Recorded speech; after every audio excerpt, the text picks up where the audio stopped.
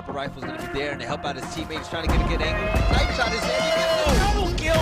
Runs the one kill on the third, and he gets it. The man is hungry. Animaniac taking these power positions away from most hated. The shots from JP. They seem to be changing in at least some respect here, but JP quickly dismantles most of that control with a double kill off the sniper.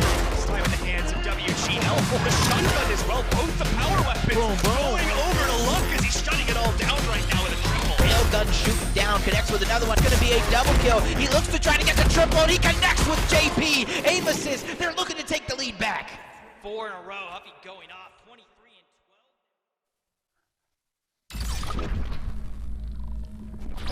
Good afternoon, ladies and gentlemen, and welcome back once again to the Splitgate Pro Series. I'm Nathanius, joined today by Frank, and we are here for day 2 of our pro matches for the Splitgate Pro Series. We did have one of our matches yesterday get delayed. We are going to start with that today, but past that, we're going to be seeing some teams get some chances to score some points after some hard series yesterday. Frank, how are you doing, man? I'm doing great, and like you kind of alluded to, I'm just excited to see more matches because, you know, yesterday we had to reschedule one, so yesterday was kind of like an hors d'oeuvre. We got a little appetizer into the Splitgate Pro Series, but they were all sweeps, I believe, as well. So it was kind of like, you know, it's Splitgate Pro Series. Everyone's obviously bringing their A game. So today I'm excited to see potentially like the grudge matches and a little bit more of an extended series out of some of these teams.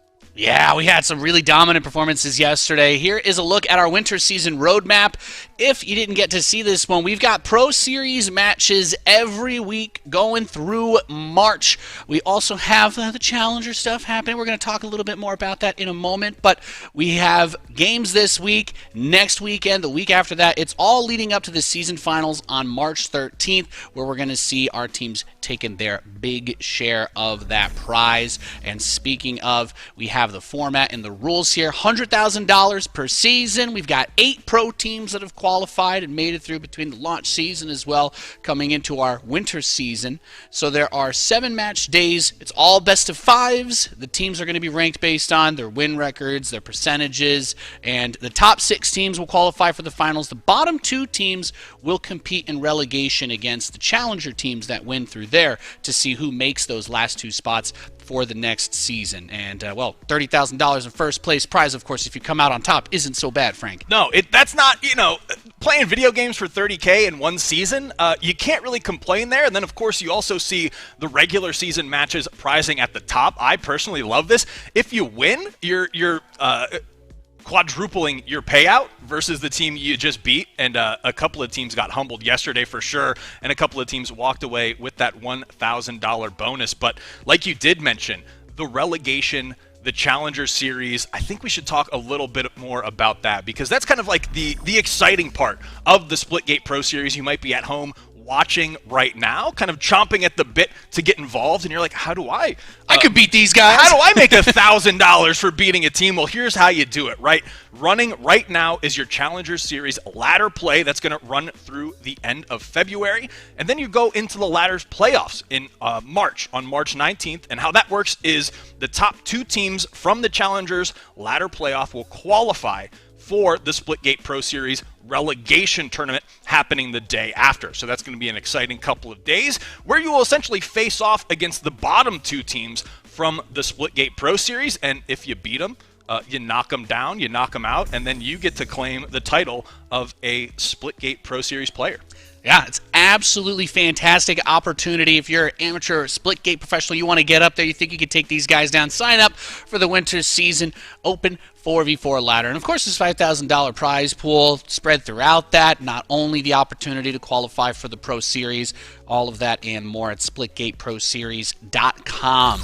But we've got a lot of awesome matches, and I love that you mentioned that too, because I think one of my favorite things, because we're still in the early days, we're like, oh, you know, the playoffs aren't for another month, but there's still $1,000 for every best of 5 that a team wins. So today, there's still a lot on the line. You know, it's nice that you get a little bit even if you lose, but quadrupling that for the dub is, well, like how can you scoff at that? Right, and looking at our matchup here, I mean, how you phrase it, right? There's going to be $5,000 worth of winner prizing, like distributed today alone. right? Yeah. And that's like the prize pool for some tournament. So the stakes are increased phenomenally in the Splitgate Pro Series, and what you're looking at right now is the first match that we're going to be bringing to you guys. Again, it is the kind of truncated match from yesterday that got pushed to today. So this is also going to affect the matches later today in the picks and bans order. So there's a lot of kind of chaining events happening here in the Splitgate Pro Series, but you see Revenge Tour going to be going up against Aim Assist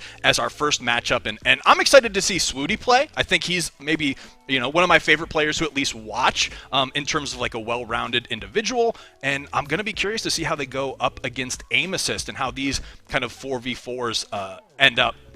Yeah, bringing in Zaxmax for them. And, of course, like we said, so they're both 0-0 now since they are one of our matches we had to move from yesterday. But this is where we're going to see past that, the seeding kind of come into play, and some of these teams try to get their second win and really establish themselves as dominant forces. But, of course, it's not just us. We've also got Endo coming back, going to be helping us break it down, keep everything running smoothly. Endo, how are you doing today, man? It's good to see you again. Doing good. Anytime we can watch some professional Splitgate back-to-back days is a good day. So, yeah, and I agree. Yeah, He's absolutely right. So, you know, it was short, sweet, and completely correct. I think we've got a couple of our teams that are going to be playing their second matches today. Endo, I wanted to ask you, was there any particular team you're excited to see if they either turn things around or continue their sort of domination from yesterday? I definitely got my eyes set on this game that got delayed to today between Revenge Tour and Aim Assist. Revenge Tour, what a name that is! We got to ask them what that's all about. That's a statement. I know Swooty and Huffy would probably be the first ones to tell you they didn't get as far as they wanted to in the last launch season. So I want to know who they're taking revenge against, and then of course Aim Assist. They were the runners up from last season. Lots to probably talk about. A lot of narrative going to be generated from today's matches. Yeah, I think that's what I'm excited for most is with this whole format, you're going to have the grudges form, right? Yeah. You're going to have like these spicy matches, and I think that this is like a perfect one to start with, like Endo mentioned, with these players, you know, Swooty, Huffy, maybe a little bit of a chip on their shoulder. Aim Assist, we haven't seen them yet. They're the runners-up, so and looking at this map rotation, Nate, what do you think looking at this here? I want to see them come in strong. And ladies and gentlemen, we do have a veto process, but here are the maps that are already set up for this first game. We'll get into the details of it down the line. We'll start on King of the Hill, as we always do, with Highwind. Then for map 2, Impact on Domination, and we'll have Team Deathmatch on Abyss for map number 3. It was all sweeps yesterday, but if we make it past that third game, we'll go to Crag for King of the Hill and Club Silo for Domination. I'm noticing, you know, there were some maps we just did not get to see yesterday. There were only 3 series, but I'm wondering if we'll get to, you know, like actually see Atlantis or Lava Well. Do you think we're going to have either of those pop up today, Endo? I hope so. We get to see Impact, though, in this match. That's a new one. Yeah, it's very exciting, especially it feels like even some of the older maps, too, had a lot of changes made to them that's kind of kept things nice and fresh and visually updated for this season. Yeah, I'm excited to see these play out, and I think if we're just about ready to get into game, so we are going to see not only the impact of the map, but the impact of these two teams duking it out. That's right. We're ready to get into our first match of the day. Thank you, Endo. We'll check in with you after the series, but it is time to find out who is going to get their first win of the season and who is going to get their first loss as we move in to King of the Hill. Of course, that hill is going to be, you know, one of these places on the map, Highwind. You get it for a little bit of time, about a minute of time to be taken, and then it's going to move. So the rotations for the team are important, rotating to the next hill before it appears and trying to get up to that 250-point mark. But it's Aim Assist versus Revenge Tour, and we're already getting into the action. Mason with an early double kill, and we've got our eyes on Swooty with the bat. Yeah, gonna be taking him out with the nice swing there, going yard with the bat. Klo killed as well as we're on board with Swooty. And like, you know, Endo kind of mentioned, Swooty and Huffy, kind of, maybe we'll deem them the bad boys right now of the Splitgate Pro Series. They kind of have that chip on their shoulder, a little bit of attitude to go with it, and right now, Swooty has the stat line to back it up. 4 kills and 0 deaths, but is going to be taken down by Klo. Yeah, creating that pressure, right? You've got Mason and Charmander who've been able to play that hill, get them some early points for the team. Meanwhile, as you said, Swooty going at it, but Mason, 6 frags, not taken down just yet. There's Chloe picked by Charmander, and a solid start for Revenge Tour so far. Just need to get back on top of the hill as they keep getting all these frags up. Yeah, and that's what's interesting about Splitgate too, right? You have these objective game modes, but more often than not, the dominant Slayers are going to be able to impact the map in a way to just entirely open up these objectives. And I think that's what we're seeing right now as Revenge Tour, with their slaying, has about a 20-point lead over Aim Assist currently. Yeah, it's still early on. Anything can happen. We've seen with some of the teams that compete, like WGL, who had a clear 3-0 victory yesterday. You know, some teams give up a few of those points early on and try to reset on the second spawn of the power weapons. If they maybe didn't get that first initial fight victory to take control at the start of the game. So we'll see if this is something that Revenge Tour can maintain. Maybe Aim Assist is more of a second win sort of team, and if they can pick things up and get it back to parity, as they've got about half the points of their opponents, but still very early on. Gets a good pick on Chloe. That's Swooty there as we continue. And the hill gets under the control of Aim Assist, so bringing it very close early on in this one. Yeah, and it's almost like a linear representation, right? You see Aim Assist able to catch up in that kill department, has translated into closing the gap on the hill time there. Watching Zach's Max, the new member to Aim Assist. That plasma rifle too, trying to get that damage, and those power weapons we also talk about just being so important, spawning on those timers in the same places on these maps. That's part of the preparation the players will put into it, and Aim Assist does take the lead for the first time. He's going to smack Mason with the bat as Chloe gets on top of the hill, and this is that competitive action we were looking for. Oh, pops Swooty in the head with the sniper cross map. He's aiming into the portal, looking for that reticule to appear, saying, all right, somebody try and come at me. Let's see it. Give me your best shot. I've got a bat waiting for you. Yeah, and really just an absolutely beautiful flank out of Chloe there to not only secure that hill, but pick up a few kills in the process and get his team the current lead. So, well played out of him, but hopping on board with Swooty now. 13 kills, 6 deaths. It is going to trade with Chloe there, so the 1-for-1 going to come through as both of these teams just fighting for that hill control. It's always stressful to see the player just like, okay, I'm going to take my pistol, I'm just going to run straight in your face, try and get that punch out, and taking some big risks, but that's kind of the fun of watching Swooty play. That's how you get 16 frags in the first few minutes like this. He's just been going absolute ham. We've got eyes on Mason, who has control of the hill. We see trying to use the portals on the top side to deny the ability for the enemy to shoot down on him from those portal walls. We talk about portal wall denial being a huge mechanic in Splitgate. You don't want to give your opponent too many different ways to come at you, but that's kind of the hard part of the game. There are so many different ways to engage a position. Yeah, I was going to say, with that previous hill hold out of Revenge Tour, really impressive given that hill location. You essentially can get flanked from not only the high ground, but any wall in that room with the way those portal pads are placed. But here we see Swooty spotting one, is going to track him through that portal, going to be able to take down Chloe there. Now trying to get the angle, going to get shot in the back, so going to work to flank around and try to hunt some of these Aim Assist enemies. It is so close. I mean, this hill being in the middle of the map, middle of Highwind, you have all this high ground that goes around it. I mean, it's in the name, right? So everybody can just look in towards that center position and rain fire. As soon as you see that the enemy team has it,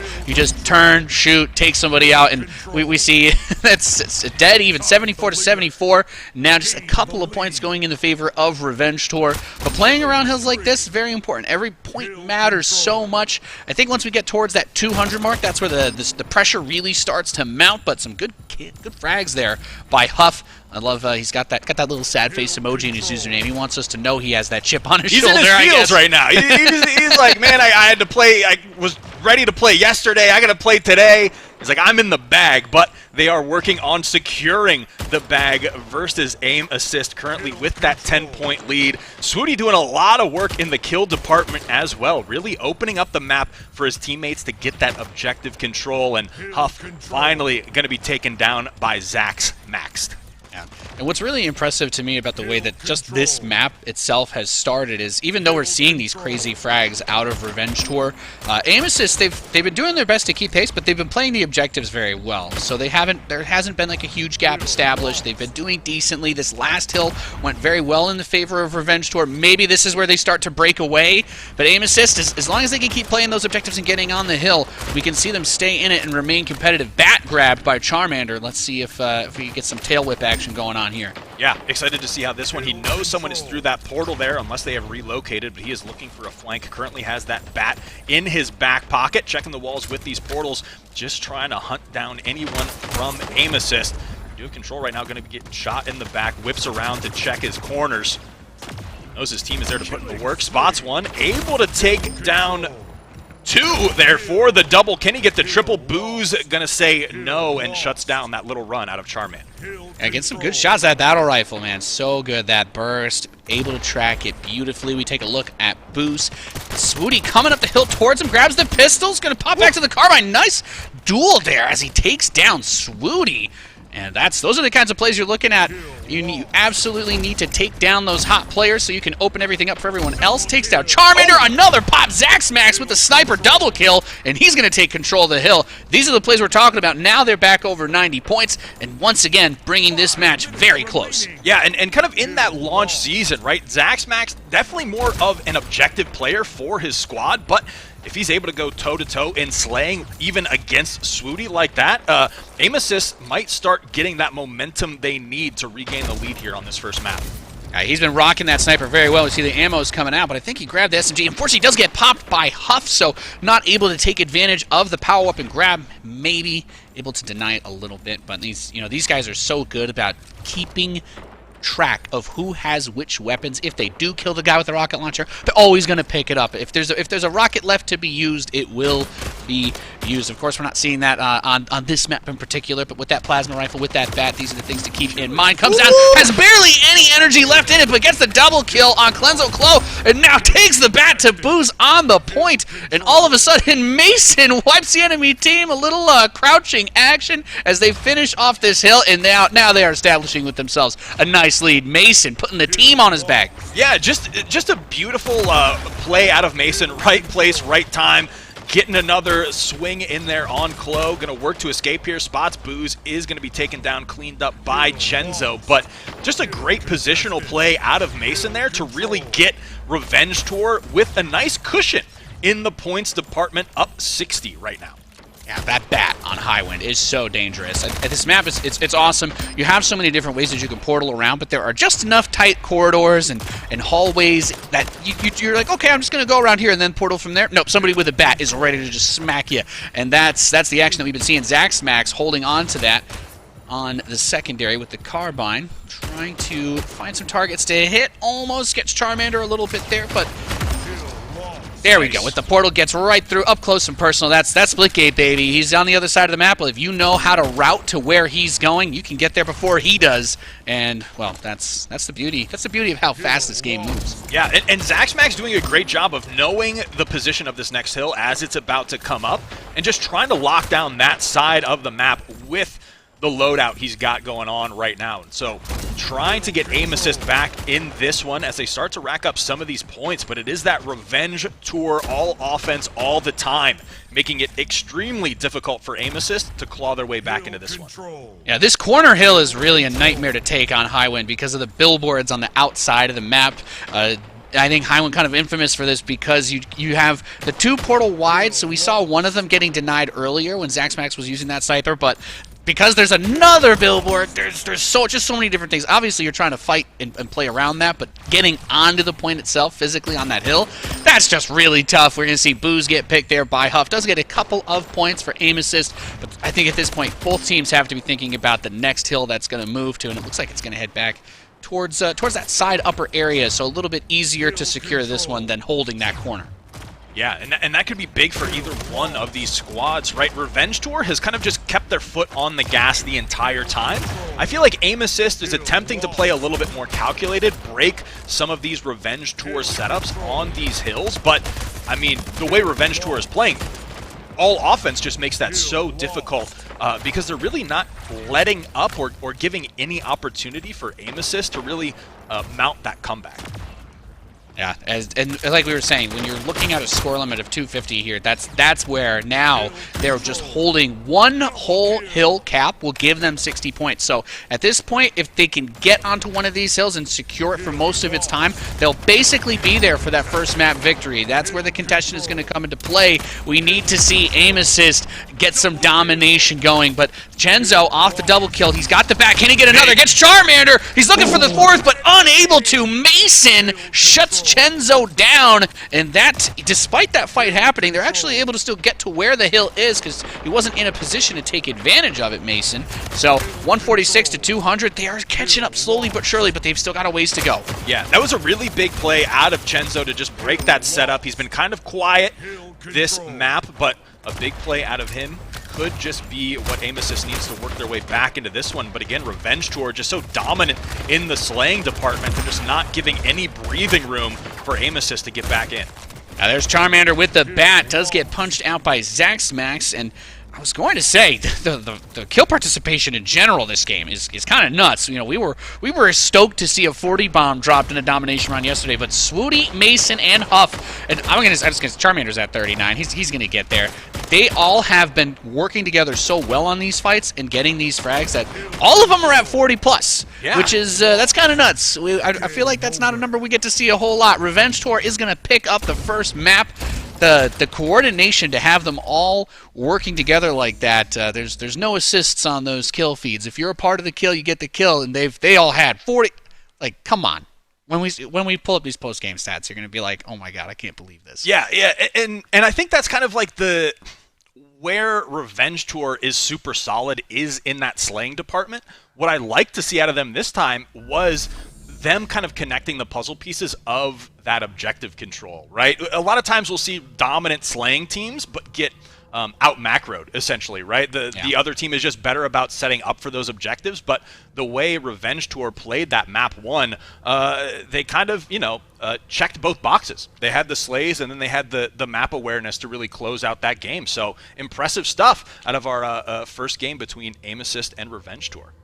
Yeah, really great match. Did end up going to time as far as the score is concerned. So holding on to that advantage and just slowing the opponents down ended up being more than enough for them. It's like when we talk about the strategy and how you play these different maps, like not all the maps are going to have those billboards on the outside. Not all of them will have the dead space you have to worry about falling into. And we saw WGL at the start of yesterday, one of the most dominant teams that we talked about from the launch season, kind of struggled on a map that was less portal focused, but here Highwind for me is just one that's always really chaotic, and it turned into a frag fest because of that. Yeah, and what's kind of interesting looking at the map picks and bans is I wonder if Revenge Tour is going to kind of lean into that play style, right? They live and breathe in the chaos, right? They feel like they're most comfortable being uncomfortable, and maybe that's their strategy going forward. That's why I really enjoy this format as well, where we get to see the picks and bans in the coming weeks. Then we'll be able to see is that their preferred play style? Is that kind of what they want to lean towards? And right now, we are going to be going to Impact Domination. And this says everything to me when we see the vetoes like this. So Domination, of course, you've got the 3 points that you have to control, but Revenge Tour banning Helix, which, we saw Helix a lot yesterday on Pro Day 1, so everybody's kind of comfortable with that one. It's like one of the early beta maps. If you've played Splitgate at all, you probably played on like Helix and Pantheon, so seeing both of those removed for this map is kind of interesting to me. It feels like they're like, okay, let's kind of get this into a less comfortable situation, and like you were talking about. Yeah, maybe that is their whole thing. They're just like, hey, we're going to run at you, outslay you. Who bans Helix? and if we happen by one of the objectives, we'll probably take that while we're there. So, I'm going to be excited to see this Impact game play out as well. See if the trend continues. See if maybe we can get a 1-1, perhaps. Only time will tell. Hey, I feel like it says a lot when the team that's able to get that early lead just completely closes out on it. But the fact that we've just had 3-0 so far, eventually two of these teams that have a win already are going to end up going against each other. We'll be getting closer and closer to that with today's matches. But Impact's a fun map, right? You've got a great variety of terrain. Those internal areas with the pillars that go way up high for the portal walls give you a lot of ways to play around these fights. They get super crazy, and even then the outer areas, we talk about some of those buildings that the hills can end up being placed inside get really dicey to try and engage. So keep our eyes on it, see as the action begins. 2 points quickly under control for Revenge Tour, but Aim Assist not far behind. They've traded well at the start of this round. A triple cap very quickly, though, could change that. Yeah, that's what I was going to point out, is we didn't see it on screen, but Swooty on his initial spawn on the killing spree got 5 kills, hasn't got any more kills yet, so they're obviously like, hey, Swooty's hot, let's focus him, because 3 deaths in a row now for him. But that early pressure, those early 5 kills, I think opened that up for Revenge Tour to get this lead. But now we do see Aim Assist is going to be controlling 2 of those hills, so trying to shore up this lead that Revenge Tour has started off with. Yeah, and what was interesting, we just saw there, Charmander leading right now in terms of objective points for Revenge Tour, but got on top of that hill and actually tried to, with the SMG, force the fight to clear it out for his teammates instead of getting onto the hill itself. So Aim Assist is able to shut him down, and because of that, that extra time with the hill keeps this game very close, within about 10 points of each other as we get over to 120, and Charmander getting a little more action going as we have 2 players respawning now for Aim Assist, so 2 points under control for Revenge Tour. And we get Zaxmax, 5-1 so far. What can he make happen here? I think that's the assault rifle he's got in his hands, making it rain on Huff. Does manage to close that kill. And I wonder if Aim Assist, if this kind of even game type is going to play into their style a little bit more. Revenge Tour kind of playing fast and loose in that first map, but, with Dom, you kind of got to be a little bit more precious with your movements and really you can't miss that, because that can lead into that double cap, triple cap for your opponent. So it'll be interesting to see how this one plays out, as right now Aim Assist controls all 3 of these hills and are closing the gap on Revenge Tour's point lead. Yeah, triple cap was really nice for them, but it immediately gets shut down. Only Booze standing for a few seconds, so Revenge Tour able to get most of the points under their control. There it is, that triple cap once again. Mason with the shoddy, 8-3. Let's see what carnage he's able to create. I think that's the battle rifle as a secondary as well. So he is locked and loaded. Takes out Chenzo, looking on point. And those rotations, you don't want to just sit on the hill, of course. You want to be moving around so you can catch the players that are looking out on the outside.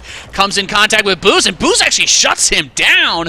Some great power weapons just lost there. Unable to get a whole lot done, but I say that, they've still held on to their points. Over 100 now in the lead.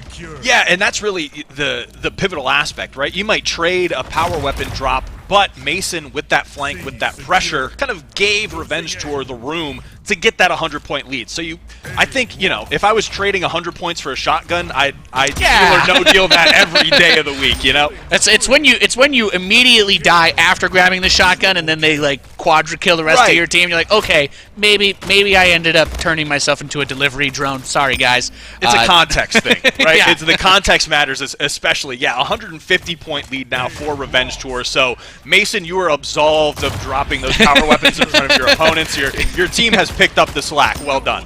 That's when Mason's like, I'm 11-6. What you talking about? Everything. We're fine. We got A. We've got B.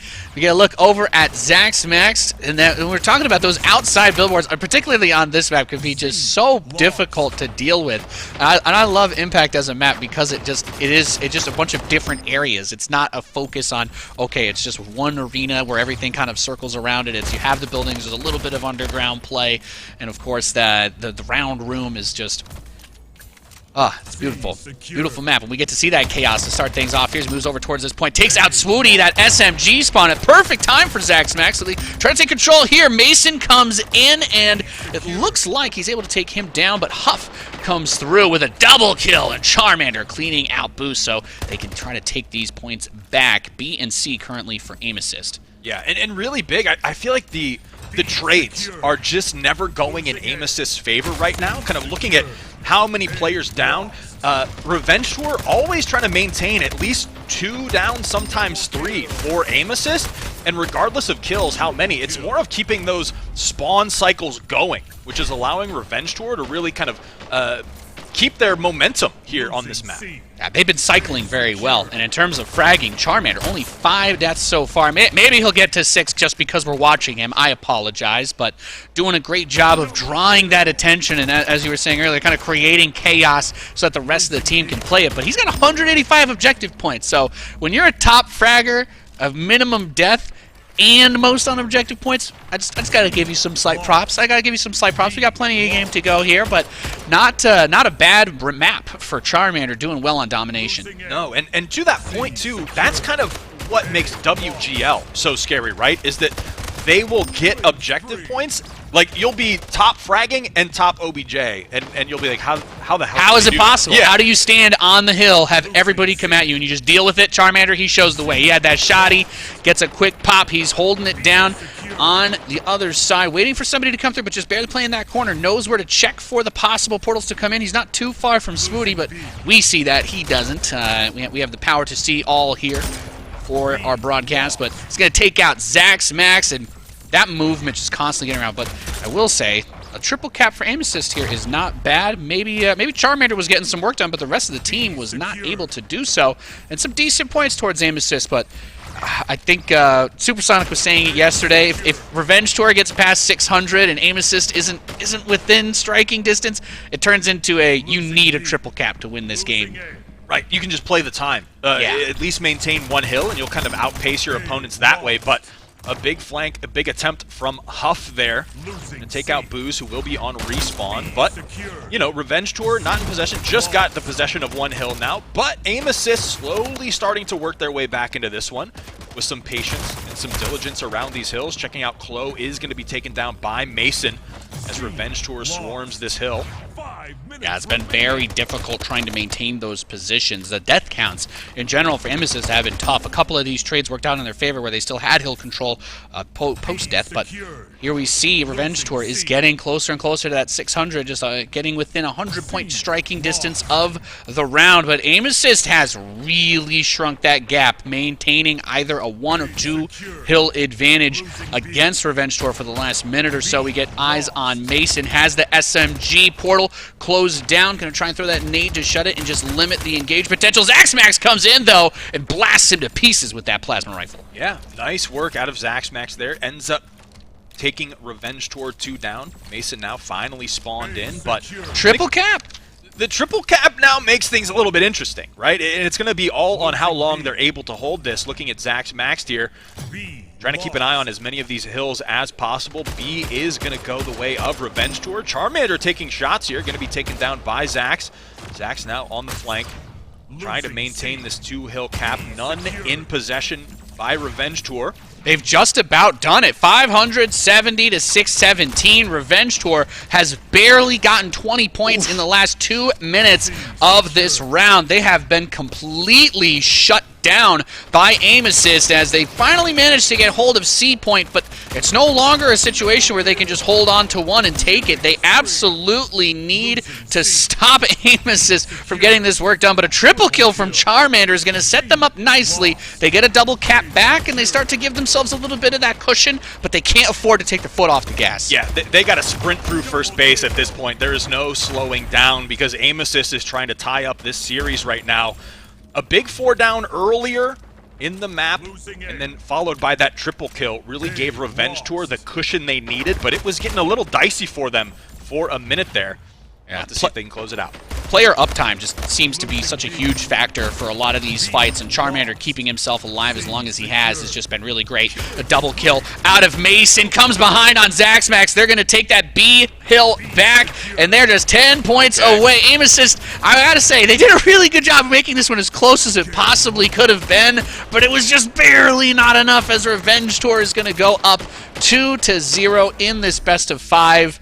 I got to give MVP that round to Charmander. Well, that was a treat to watch. He just popped off and had way less deaths than everybody else too, which I think is a huge factor. Yeah, Charmander, kind of the quiet champion, I think, up until the very end, where he's like, "Hey, I'm the difference maker right now. I got that triple kill. You guys need another triple kill? I think I could get you at least one more." I don't know if you guys noticed, but Aim Assist was kind of coming back, and then I got that triple, and then we won the game. So if you guys want to, maybe I'll get a little bit more of the potential $1,000 cut there. But well played out of Revenge Tour. At least they showed some resilience in Aim Assist kind of mounting a comeback. They didn't crumble under that pressure. They were able to just like stick to their game plan, get the kills they needed, and close that one out. But, you know, throughout Game 1 and Game 2, Aim Assist slowly starting to gain that momentum, so we'll have to see if they can turn it around in that TDM coming up. Yeah, it makes me a little bit nervous. You know, Charmander had a really good game, but not only did he have the least deaths, but we talked about it, he was on the objective a lot, and I get the vibe here. Aim Assist, very objective focused. Revenge Tour, bit more frag focused, yeah, right? Totally. So when we go to team deathmatch, it always turns out to be the equalizer. We haven't had a stomp yet. Right. Even in like the launch season, TDM was usually where the team that was down 2-0 did pick up that dub in the final second. So I don't know how well that'll translate. Maybe someone will finally break that trend, and Charmander will just be like, "No, we're gonna win 50-20 or something crazy." Yeah, like in Splitgate, I have never seen more 49-49s in my life. No, than never. Like in just the launch season of Splitgate. So they're always close. But yeah, I wonder if, you know, kind of breaking free of the objective mode chains kind of gives Aim Assist an opportunity to just focus on one thing. And then we'll see how they go toe-to-toe in the slaying department with Revenge Tour. But Revenge Tour just looks like they have all the momentum on their side right now. Yeah, we see Abyss is the map choice for TDM. We've seen a lot of bans from our first couple of matches yesterday on Olympus and Lava Well. Perhaps they're just a little too chaotic, because like Olympus is like a fun map to play on, and you're like, oh yeah, I just want to go play deathmatch. Like yeah, let's just go do it. And you have everything there, rocket launchers, all that outer space. There's so much to keep track of. Maybe some players are just like, I don't want to have that much line of sight on everybody. You know, let's take it somewhere like a sensory more overload kind of thing. Like, let me just look down one hallway at a time. We had some fun games on Olympus last season, but they were some of probably the most stressful that the players competed in. So we end up here on Abyss, which has been a popular choice so far. Endo was telling us yesterday, a favorite of a lot of the pros. For reasons I suppose that become obvious as we watch. They have good rotation patterns. Feels like there's a lot of space to make these plays, but not too much openness that you can't hold a position down. First couple frags go the way of Revenge Tour. We watch Mason, who's got that railgun and pops a double kill on Zaxmax and Chenzo. Ooh, that's one way to start the TDM. Yeah, lining them up for an easy double. This is a really solid start out of Revenge Tour. 4-1 off the initial spawn, and now extending the lead. 9-3 with a bit of a bat to the dome. Check your corners. yeah. Get those glasses with the little mirrors that let you see behind you, because Mason is hunting you down right now. Yeah, hold out the little tiny mirror around. Harriet the Spy action? Yeah, I like it. I suppose he'll hit your hand with the bat then in that case, as Zaxmax gets a little frag onto Swooty. Couple decent pops, but there's Charmander. Careful, and he's got that SMG in his hand, and now the bat. He can't be terrifying. He's going to smack down Chloe. Gets behind Chenzo. 5 killing spree. This is what we kind of were talking about after the way that last round went. Here on TDM, Charmander showing force to be reckoned with. Yeah, Revenge Tour kind of like spawned into this one and said, "Oh, we just have to kill him this time? Oh, great! Like we'll just do that. That's our best our best attribute." So a real nice 8-kill lead for Revenge. Make that 9 currently as Aim Assist. Just trying to get their footing still in this map. It seems like Revenge Tour just constantly keeping them on the back foot in this TDM. Yeah, they've been getting some work done. We go over to Zaxmax using Portal to try and get away from that fight. Huff not too far away. He's going to be able to take him out with the help of Boost using that bat. Then pops Mason. Okay, that's Mason's 3rd death of this game. He's 10-2 before that, so a really important shutdown for Zaxmax as he gets popped by Swooty. And Revenge Tour is up about 7 points, so not a colossal gap, but they've been able to maintain a pretty decent lead considering the score limit for this mode. They are halfway to the target. And honestly, it feels like it was a little bit closer by this point in the other TDMs yesterday. So we are perhaps seeing where Revenge Tour could be very strong this season of the Splitgate Pro Series. Yeah, looking definitely good in their debut showing right now. And again, what'll be interesting is we get to see him again today as well. So we'll kind of have a little bit of a reference point here with this first series we're able to see from them. But as of right now, Swooty putting in so much work. Make that 3. 30-19, Revenge Tour. Looks like they're hungry. Maybe, the DoorDash order is on the way. It got dropped off at the door. They're trying to close this one out quick. They're like, all right, we want to watch the rest of the matches. We don't want to have to show too much collection agency for Swooty. Talk about life efficiency. 16-4 as he's finally taken down. And we switch over to Mason, who's got the bat, getting a double kill. Just absolutely brutal. 24-36. This is a little bit more, I think, when you see the big frags coming out and you're like, okay, is it going to be close? Are they going to be able to turn that into an advantage? They definitely have the fragging skills from Revenge Tour. It's a non-stop montage. Just nuts watching Mason and Swooty pop off this game. The whole team is, frankly speaking. Yeah, and aim assist, especially in the Slayer, objective modes, they can kind of plan, okay, if they go 3 down, they'll regroup, regain, and set up for that next hill, that next objective. But in TDM, it's just like if they don't get the position, get back in there. They can't really. They don't have that touchstone to kind of regroup on in a TDM. Like, okay, yeah, we just slow down, play the hill. Maybe we just play the outside of the hill. We don't need to force ourselves into these fights. Well, in team deathmatch, you do. It's only 4 kills now left for Revenge Tour for them to close out a 3-0 in their first series of the winter season. Getting some shots on the Zaxmax with the assault rifle. Is Mason going to portal up top? Drops down. Swooty is dead. Looking for somebody else to get into a fight with. Zaxmax portaling away. He's going to just shut that down behind him and move over to get the BR boost, trying to keep a little bit of distance between the two of them, and they do manage to string him along, but getting 12 kills before the enemy team gets 3 is really asking a lot at this phase. We've got Charmander with the SMG. He's going to pop. Zaxmax gets close. Can he get one more to close this match out for his team? Nobody too close right there, and it's picked up by Mason onto Booze. Revenge Tour with the 3-0. Yeah, Revenge Tour, a solid showing against one of the top finishers from the launch season as well. I think that's kind of the big narrative for me is, okay, not only do they have like an extra day to scout the competition, kind of see where everyone was at, but then Aim Assist comes out, gets toppled by Revenge Tour, living up to the name, just one by one, going to start picking people off. So I really liked what I saw out of Revenge Tour throughout this entire series.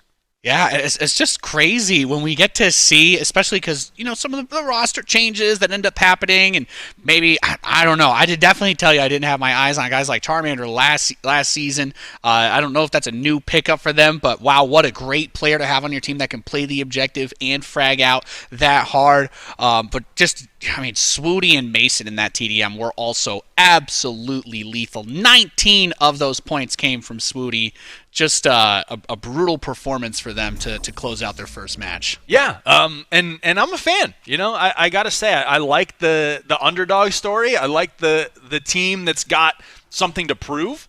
And in the first matchup of the day, I think they did that. They proved that they're here to compete. They're walking away with that $1,000 win bonus, and they might double it after that. We finally get to see a big frag out in the objective-based modes turn into a real big win in team deathmatch for one of our teams. Endo, I'm curious your thoughts on that. We finally get to see a bit of a dominant team deathmatch performance, not a 49-49. Oh, yeah, that was quite the dominating performance by a Revenge Tour. They were bringing the heat that whole match, and it was reflective in their gameplay style as a team. They were very aggressive, portaling all around the map very quickly, pushing the important points on the map, and doing it in concert. It wasn't random chaos and just being aggressive for aggressive's sake. They were definitely in the same mindset, knowing when to push at the same time, and it paid off. That's why we see yet another sweep from these guys. Yeah, I think Endo brings up a really good point there that we didn't really hit on, was that while they were aggressive, while they were playing kind of out of their minds, it was all on purpose, right? It wasn't just like a pub match stomp or something like that. This is two top teams going up against each other, and they're able to maintain that level of aggression and slaying power, all while being organized at the same time, and I think that's a really scary combination. Yeah, that's definitely something we're going to keep our eyes on throughout this season, because even yesterday we saw in some of the games we had players that were able to frag out but not turn it into objective points and not actually able to get the dubs from that. I did feel like Highwind was probably one of the closer ones in that earlier phase, but once they started to break away here on Impact, it just felt like it was totally over, and they took control and they never let it go. Yeah, that first one, it was pretty dicey for a second there for Revenge Tour. Let's give Aim Assist a little credit, but it was too little too late. They were able to kind of adjust to what Revenge Tour was doing, and then Revenge Tour adjust to what the Aim Assist was doing. And that's the sign of these teams actually, these are actual professional teams, right? They know what they're doing. They know why things aren't working. They know why things are working. And these plays that we're seeing right now prove that. I think one thing I want to point out too, just in terms of the wide scope of today, is we're going to get to see Revenge Tour then go up against Portal Demons. Yeah. So it's just like a kid on Christmas here today, and then the fifth match is then a rematch. It's We Got Lucky versus Aim Assist. So we just have great job to our producers on this script. This is a fantastic. One that you guys came up with here today. So yeah, I'm excited to get to see all this stuff. Mm-hmm. Any final thoughts on that series? The only other thing I wanted to say was because I mentioned for you earlier, we getting onto Abyss. We're seeing teams stay away still so far from Lava Well, staying away from Olympus, and I was curious if anything had come up or if you'd heard anything about that since yesterday.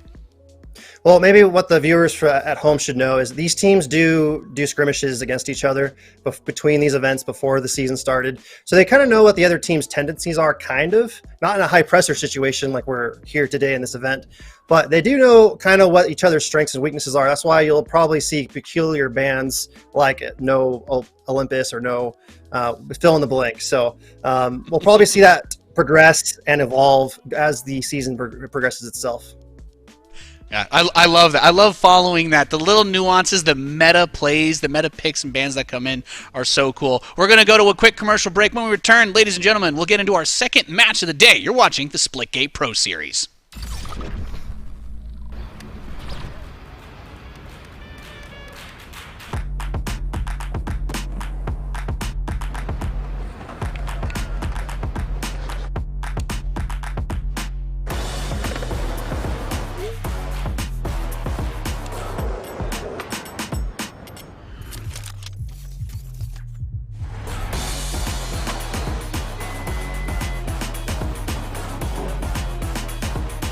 Nice play.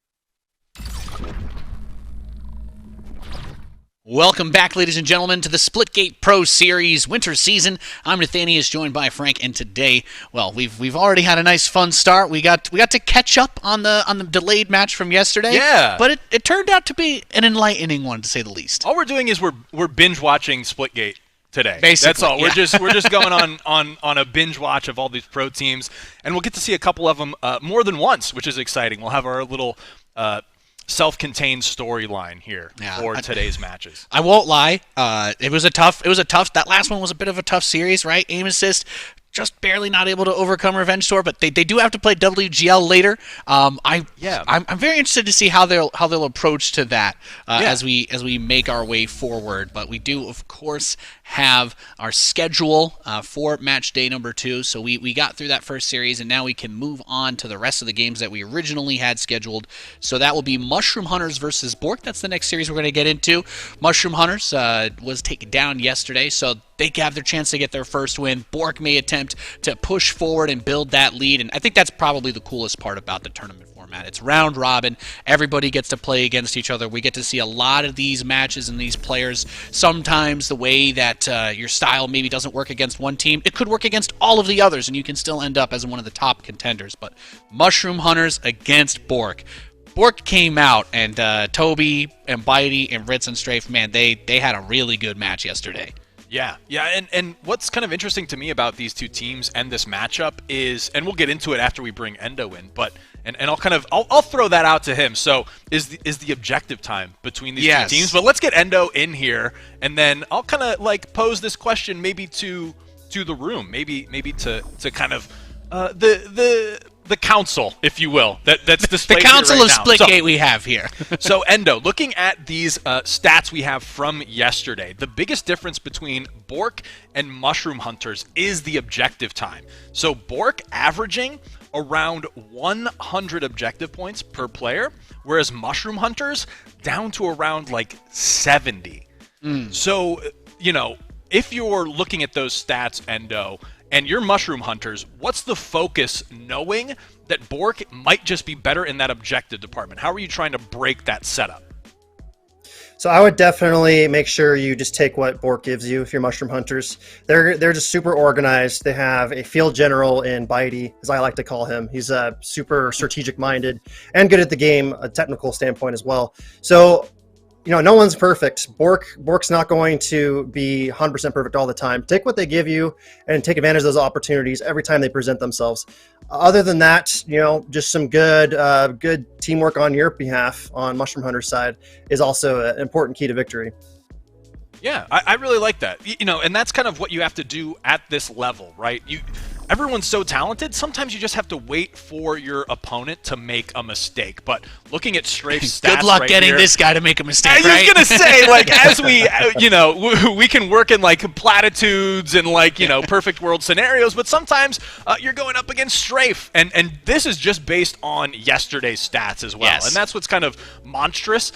Strafe, I should point out, too, is the lowest objective time player from Bork for yesterday, average 58.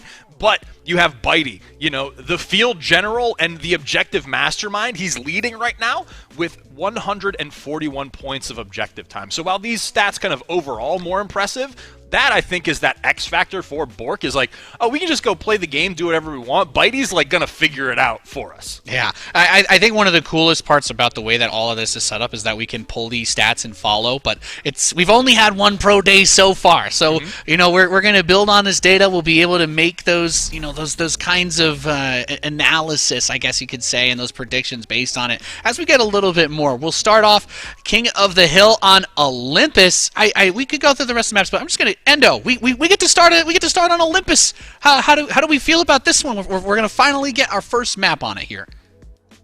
Yeah, about time. Olympus. I like Olympus a lot. It has a lot to offer in terms of portal plays and a lot of interesting things going on there. But yeah, I think the reason we haven't seen Olympus quite yet is because there was an actual meta change to the map since last season, guys. So the positions of the weapons are different. The types of weapons are different. So it's changed the meta a little bit. I'm not surprised that we haven't seen it until now. I guess there's some adjustments that the players are still making, or perhaps it's because maybe they were popular or it's still being figured out. That could be one of those things that comes up in the scrims they want to avoid. Yeah, it could be, both sides of that, right? Either they're not comfortable, they want to get more practice on it, or or they just, they want to shy away. Maybe the changes don't play into their play style as much as it did previously. Maybe that's why they didn't ban it, Endo. Maybe they just wanted to see, practice on it, maybe right? not everybody's 100%. We'll just try to be a little more mechanically dominant. And then also what I want to point out is if we ever get to a Game 4 one of these days, we'll get to see Lava Well too. So that could be a nice little possible. treat. Yeah, we might be blessed today. We'll have to find out. All right, so Endo, before we get into this one, I wanted to ask your thoughts then on this in terms of the matchup. So are we expecting to see Strafe then be aggressive, open up opportunities for the rest of the team to get those points? Or are they going to maybe try to play a little more carefully around Mushroom Hunters if they do make changes? They just feel it out, or just full throttle from the start? Yeah, we'll see. Every map's a little bit different, right? Each player has a strength and a weakness in terms of the map pool. Strafe seems to be Bork's ace in the hole in terms of fragging, being the enforcer around the map, making sure if you're out of position on the other team, he's going to punish you. Ritz, I'm seeing a lot of that too out of him. So yeah, Mushroom Hunters, you have to admit, it's a little bit of an uphill battle, I would say, but never count them out. All right, well, thank you so much, and we're going to get into this match now. Let's see if Mushroom Hunters can make those adjustments. Let's see if that first pro day, they go through, they have that tough match, they get the 3-0'd, but maybe that's where you say, okay, well, we got to watch all these other games get played out. We see how the other teams approach these maps, and I say all of this, but we're playing on a map that hasn't been played yet to start it, so it's a little bit of a clean slate still. Yeah, and that's what I was actually just going to bring up is like we saw in our first matchup, Aim Assist, one of the top finishers from the launch season, Revenge Tour, living up to the name, kind of coming out and toppling them in a 3-0 fashion. Yeah. So, a lot of these matchups, I think you can go into this, winter season as like a clean slate. We have to just see some of these matchups play out before we can really, by game 2, game 3, maybe we'll have a better idea of how this one will go. But, the initial favorite's definitely Bork, but Mushroom Hunters might surprise us. All right, we are loaded in, ready to rock and roll. First couple of kills have already been traded out. We've got eyes on Raza Plaza, who had himself a fun day yesterday. Going to get blown up, though. Toby Repellent.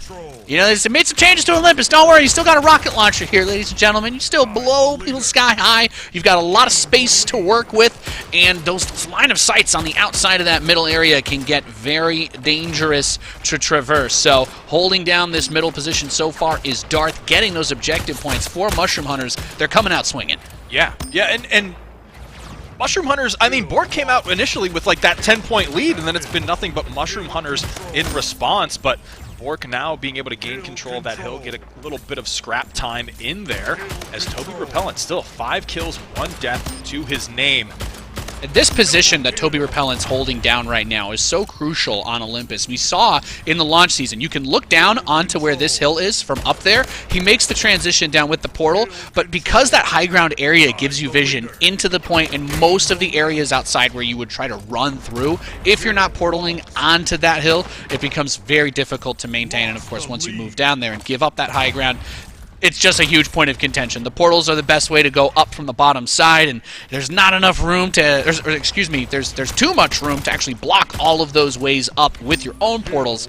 So you constantly have this flow going around, makes Olympus chaotic, and, well, chaos, well, that's kind of my bread and butter. I like seeing a little bit of that madness, that action. Keep it close, keep it messy. Bork currently trailing by about 10 points off of this second hill now going into. We'll see if one of these teams can start to carve out a bit of a lead as we go back to Darth holding down the mid before he gets popped by Rise. Yeah, Darth doing a good job, and really it's just about that pressure, I think, that Mushroom Hunters is able to apply right now that's kind of given them this lead, keeping Bork on cycle, on spawn, as we see here. Great portal he's getting on top of Darth there. And that's what I think, Bork just needs to... Winter season, new season, some of these matchups, Bork might just be taking it a little bit slow, kind of to find their footing. I'm expecting them to start to chain some hill time here, but Mushroom Hunters, to their credit, has been doing a good job of just not letting them get settled in. Yeah, maybe that's like what we were saying, you don't necessarily veto the map that you're uncomfortable on because you have to try and take advantage of the fact that the other teams maybe haven't been practicing it much. You know that they didn't play this map yesterday, so you know that it's maybe not the place that they want to be. So I like that. I think that's one of the things we'll be keying in on for the stats at least this season is if a team is consistently banning a map, do the other teams try to force them onto it down the line? As we got Zyber with that rocket launcher getting a couple of frags to help secure some extra points for Mushroom Hunters as they maintain about a 20-point lead and continuing to build on that. Tries to use that rocket to clear it, but Toby Repellent, he's ready to rock and roll. Yeah, and it's really, to me, in terms of Mushroom Hunters, it's Darth and Sif with, 40 apiece in that hill that's really making the difference. Kills somewhat even, Bitey maybe trailing a bit in the kill department, but other than that, it's really just Darth and Sif with that objective-minded Big focus. objective time. That's just, that's like pretty clear cut. That's the difference right now in this matchup.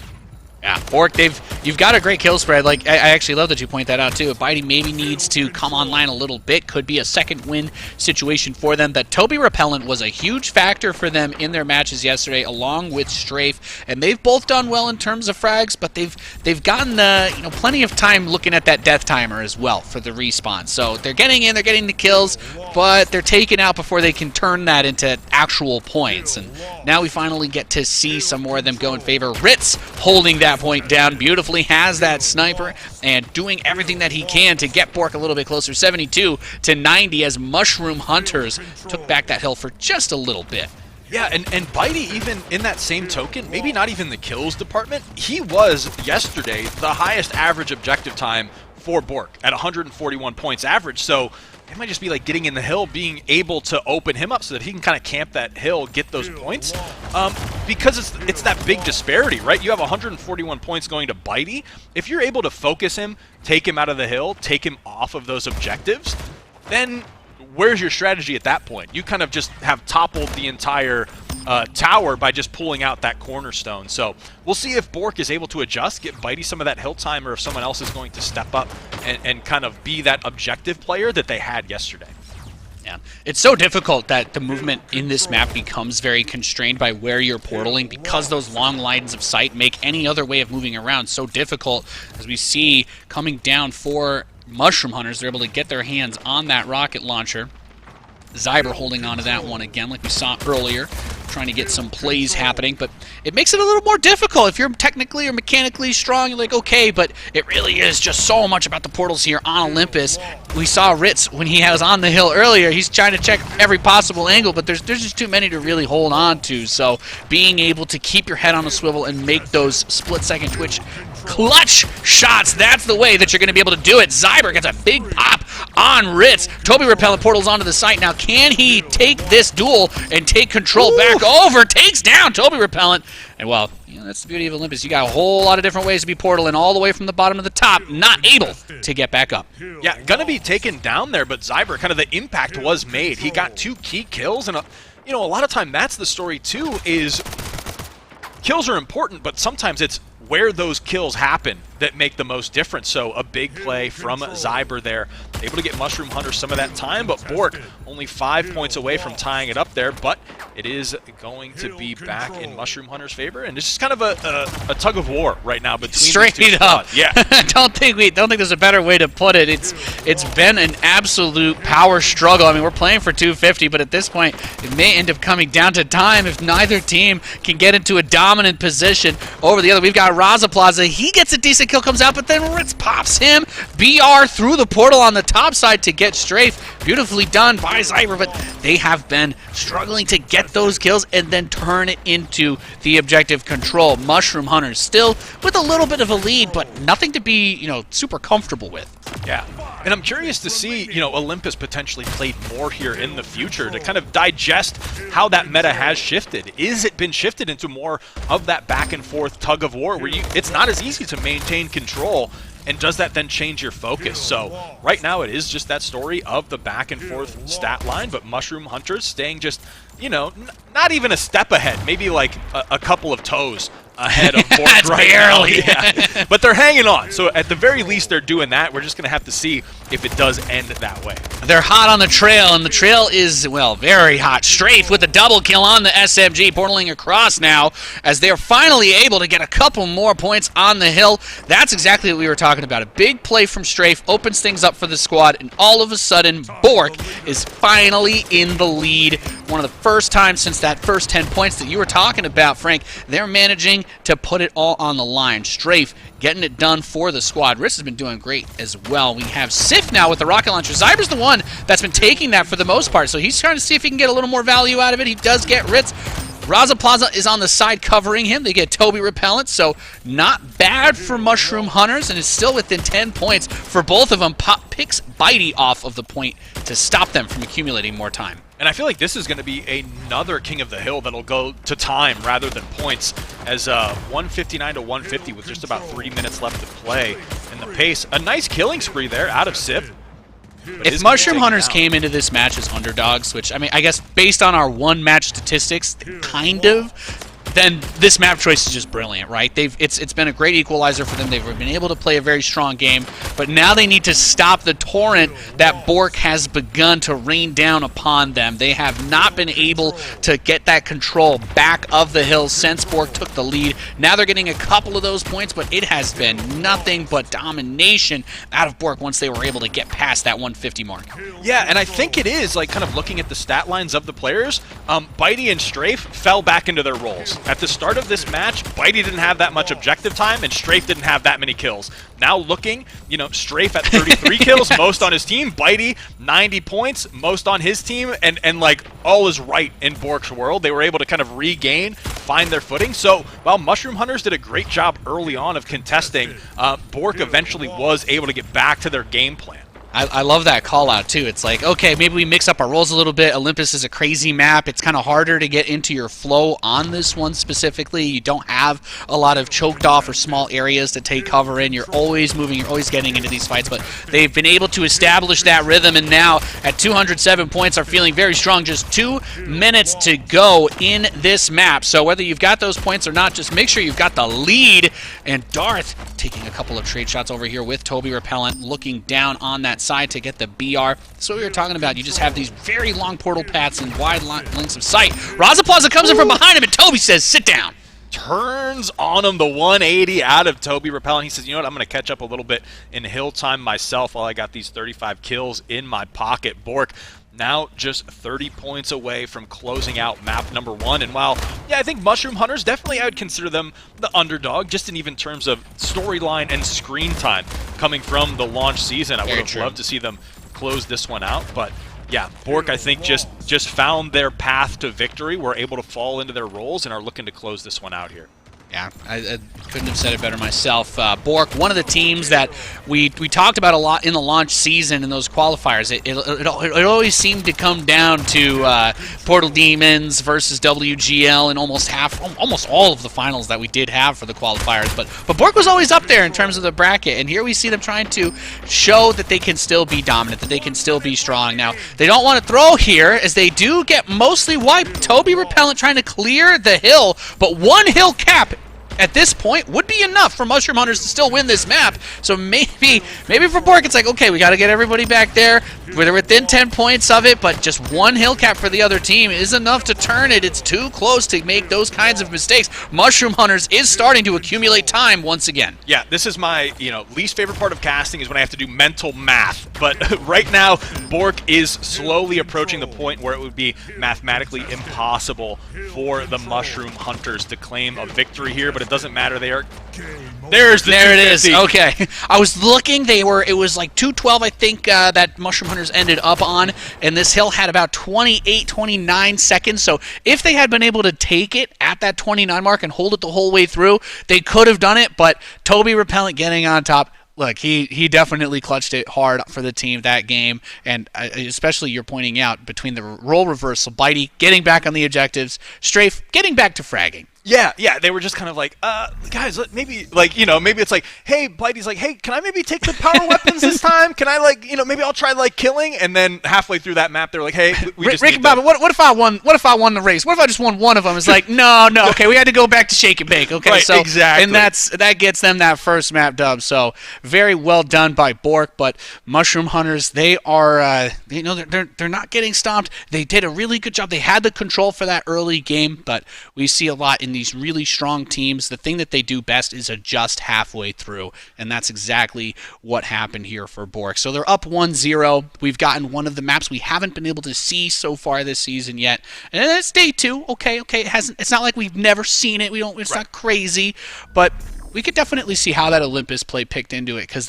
those games are always just way more chaotic to watch than some of the other maps. Yeah, and then with the changes as well, I think it leads itself to be maybe a little less snowbally. There was definitely a lot more back and forth. You kind of had to fight for those long stretches of hill time if you really wanted them. So I do like the changes. I do like Mushroom Hunters hanging in there. I think, it was kind of a bad beat for them, right? They were hanging in there all the way, and then it was 1 or 2 hills of Bork just really having full control, and that created enough space in that scoreline that they kind of just were able to essentially walk it into the end zone.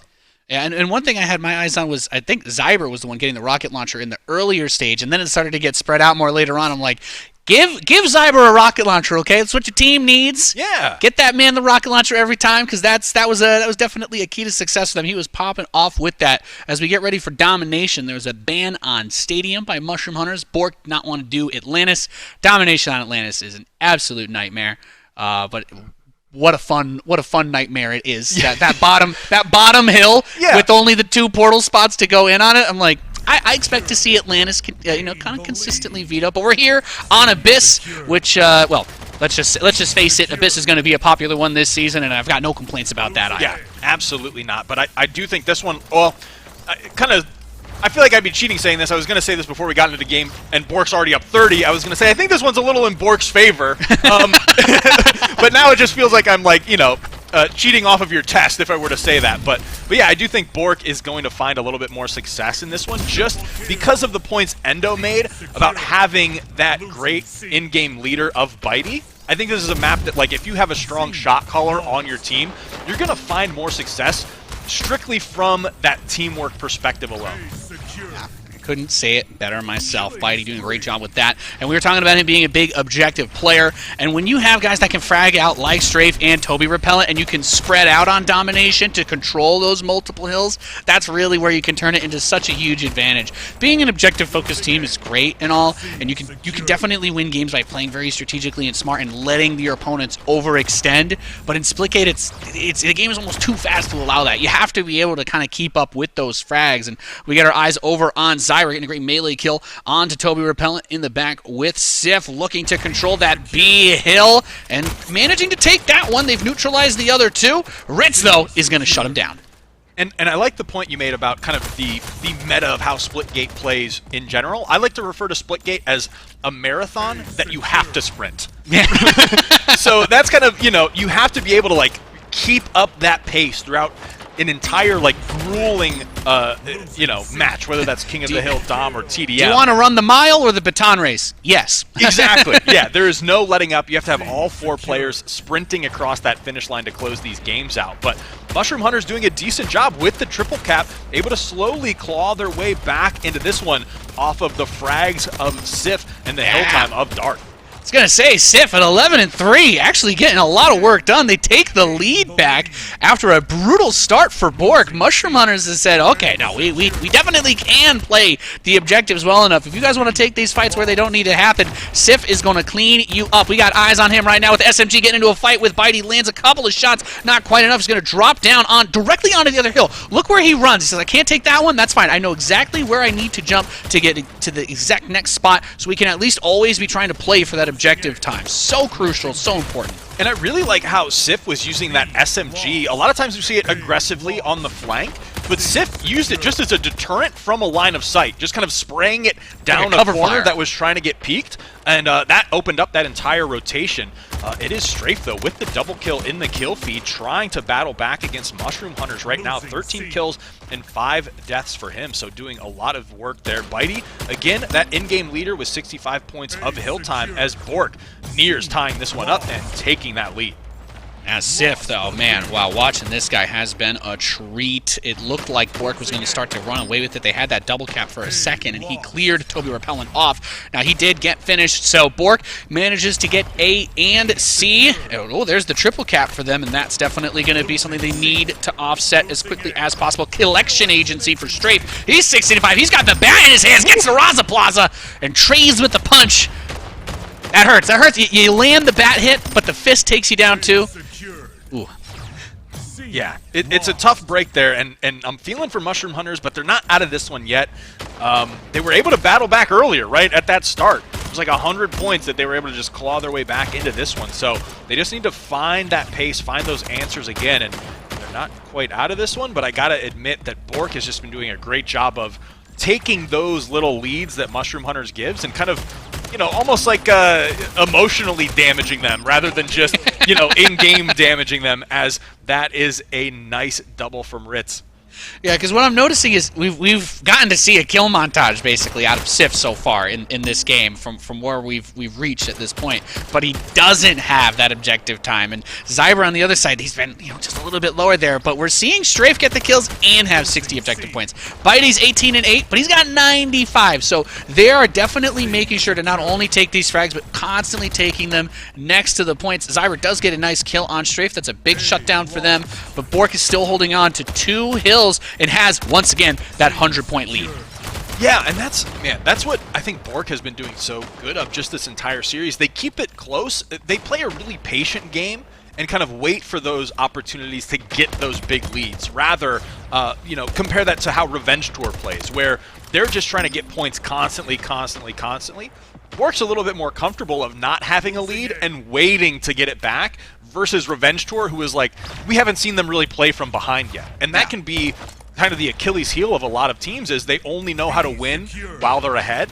Bork, I really like that they're showing us that they can close games out, but also if they're behind, they can find what they need to do to get back in it and get that lead.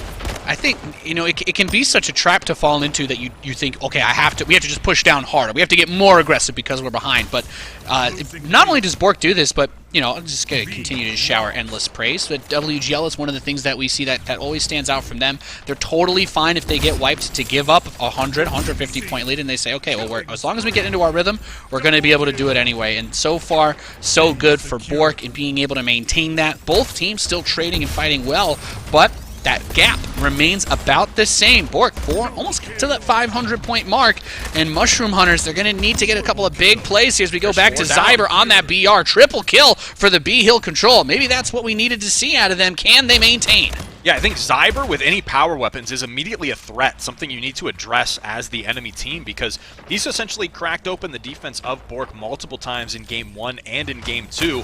At this point, it's just Mushroom Hunters kind of following up on these opportunities that Zyber is presenting them with, and right now, they had the 2 hill caps, lost 1, but Bork hitting that 500 mark with 2 hills in their name might be looking to close this one out here. Yeah, Collection Agency on Zyber, though, doing everything he can to turn this around. They have the double hill control, triple cap now against Bork, so perhaps he's managed to set him up. Sif's got the back double kill on hill. Toby Repellent clears him out, but he doesn't have a whole lot of backup to retake all of these objectives. That's huge for Mushroom Hunters right now. They are poised to start to take a lead here. 4 players up, 2 on spawn for Bork. They just need to maintain this control. Still a triple cap in favor of Mushroom Hunters. Knocked down to 2, but they are still gaining points towards that 700-point finish line. Coming down the bottom side. Darth looking with that battle rifle for a good shot on. Has Zyber nearby for backup, but Bitey is going to get him that portal kill. We go over to Toby Repellent, gets on top of Sif. Trying to clear Zyber here. This would be a big kill to be able to take this hill. Portal's behind, and they end up trading off the melee. This one legitimately could not be closer as Ritz here trying to find an approach into this hill is going to find Raza Plaza. Spots another for the double. Darth is going to go down. 547 to 553 now. Still just one hill in each team's name. With Mushroom Hunters barely hanging on to a lead here. Absolutely nuts game. Absolutely crazy. Now, just like you said, we're suddenly neck and neck. 566 to 575. One or two hill caps at this point could decide it as we approach that 700 mark. That's the goal here. Big shot with the railgun. Two Ritz from Raza Plaza. We saw him going ham with that railgun yesterday. Got to see him bust that out quite a bit. But Toby Repellent and Ritz on the top side are going to shut down Sif as they try to take that site back. But it's man, I'm getting so anxious. Mushroom Hunter still has A and B. They've got the lead. They're building on it. This could be their chance. We get our first non-3-0 result of the tournament. If they're able to manage to clutch this map, can they do it? Bork manages to get B and C. Triple kill off Zyber with that bat. Wow. Okay, there you go. That B-hill's going back in their control, and it looks like Mushroom Hunters is setting up to set us on to a 1-1. Yeah, 50 points is all they need. Zyber going absolutely huge. I love the call to give this man the power weapons. I think that makes total sense. He tries to get in. That's a good trade. Strafe going to be taken down. That's one of the main slayers for Bork. But Bork has two hills currently. Mushroom Hunters maintains control of one. They just need 30 points to close this one out. But Bork trying to fight for this triple cap. The time is such a huge factor. They managed to take all of the hills away for a moment from Mushroom Hunters, holding 2-1 with this many points to go. Maybe they could catch. I don't know. They might still need to take that one out of their hands. BNC in control of Mushroom Hunters, though. It looks like they're going to be able to make this happen as they cross over that 690 mark, and Mushroom Hunters is going to tie this series up. I love that. I love that out of Mushroom Hunters. I think that is the one, that's the one scenario where being a team that waits for a setup to try to break puts you at a disadvantage. Because when you get against time and you're against points, you can't wait anymore. You can't wait for those opportunities to break a setup, to go for a long streak. You've got to close it out right here, right now. And that is probably one of the closest games of Dom I've seen out of the Splitgate Pro Series. And I think Mushroom Hunters just seem to make all the right calls. They had Zyber with the power weapons. He was just opening things up. 42 kills, only 20 deaths for him. And huge, huge objective times out of both Darth and Raza Plaza. I think it's just like the perfect slot for those players and their play style. Yeah, Zyber's pop-off, I can't say enough about that. That big triple kill, it just left Toby Repellent by himself, and both hills were still under control for Mushroom Hunters. So Toby's like, okay, I'm the last man standing here, but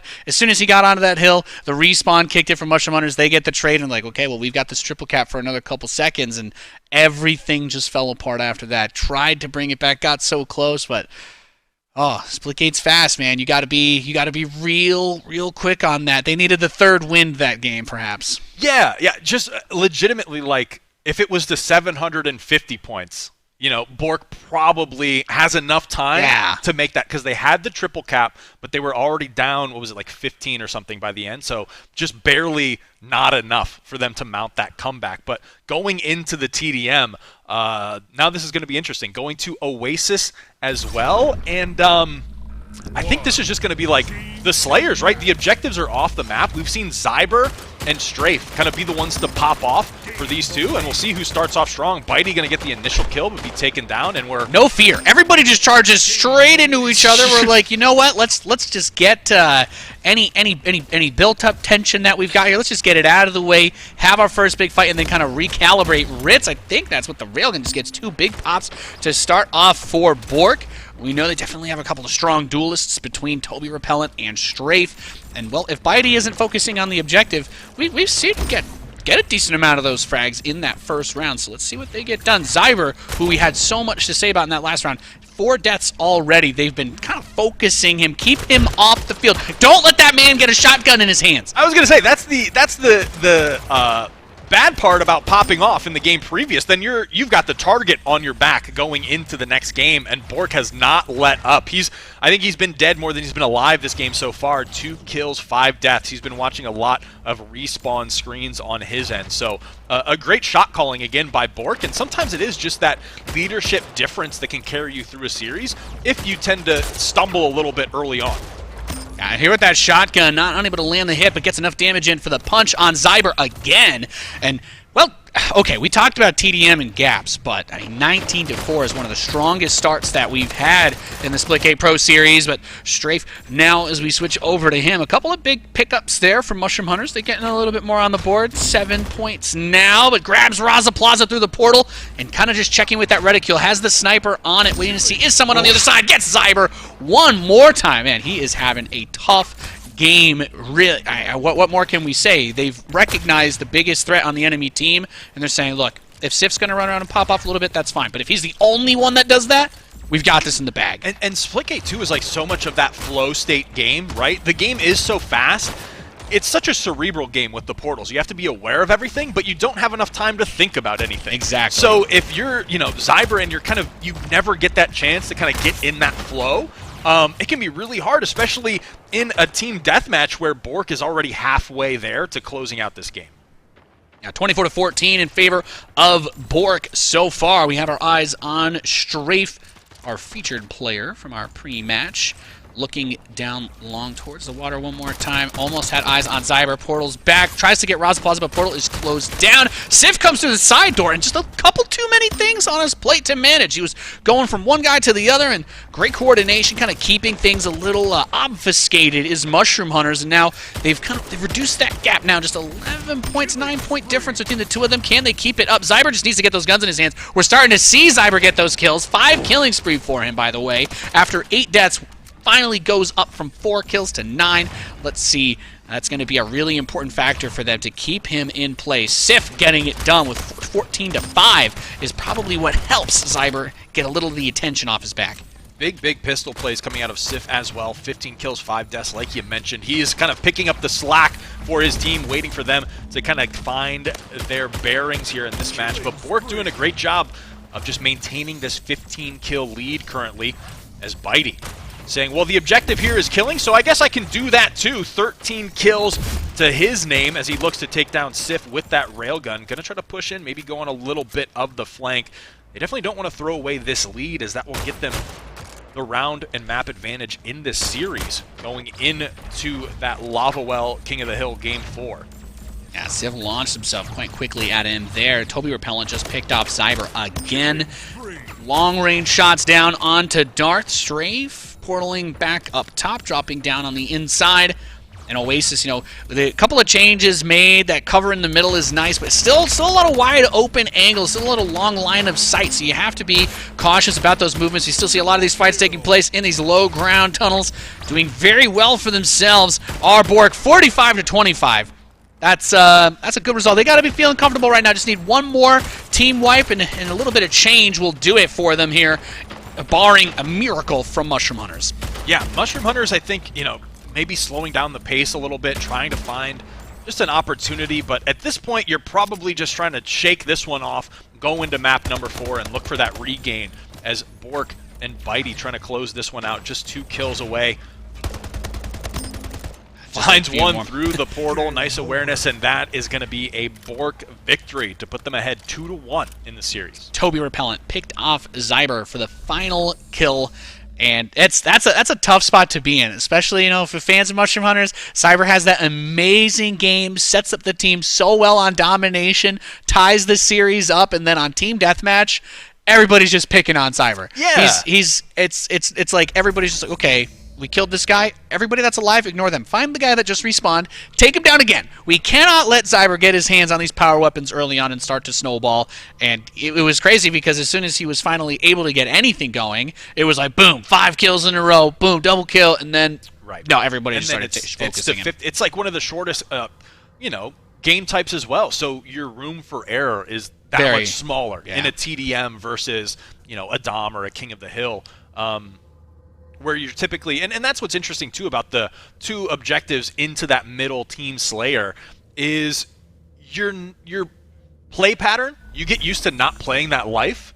So Zyber could have even gone into that maybe just a little overzealous, right? Putting himself in that game 2 mindset of where he's like, I just got to get kills, I got to be on the map, I got to apply pressure. But in TDM, he exposed himself a little doing that. Yeah. So sometimes it's a little bit of the carryover of like just your muscle memory almost of the objective game types into the team deathmatch, and Bork just able to recognize that, able to flip that switch faster between. They didn't fall into the trap, the TDM trap, as exactly. it were. You know, Yeah, I like that. Like it's a TDM trap because you're objective based. People feel like, oh yeah, we don't have to worry about the objectives, so we just go ham, make it happen. Away the deaths, basically. You know, like like it's 8 p.m. and I've got some music blasting, I'm just gonna go frag out like holding W, they're holding W, yeah. and in TDM, and especially on that map too, because on Oasis it's so much more open. You can put yourself into a bad spot. But here's your... We did it. We did it, ladies and gentlemen. Okay? We weren't sure about Lava Well, whether or not we were going to get it. We're like, okay, it would be map 4, but it's also our first map 4 of the Splitgate Pro Series. So how about that as we get ready to see if we go to a fabled Game 5, or if Bork will continue to hold that control as we are back on King of the Hill to see how far they can get. I think if you're Bork, you're probably going into this Game 4 pretty confident. I think you might have felt a little shaky after Game 1 and 2 against Mushroom Hunters, but after a pretty decent stomp in that TDM, if you're Bork, I think you've stopped doubting yourself at this point. You know, you're not going to be surprised by anything Mushroom Hunters throws at you anymore. So Bork probably in a pretty good spot in this Game 4, but I think Mushroom Hunters, well, they've definitely shown us they have what it takes to maybe take this to a Game 5, but I think Bork is just probably feeling a little bit more at ease than Mushroom Hunters right now. Yeah, being able to win the TDM that dominantly, right? It's just you're getting a bit of the adrenaline rush. You're just feeling yourself. Any awkward feelings that you had from that domination round, you've shaken them off. We got Ritz over here with the SMG. He's going absolutely ham as they close out that first hill. So 33 to 5, not a bad way to start. Zyber though, he had that hammer in his hands for a little bit. Was going at it with the bat. Have to see if that comes into play again. I think he's already swapped that out or gotten reset. Okay, Triple kill. Raza. And he struggled last game. So what's most impressive to me about what Mushroom Hunters came out early with is they're dragging behind in the objective time right now. But Raza Plaza, 9 kills, 1 death. Zyber, 6 kills, 2 deaths. It's like mentally that TDM never happened. So they're in a really good spot to, at the very least, make this one close.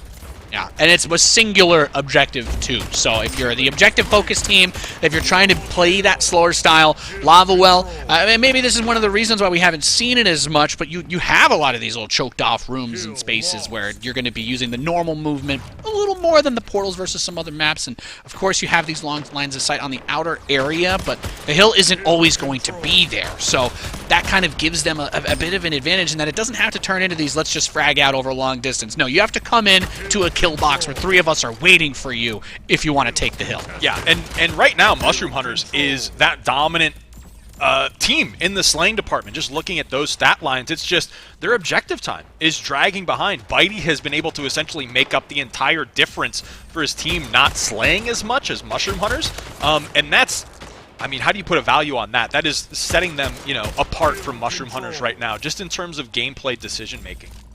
The ability to rotate and get around and get all these hits in fast is so nice. We talked about Raza Plaza having a good game. He's got the bat. Let's see if he can make it an even better one. Portal's behind Ritz. You see that? While taking shots from Ritz, he's able to situate the portals around him that he can get the flank, even though he sees what's happening in front of him, and still was not able to stop Raza from getting in there. There's the revenge kill from Ritz. Grabs him with the carbine from a distance, but doing everything they can to buy that time. Haven't seen a whole lot of this hill get changed over, though, as this room on the side here of Lava Well becomes an absolute nightmare. It's all open. There's not really a whole lot of cover to work with. If you want to go for that hill, you need a team wipe on the enemy. Yeah, and I love that. I want to point that out with what Raza Plaza did on that play. Like you mentioned, getting shot and not caring. Splitgate kind of sets itself apart from other first-person shooters in that, in any other first-person shooter, when you get shot, typically the response is to turn and fight back, but the portals in Splitgate makes fighting back kind of the secondary option. You want to try to reposition and then outmaneuver your opponent if you know where you're getting shot from. So Raza Plaza just doing a really good job of prioritizing kill pressure versus escaping, and it's clawed their way back into this one. They're just now 5 points behind Bork. Yeah, Zyber's the one that's able to get on the hill, so they finally tie things up. And, well, this is just one of the more difficult hills to take, especially since you don't have a whole lot of room to walk around on it. You're in the middle, you're exposed. But as that hill moves and adjusts to the next position and we go to this outside area, things get a little bit more crazy, a little more intense. Ritz is locking it down for Bork. We're looking at Sif with the SMG trying to get the disengage. Raza Plaza, actually, and Darth both backing him up and getting the BR through that portal. They haven't taken the hill just yet. There it is now in the hands of Mushroom Hunter. Still a very close game. Yeah, and this is kind of like, I feel like the formula or the you know, the key code, the access code to this matchup has been shutting down players' preferred playstyles. You see Strafe right now going negative in the KDA department. Hasn't really been able to find that slaying power. Everyone on Mushroom Hunters fragging out of their minds currently. So that's just given them enough to stay competitive in this one. They just need to find that hill control, but Bitey is then the X factor on Bork for that. You need to find a way to get him out of the hill because he's going to keep his team ahead just by decision making alone. Yeah, and honestly, for Mushroom Hunters, I love that you point out the situation Strafe found himself in. You really want to build that lead before Strafe is able to start getting into a rhythm, because I can see it's 11-13 right now. I can see him getting up to the, you know, to a 20-15 by the time we get to one of these teams hitting 150 points. So you absolutely want to keep getting him down. They did just kill Strafe again. Here's Zyber with the bat. In a closed-off area, like we were discussing, Lava Well running with this. Not all portals everywhere, and he's just ready to hit with that bat. Takes out Toby Repellent, has the sniper ready to watch the other door, and Ritz is popped too. What more can you ask for out of a fragger than what Zyber has given you in this game? 24-6, making beautiful use of the power weapons, rocket launcher, bat, whatever you need, he's got it. And it's just perfectly played by his team, too. They're setting him up for success so perfectly. We saw him camping that corner, opposite side of the hill. His teammate enters it. Bork thinks, oh, we got to push this hill. But no, there is a, you know, Zyber crouched in the corner with a bat just ready to, you know, Louisville slugger you. Exactly, and then maybe that's going to be a little bit tougher to pull off in these more open areas. We see Raza Plaza coming on the outside, but Zyber, with that bat, he's looking for the spot to portal through and get that flank if the last second, but wants to wait for the team to be engaged. He doesn't want to go in by himself since they have that position held down, but Bork is starting to close that gap that they had spent so much time trying to build and put up. So here's Zyber coming in on top of the hill from the backside now. Still has that bat ready to rock and roll. He's just saying, okay, someone wants to make a move for it. I'm here to shut it down. Yet again, Zyber just making those clutch kills, the necessary plays to keep his team in the lead right now, and then manages to escape as well, playing his life so well too. Oh, the flank. Toby Repellent couldn't repel that one. When you're that good with the portals and you have that bat, it is just filthy. Get in behind, just the ultimate flank action out of Zyber, doing everything to open up these hills for the team. Bork has currently got control a little bit, trying to go for a little punch action there. Zyber onto Toby Repellent. He's going to be able to pick him off with the help of the teammate. Oh my Headshot onto Strafe as he comes in. Zyber is the reason that Bork is going to wake up in a cold sweat tonight with the way he is playing. Absolute nightmare fuel coming out of him, keeping his team with that almost 40-point lead now as Zyber putting the team on his back. You love to see it. Yeah, I'm like, what more can you ask of this man? He's done it. He's done it all. Bitey does a huge solid to his team. He gets a pick, but look, the rest of the team ends up getting wiped. So it's just him for a moment trying to hold down the point. He's in a struggle situation, does a decent job, but it's just a little bit too much on the plate for one man to handle. And we have to go back once again to Mushroom Hunters with a massive lead. Raza Plaza, I believe, has that bat as well now. And what's interesting to me is like these aggressive pushes with the bat, they're the same players with the most objective time in general on Mushroom Hunters. So they're doing a much better job, I think, of distributing that King of the Hill kind of task force, you know? They're not shying away from, I'm the kill leader, I have the power weapons, but I'm in a position to get hill time right now, and they're not like trying to overthink where they should be. They're letting the plays come to them. And Bork has just been struggling, I think, to find that flow. Like, you know, when you're too reliant, say, oh, Strafe's our Slayer, he's got to get the kills. Well, then what do you do if Strafe's not getting all those kills? And I think that's where they found themselves struggling a little bit in this Lava Well matchup. There was going for Strafe there, but I think actually managed to pop in there with the rocket on the tail end of it. Strafe now holding that bat in tow. But it's been a brutal game, right? Because we know Strafe's a big player, can get those big frag outs. He is positive in that KD, but 22 deaths. It took him a while to get there. Bork only down about 20 points now, so taking control of this hill again. I don't know. I'm thinking about the timer once more, Frank, as there's only 2.5 minutes left to go. So you need to get those points, and you need to get them quickly now, as that pressure is going to continue to mount on this very dangerous outer hill, very exposed position to try and take. But Mushroom Hunters, they are not letting Bork get anywhere near it. No, and that's what they exactly need to do in this situation. Raza Plaza is going to go down before he can portal through to safety, so that hill going to be lost. Strafe now lining him up, a double kill for him, as Bork still needs to find the hill to start to get some of this hill time, but Strafe going to get in that hill, backs up just a little bit, taking some of that fire. Spots Darth, trying to keep him out of this hill. He's going to have to exit, reposition just a little bit, but Bork trying to find that opening as they shore up that lead to about 11 points. Yeah, that little bit of time they grabbed off of that hill, as tough as it was to get, ends up being kind of nice for them as it moves, and even just a little bit of time here is going to even things out. Strafe, by the way, there's that killing spree I was talking about. 30 to 24. We were saying he was in the negative early. It was like 11 to 14. Really had a hard time getting going. But this is that fear you have to have in the back of your head from Mushroom Hunters. Did you give yourselves enough of a buffer to compensate for Strafe beginning to kind of find that second wind? Darth able to hold down the hill so far. Strafe not able to take it just yet. Let's see what he does. Raza Plaza is shooting from above. Great awareness of what's around him, but you need to get on that objective. Yeah, both Darth and Raza Plaza doing a fairly good job of not over-challenging, but here's where that scrap time from Strafe earlier could make all the difference.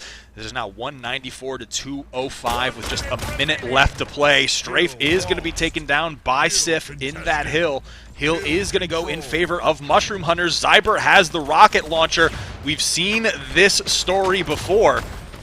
As Toby Repellent tries to push into this hill, the flank going to come through from Zyber. A big kill from him, as Mushroom Hunter still maintains control of that hill, just 30 seconds away from victory here on Lava Well. They're running out of time to actually gain those points. I don't even think it's possible anymore. With 30 seconds to get more than 30 seconds of time to catch up, I don't think it's there. Mushroom Hunters have just about done it. Beautiful play. Zyber is going to get one of our first... A monster game. Is so close to one of our first 50 bombs here at the Splitgate Pro Series. 49 kills, 13 deaths. Just shot. I don't know. Zyber wins this round for the team. Absolutely beautiful. Absolutely insane game. 50 and 13. Mushroom Hunters tie it up. We're going to Game 5. Game 5 here in our second match of the day, and Zyber's insane. That was got the 50 bomb. A 50 bomb. He had the most hill time, I think, for his team. Second most hill time. 50 kills, and Mushroom Hunters tie it up and force the Game 5 against Bork. I expected somewhat of a close series. I wasn't expected to be so impressed with Mushroom Hunter's ability to kind of shake off losses. I think with a more inexperienced team, at least from the broadcast perspective. So for me, that's always what's interesting, coming off of the launch season, which is kind of the tournament format, into a pro series format where you just have the matchup specifics. I think it's really impressive for a team to be able to shake off those mid-series losses and then regain and play it like it never happened. Yeah. Zyber got kind of shut down in the TDM. Wasn't really a presence, and he said, I don't care. And then he went into game number 4 and was the difference maker for Mushroom Hunters. So to me, Mushroom Hunters looks like they're like one epiphany, one kind of sync up in that team away from being like potentially one of the top 4 teams in the Pro Series if they continue to perform like that. Yeah, just the way that they recovered and bounced back, and we always talk about how, like, yesterday we had a lot of 3-0s, and we always do this thing where, like, well, it was a 3-0, but it was kind of a close series. It's not like they got stomped. Some of those maps did boil down to 10-point margins, and it wasn't like, oh yeah, they won domination by 400 points. We haven't really seen that level of domination happen yet, but. I guess that what I'm really trying to say is that really was only a little bit that they needed to improve on to turn those games into wins, and we're seeing that today. They've made the adjustments, and Zyber just I'm gonna be singing his praise all day now. He's my player to watch for sure. Yeah. Like he's, I think, one of the players that have surprised me the most here today, and in the Splitgate Pro Series, because we all know, like, the Maddies are impressive and the Jalen Mans, but who was really talking about Zyber? Going into the Pro Series, but now he better be now. Exactly. Now he's on everyone's radar. That's gonna be, everyone's gonna be like, okay, what skin does he like to play with? Okay, we're gonna try to keep that in mind if we get up against Mushroom Hunters. When we have this match, we focus Zyber. Then we got to do Sif, and as long as Raza Plaza doesn't have like the bat or the railgun, he's incredibly good with those. We can try to manage him and Darth, but. Yeah, what a way for our second series to go here, as we've made it to Game 5. It's not all 3-0s here at the Splitgate Pro Series. We've got some real fighters bringing out everything in our early days of our tournament. Yeah, and the kill pressure from Mushroom Hunters has continued from that previous map, and keep in mind that the domination was probably the most clear-cut victory for Mushroom Hunters within this series. The TDM was really the only one that was heavily in Bork's favor. Everyone else going down to the wire back and forth. But, Mushroom Hunters did look good on domination. And right now, well, they have a triple cap and they're up like 80 points. So it's looking pretty good. It's early on. I see Zyber is 7-3. I'm like, okay. So we're seeing a lot of kill action. Raza Plaza is 7-8-1 now. Yeah. And there's that team buff, right? You're on the squad. Your teammate goes for a 50 kill. All of a sudden, a match that you were on the cusp of losing, you've completely turned it around, and it's now one game to decide all of it. I mean, winning this single map is the difference between the team splitting $250 and $1,000 just for this match. There's so much on the line. Yeah, and right now it's back and forth. Mushroom Hunters have only given up hill control to where Bork has had a favorable hill position once, and make that twice right now, but it's not long.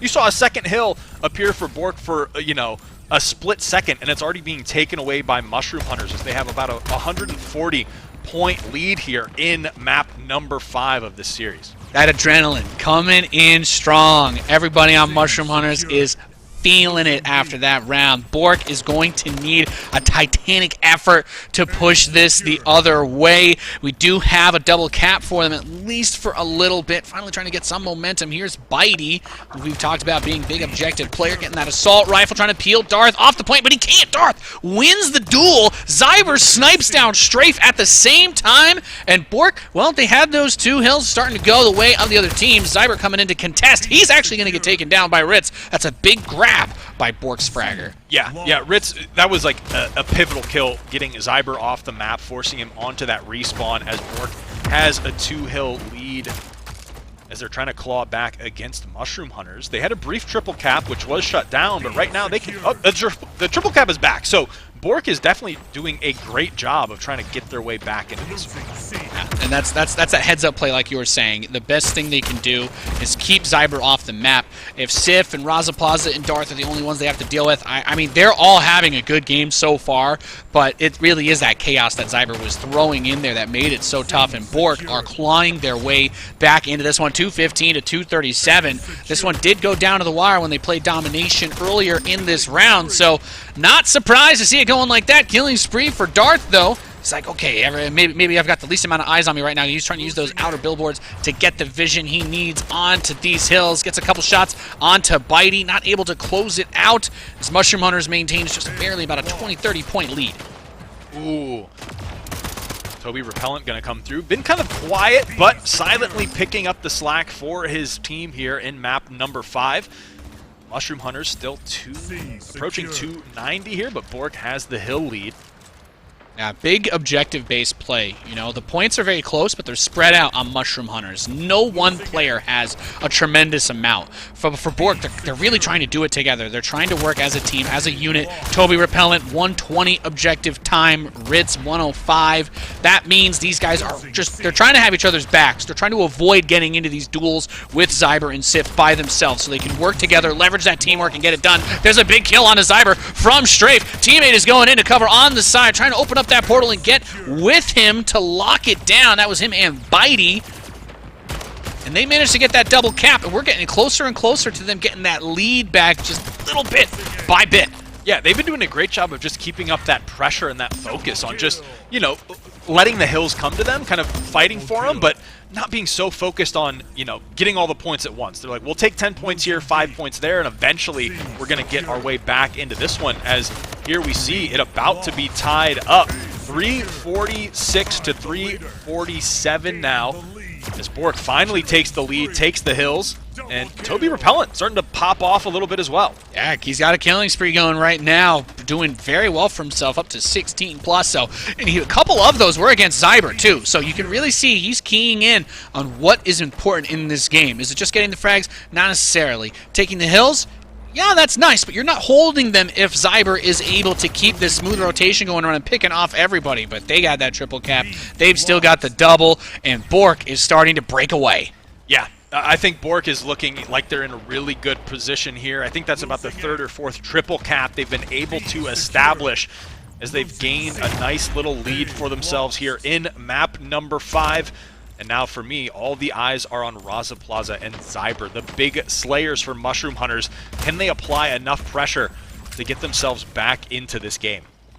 That's the biggest question of all. Zyber just needs to be able to get the ball rolling here. The frags are still great across the board for Mushroom Hunters, but you need to turn them into those hill caps, and maybe that's just a little bit of the claustrophobia of Highwind coming into play. You don't really have a whole lot of time to sit in any one spot on this map. Toby Repellent doing a little portal peeking, and Bitey gets picked, but Raza Plaza does get taken down in tow. Zyber, I think, just got a double kill off of a bunch of shots, so maybe this is where they start to make some more moves, but by the time they reach these hills, those respawns have kicked in, and Bork is still up 100+ points. Yeah, I think that's my main concern at this point, is as Bork nears that kind of 700 point mark, Mushroom Hunters just hasn't been able to pick up enough slack, I think, to kind of contest that, unless they get a solid triple cap for a little bit here. They finally moved up to the 2 hills off Darth. Darth had a triple kill with that bat and bought them a decent bit of time, but it's like you were saying, it's how much is enough when you're getting closer and closer to that 700 number. You can't, you don't want it. Show that. Being close isn't enough. Yeah. if you're still behind. Right, yeah, close doesn't count. It's 700 points, and I think Mushroom Hunters just hasn't been able to maintain control for long enough to keep that fighting chance. At least I haven't seen that out of them this game so far. I know they can do it because they brought it to a game 5, but right now I don't know if it's a nerves thing, if it's just they're not as comfortable on this map as they thought they were going to be, but Bork, that's like the 5th triple cap for them, and you just can't get triple capped on 5 times in one game and expect to come out on top. Yeah, I feel like we finally get to see this dynamic of the frag play versus the objective play. Bork really focused in on the objective-based play this round. Toby Repellent, Bitey, Ritz, Strafe, they've all got absurd amounts of objective time in this game. Toby Repellent almost at 200 by himself, and that has really leaned into it because the frags, they're in favor of Mushroom Hunters. They've been doing a tremendous amount of damage. They've been staying alive. They've been doing more work, but they just have not been able to get onto those hills. Bork is forcing them to take these fights in positions that just don't end up being favorable for capitalizing on those objectives. Zyber comes in with a bat kill. They're finally able to get up to a double cap, but this is where how much time is enough to be able to come back when Bork only needs about 60 more points to close it. Yeah, I think that really well said by you, just in terms of the control and trying to fight your way back into this one, having that, you know, objective players versus slaying players, and Bork is putting themselves in better positions on the map. It's really just a decision-making difference in terms of where they're taking fights and, you know, even where they're getting their kills. and prioritizing things that way that I think has allowed Bork to just come out dominant in this game number 5. Yeah, and you can really see they recognize the weakness, and they almost kind of said, all right, we're not going to try to make this about out-fragging them. We just need to let them have their fights, not let them be near the hills that we have control of, and as long as we can trade, they don't have enough men left to actually go take those hills and get it done. Mushroom Hunters does move in for a triple cap, but they're going to need this for a while as Bork, with 677 points, they don't need a whole lot of time to seal the deal on this. They just need one hill, and that should be enough to get them there before Mushroom Hunters can catch up off of just 2 from this far back. But if they end up getting triple capped again, that's where it gets tough. But Bork, 687 points. They've made a lot of great adjustments getting into this. Ritz trying to hold down that last hill. All right, they have C. They need a few points here, so this is all on Mushroom Hunters. They have to get them off of this C hill immediately.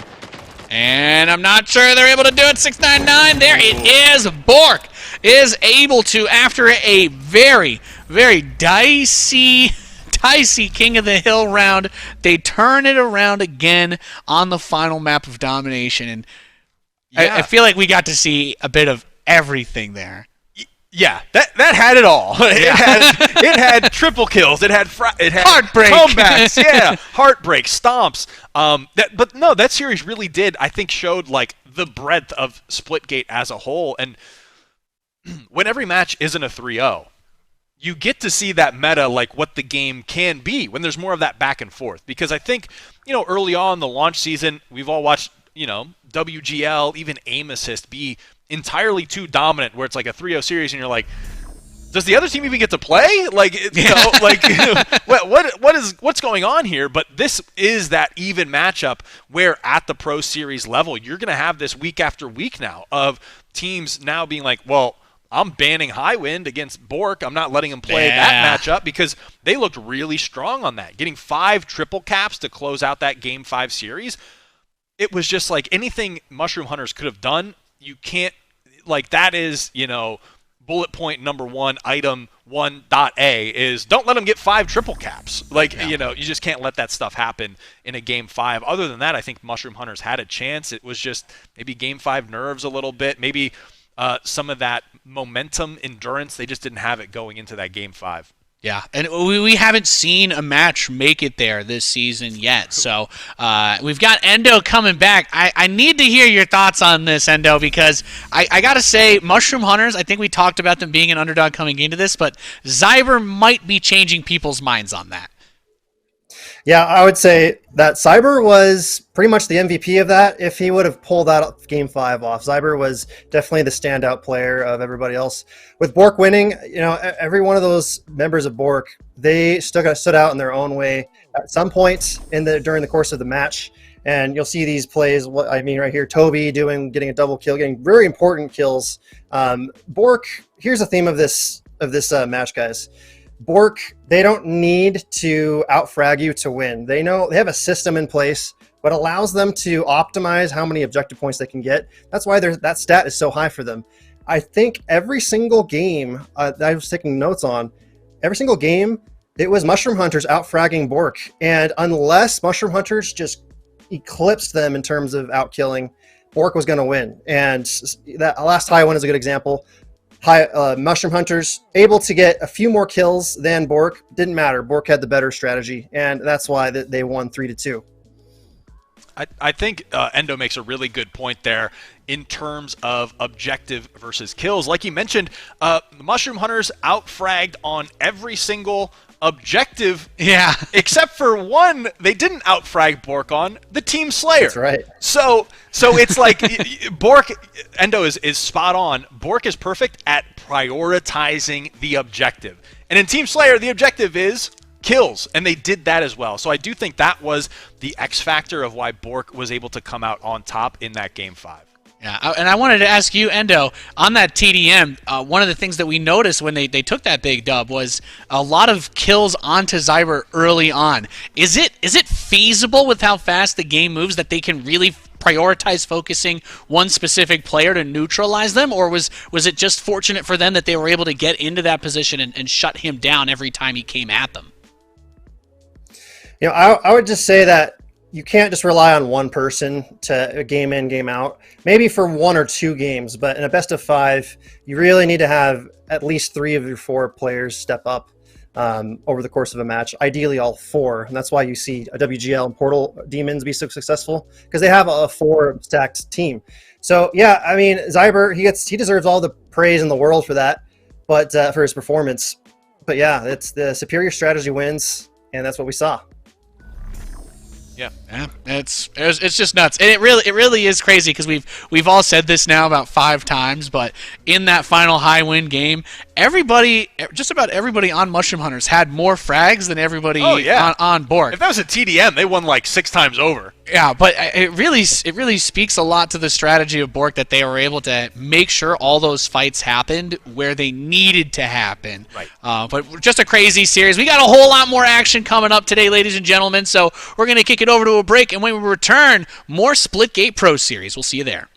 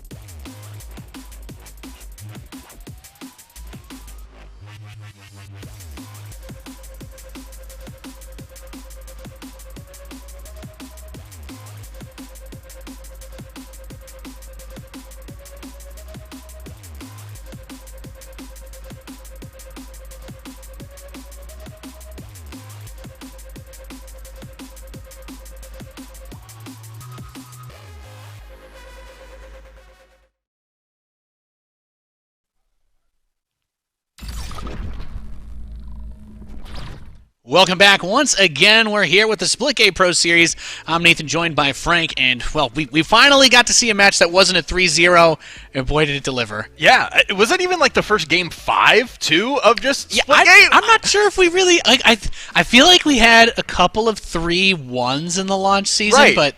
I don't remember a game 5. That's like a rare, it's a unicorn level series. No. Everyone watching just witnessed history, essentially, is what I'm getting at. If all of our if all of our 5-game matches end up that epic and close and just the back and forth that we ended up seeing, I'm good. I'll take that all day. We told you we'd be binge watching Splitgate Professional today, and that is exactly what we're doing. We've got plenty more matches coming up.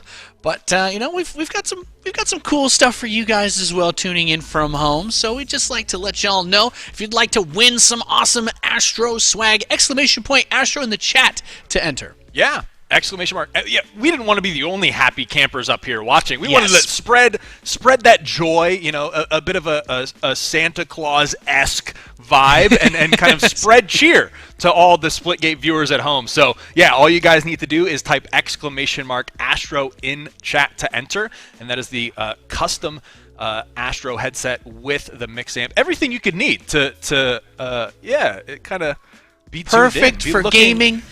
Other things. Yeah, gaming, binge watching Splitgate. There you go. These just actually don't leave my head. This is actually part of my. It's permanently attached. I inhabit it's Astro bonded headsets. It's more of a cyborg type thing, but yeah, you guys get a chance to enter, and we get to watch more Splitgate. The hits keep on coming, and coming up, we're gonna have No Sleep going up against the Little Gremlins. I'm excited to see this one, but we should probably bring in Endo and see what he's thinking about the series. What do you think? Yeah, I'll say this. I don't think you want to be 0-2 to start off the season. Both these teams coming off a loss from yesterday. Being 0-2, kind of putting yourself in a corner early on. I don't think either of these teams want that to happen.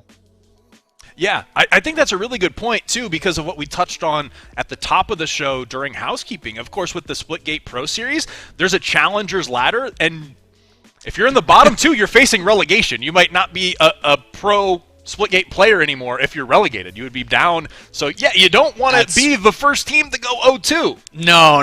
The pressure is there. That's got to be that's the whole reason we're doing this, right? It's that built up over time, and even at 6th place, you're like, okay, well, I didn't make top 3, but even if you were in 6th place, you're still safe. But getting up and getting your first win of the season here, one of these teams is going to get their first win. That's also going to be a huge motivator moving forward. It has to be, right, Endo? Yeah, definitely.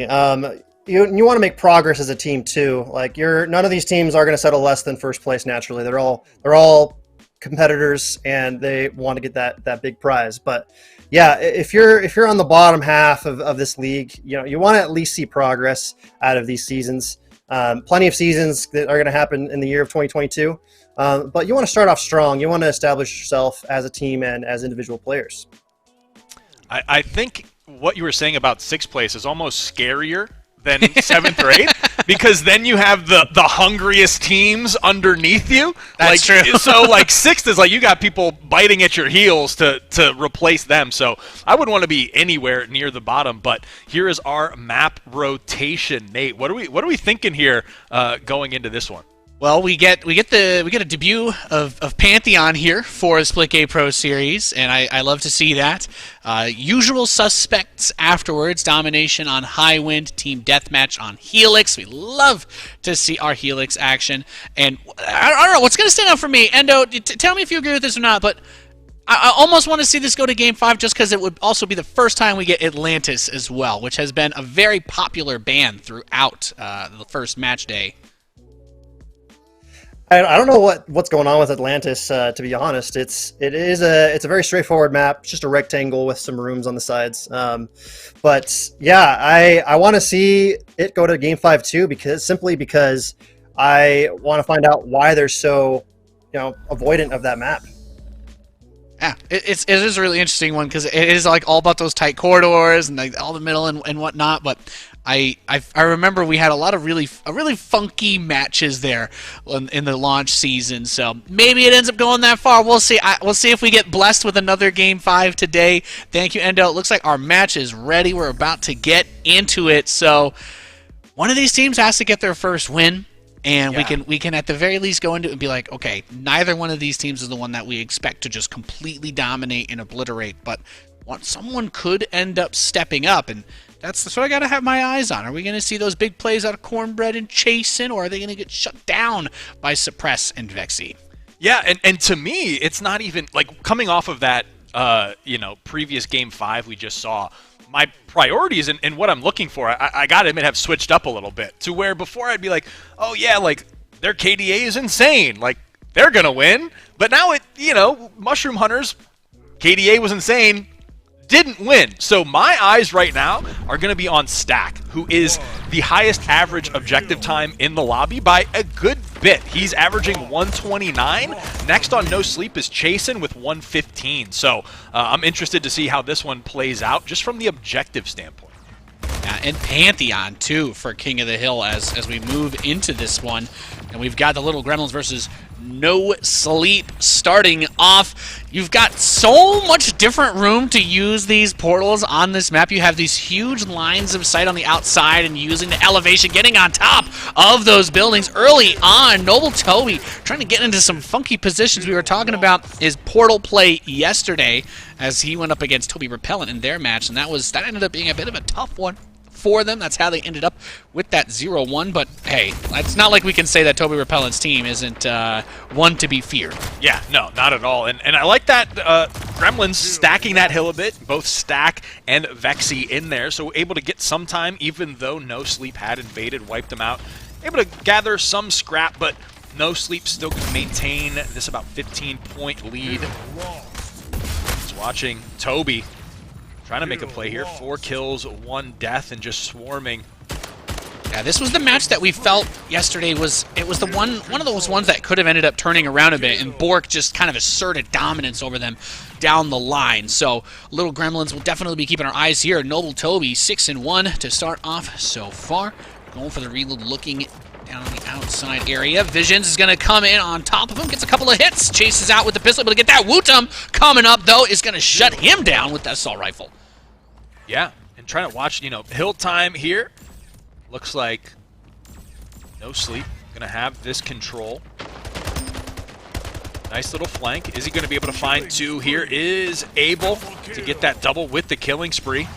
And Wootum was actually one of the players that I felt yesterday for No Sleep. Kind of had a couple of difficult moments, was getting neutralized quite a bit in their series, but we get to see him shine a little bit more coming up here. The 10-3 start, nothing to scoff at just at all. No Sleep sitting 62-37. Of course, we have a lower point limit that we're headed for here compared to Domination, so you want to be building up. Every single second that you can get on that hill is invaluable. And Chasen holding it down for his squad, but well, holding it down before Suppress gets 2 snipes, but Woodham actually clears him out before he gets traded by Stack as they manage to try and stall out as much time as possible on that hill. Gremlin's up to 41 now. Rest of the squad showing up. Noble Toby getting on point, and they're going to start to move on up and close that gap.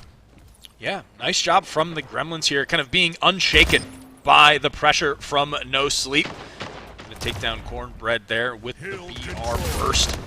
And then looking for Visions. Visions going to be taken down as well. Tries to turn on Woodham, but Woodham, yeah, definitely kind of that X-Factor player right now, at least for No Sleep.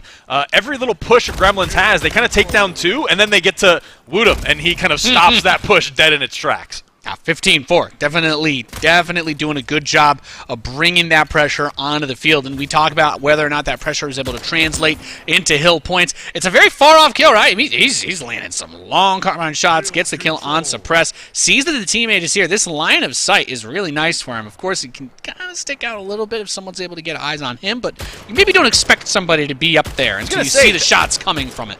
Definitely a cheeky little angle there out of Woodham, able to get, just eyes on that entire, but yeah, you're kind of in an exposed position when you get caught out, but it was powerful in denying some of that side of the map while he was there, and Suppress says, you know what, he's like, I like that spot. Yeah. Woodham kept it warm for him as Suppress goes up there and looks to apply that same pressure onto No Sleep now. That line of sight is just incredible to have, and No Sleep manages to hold on to that lead a little bit. The ability for them to have that denial was nice. Suppress went and took that spot, though, so with the clear out, they're able to move in onto the next hill. 75-90, still anybody's game. So you've got Suppress on the carbine coming out towards the outside. There's that assault rifle spawn. Going to trade out the pistol for it. Portals back into the hill. Almost gets Woodham with Cornbread, but Woodham has been such a slippery snake to try and bring down in this game. Yeah, and that's kind of like one of those really important pieces to have on your team is playing your life, being able to have an impact on the map and then survive too. It's kind of like a loss of resources for your opponent. If they're having to force or focus you, move out of the hill, and then you live is kind of like a laughing in their face, getting the last laugh essentially. So Woodham kind of doing a lot with just being able to stay alive there. Now we go back over to Suppress, who has been a top frag player for the Little Gremlins, getting it done on Jason, but Woodham is right there until always close behind. Closes the portal behind him on the way out, says, okay, I don't want to deal with Woodham right now. Let's leave that for later. Sees that railgun spawn coming in hot in just a few seconds' time and ready to rock and roll. So big damage potential on the board for Little Gremlins. Suppress is looking almost has Jason on the roof. There's the pop. Killing spree engaged. But still needs to get on that hill. He needs to get that objective time. Suppress has all these kills, Frank, but only 23 seconds of hill time is not enough. Yeah, and that's kind of just what was reflected in that previous series, right? You have to remember to play that objective. A lot of those kills, kills without an impact are kind of just whatever at the end of the day. You really want to be using those kills to get that setup going, get that pressure applied onto your opponents, and then have that translate into hill time. And here we see Stack finally in that hill trying to close up this No Sleep lead, doing a good job of that, but you really want to be maximizing your essentially objective time per kill that you're able to get off of your opponent. Yeah, and Stack, we see, being the objective-based player for the team, 77. Closest behind is 44. Points for objectives are a little bit more spread out on the side of No Sleep, and I think that's probably leaning into why they've been able to maintain this lead in the way they have. They've done very well just because Woodham is the one that's all over the place, just grabbing frags like a madman. Everybody else, get on point. Chasen's been running around a little bit too there, but Cornbread and Visions have been absolutely locked down on that hill. Gremlins finally able to get it back for a little while, though. Bring it nice and close. We've got ourselves a competitive one, you could say, to start off our third match today. Yeah, absolutely. I do like the way that Gremlins is stacking the hill. I think that's keeping them close in this one. Typically, they'll two-stack it, so you'll see on that left side of the screen multiple scores ticking up at the same time, kind of indicating how many players they have in that hill. And just by sheer measure that Gremlins has kind of given themselves that insurance policy player, they're able to get, an extra 5 or so seconds out of every break that No Sleep is able to break of their setup, which is, at least keeping them in it, giving them that opportunity to kind of mount that comeback rather than just kind of having No Sleep continue to extend that lead further and further. Yeah, but no Sleep doesn't look like they're going to be broken. They're getting close to that 200 mark. The points have been in their favor. They've done a really good job. Great cleanup there on Suppress. Taking out the big damage dealers of the team. Noble, Toby, and Stack getting to stare at that respawn screen. And No Sleep is picking up those points. There you go, over 200 now. Chasen's done a great job being out on the map, but the other thing I'm noticing here, he's gotten that objective time way up. We were talking about him being the lowest on the squad. He said, okay, maybe I'm getting picked a couple too many times. I'm going to make sure that I'm getting the contributions where they need to be. Comes out, loses the fight against Noble Toby, but not that big of a deal when you've given your team that extra 20 or 30 points on the board. Yeah, absolutely. And I think what No Sleep is doing really well, too, is just the rotations through the hill. If they have a player weak in that hill, they're not forcing him to stay in there. They're actually flank around, but there's a big triple kill out of Stack to try to get some points on the board for the Gremlins here. But it is kind of like those hill rotations out of No Sleep that I think are able to just keep them so far ahead so far in this first map.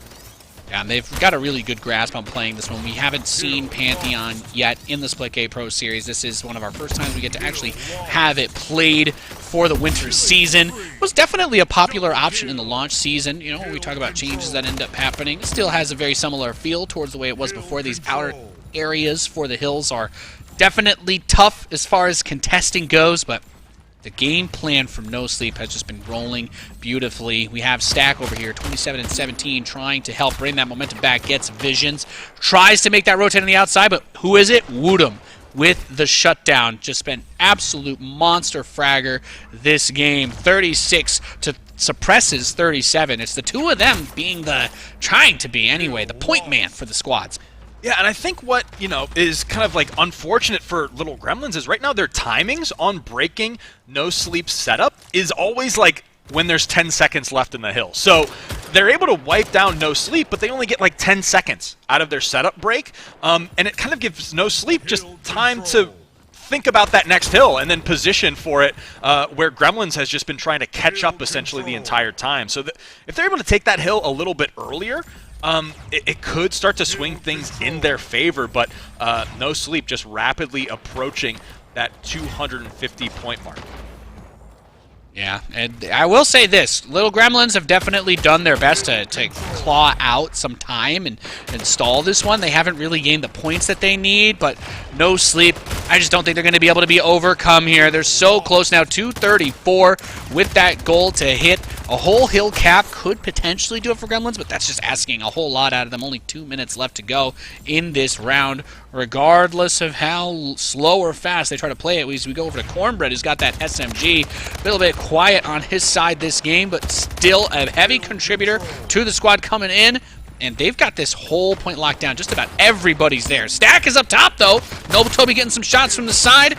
But they only need that 5 seconds left to get this first map win. And I do not think No Sleep is going to be stopped. SMG spray comes out of Visions. He's clearing it. Vexy tries to get on hill. Not enough.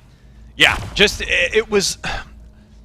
Little Gremlins, I think, just couldn't catch a break on their timings. Like, they would break No Sleep setup, but then there's like 8 seconds left in the hill. So then No Sleep gets the opportunity to rotate setup for the next one, and then it was just like a rinse and repeat of Little Gremlins breaking that setup eventually, but the timing, the way it worked out, they almost had a shot during that very final hill. They were able to get in that last hill with about 45 seconds remaining on the hill time, which could have led them back into that game, but No Sleep did a great job of breaking that setup, and then they just held it to close it out. Yeah, really, really well done. I mean, you look at the stats and you're like, okay, it didn't look like there were a whole lot of mistakes made, but Woodham, as the top fragger, still had 100 points for the objective. Suppress, fantastic, 42.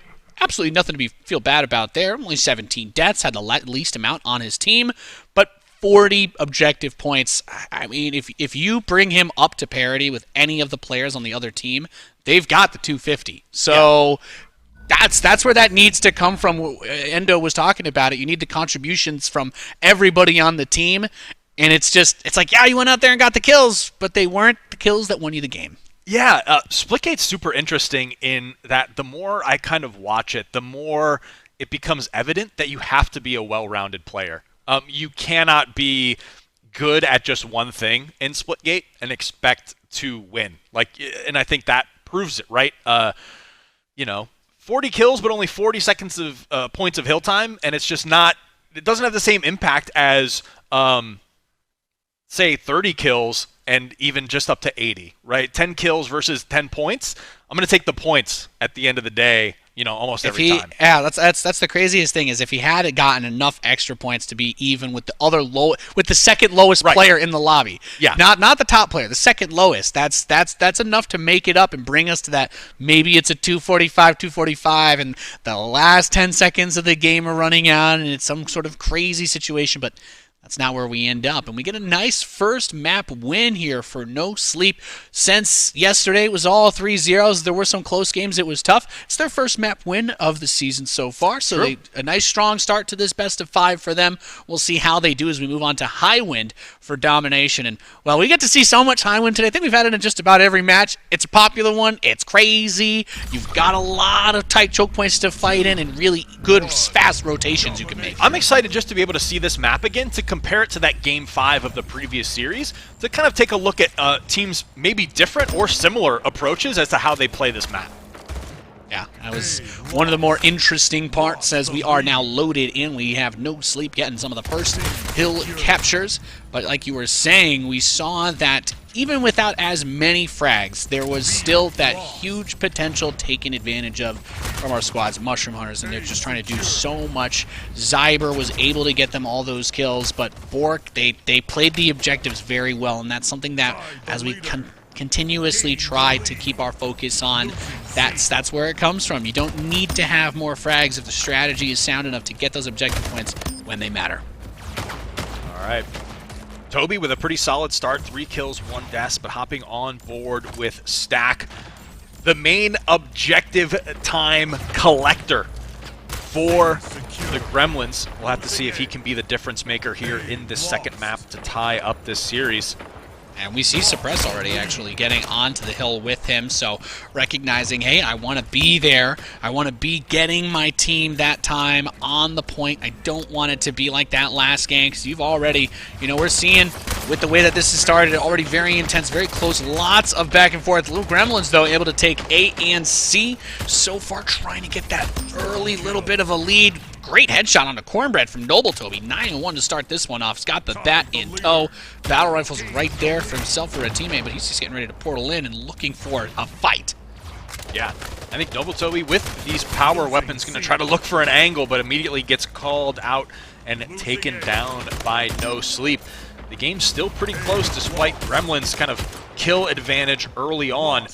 No Sleep has been doing a good job of just trying to stop some of that bleeding, stop some of that slaying power from converting into hill time. So they're able to get the triple cap off the back of that, maintain it for a good chunk of time before it goes down to 2, so that will find them at about a 45-point lead here. That's good. Getting a little punch there on a Visions is suppressed. We jump over to him. No Sleep, though. They've done a great job of taking the point caps in between all of this action that's been going on. And we're seeing those frags start to go up, but not the objective points for the Gremlins. No Sleep gets the triple cap. And they are feeling strong. A and B hill, both under control still. Looking down long, trying to snipe is suppressed, 15-3, but he's not on a hill. This is what we were talking about. This is what it all boils down to. Got to get these frags, but he's going to need to force something onto one of these hills and try to set the team up. Gremlins do finally get a double cap, but they got a little ground to make up now. Yeah, I think, the sniper in that position and those angles, really good if you have a lead and your opponents have to kind of break one of your setups, but if you're behind in points and even behind in positioning, you're kind of just standing up there like with nobody to shoot, because all the hills are actually pretty heavily guarded. So unless your opponents are being forced to approach from the outside, that power weapon play isn't really necessarily as impactful as it could be. But that being said, the Gremlins have managed to secure 2 of the hills and are trying to work their way back into this one. But that nice extended triple cap from No Sleep is giving them just enough cushion to kind of reposition in this one here. Yeah, Noble Toby definitely trying to put the team on his back right now, though. 17-4, has that plasma rifle and the BFB ready to rock and roll. Anybody that gets in his face is getting ripped to pieces. And there you go. Gremlins with a triple cap off the back of Toby, just kind of going around murdering everybody and opening up a lot of space for the rest of the team. Has definitely created that opportunity that you were talking about. They've got the lead. Can they maintain it? Are we going to see the Gremlins fight back here in map number 2? Yeah, a really great job of Toby just from pulling focus. Him kind of being a threat, like popping his head out and saying, hey, I got the plasma rifle and the bat, come get me. And then that gives Gremlins enough time with that triple cap they were able to get to regain this lead. But it is No Sleep with the 2-hill answer currently, and no hill in the favor of Gremlins. So No Sleep able to get that lead right back. And they do it at a crucial time, right? Cornbread had a nice shutdown on Noble Toby, put an end to his reign of terror, and that means going to have to get those power weapons back, try to get reset. Cornbread hits Stack with the bat. They got Vexy as well, and Woodham covering the flank. So triple cap once more for No Sleep. These team plays have just been absolutely filthy out of them. Look at Cornbread and Triple Portland like an absolute god. Yeah, just the madman, the mathematics going on in his head right now. All that absolutely calculus. Insane. And an 80-point lead with a nice, another long extended triple cap that No Sleep is able to just kind of turn on the jets when they need to, get that little point lead, then kind of back off and reevaluate. So good work for No Sleep here in map number 2. Now they've done a very good job managing to work on the things that gave them that lead earlier. Woodham been playing a little more on the objective side, mixed in with the rest of the team. Hasn't quite had that pop-off, but again, it just goes back to what Endo was saying, is you're not relying on one person every round, and that's not what No Sleep is doing. Cornbread is the one that's kind of taken that driving seat, been that big fragger that's been harder to bring down, and neutralizing some of the key players like Noble Toby and Suppress, who's, I mean, he's 27 and 8, but he's looking at the respawn screen and he's not on a hill. Yeah, that's the tough part. You can be in the driver's seat, but you need to have your team in the carpool lane, I think is the takeaway there, right? You can have someone kind of, you know, but everybody's got to be driving to the same location. You so make that's sure what No Sleep is able to do. You're going to need at least 3 people in this Yep. in this vehicle to get on win the objective lane. I love that. Absolutely love that. Gremlins do manage to get a double cap, but No Sleep's going to hit that 500-point mark first, so it's something to build on. They're closing it up a little bit, but once you hit that 600 level, that's where everything starts to get real stressful. That final sprint down to close it out is so important. We've got eyes on Vexy, holding that carbine, looking for an opportunity to set something up for the rest of the team. Doesn't have vision on anybody so far. Sees a portal, looking for a chance to hit someone. Nothing doing. Yeah, I like this out of the Gremlins, playing this pretty patient while they had that 2-hill cap, not trying to force the triple, but No Sleep.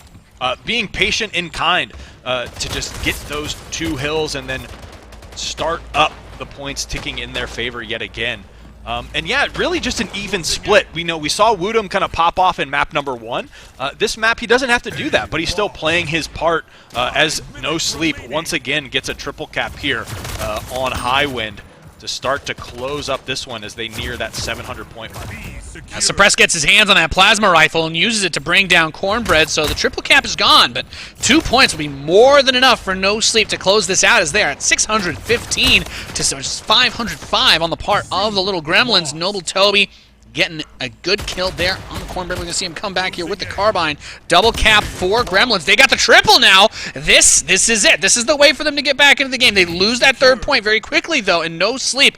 I don't think they can win with just 1 hill from this point, so they're going to need to get on top of that and start winning these fights a little bit more convincingly. We see Woodham getting crushed there. Jason has the bat, 20 and 19. A brutal game for him. Can he get it done with the battle rifle and the bat? That was a really nice defend as well out of the Gremlins. You saw No Sleep kind of pushing that hill in pairs, but they're able to fend that off, get the triple cap right back, and No Sleep, while they just need 60 points, it is Gremlins with full-on map control and controlling the pace of this one, as they're about to tie it up here if No Sleep can't find an answer.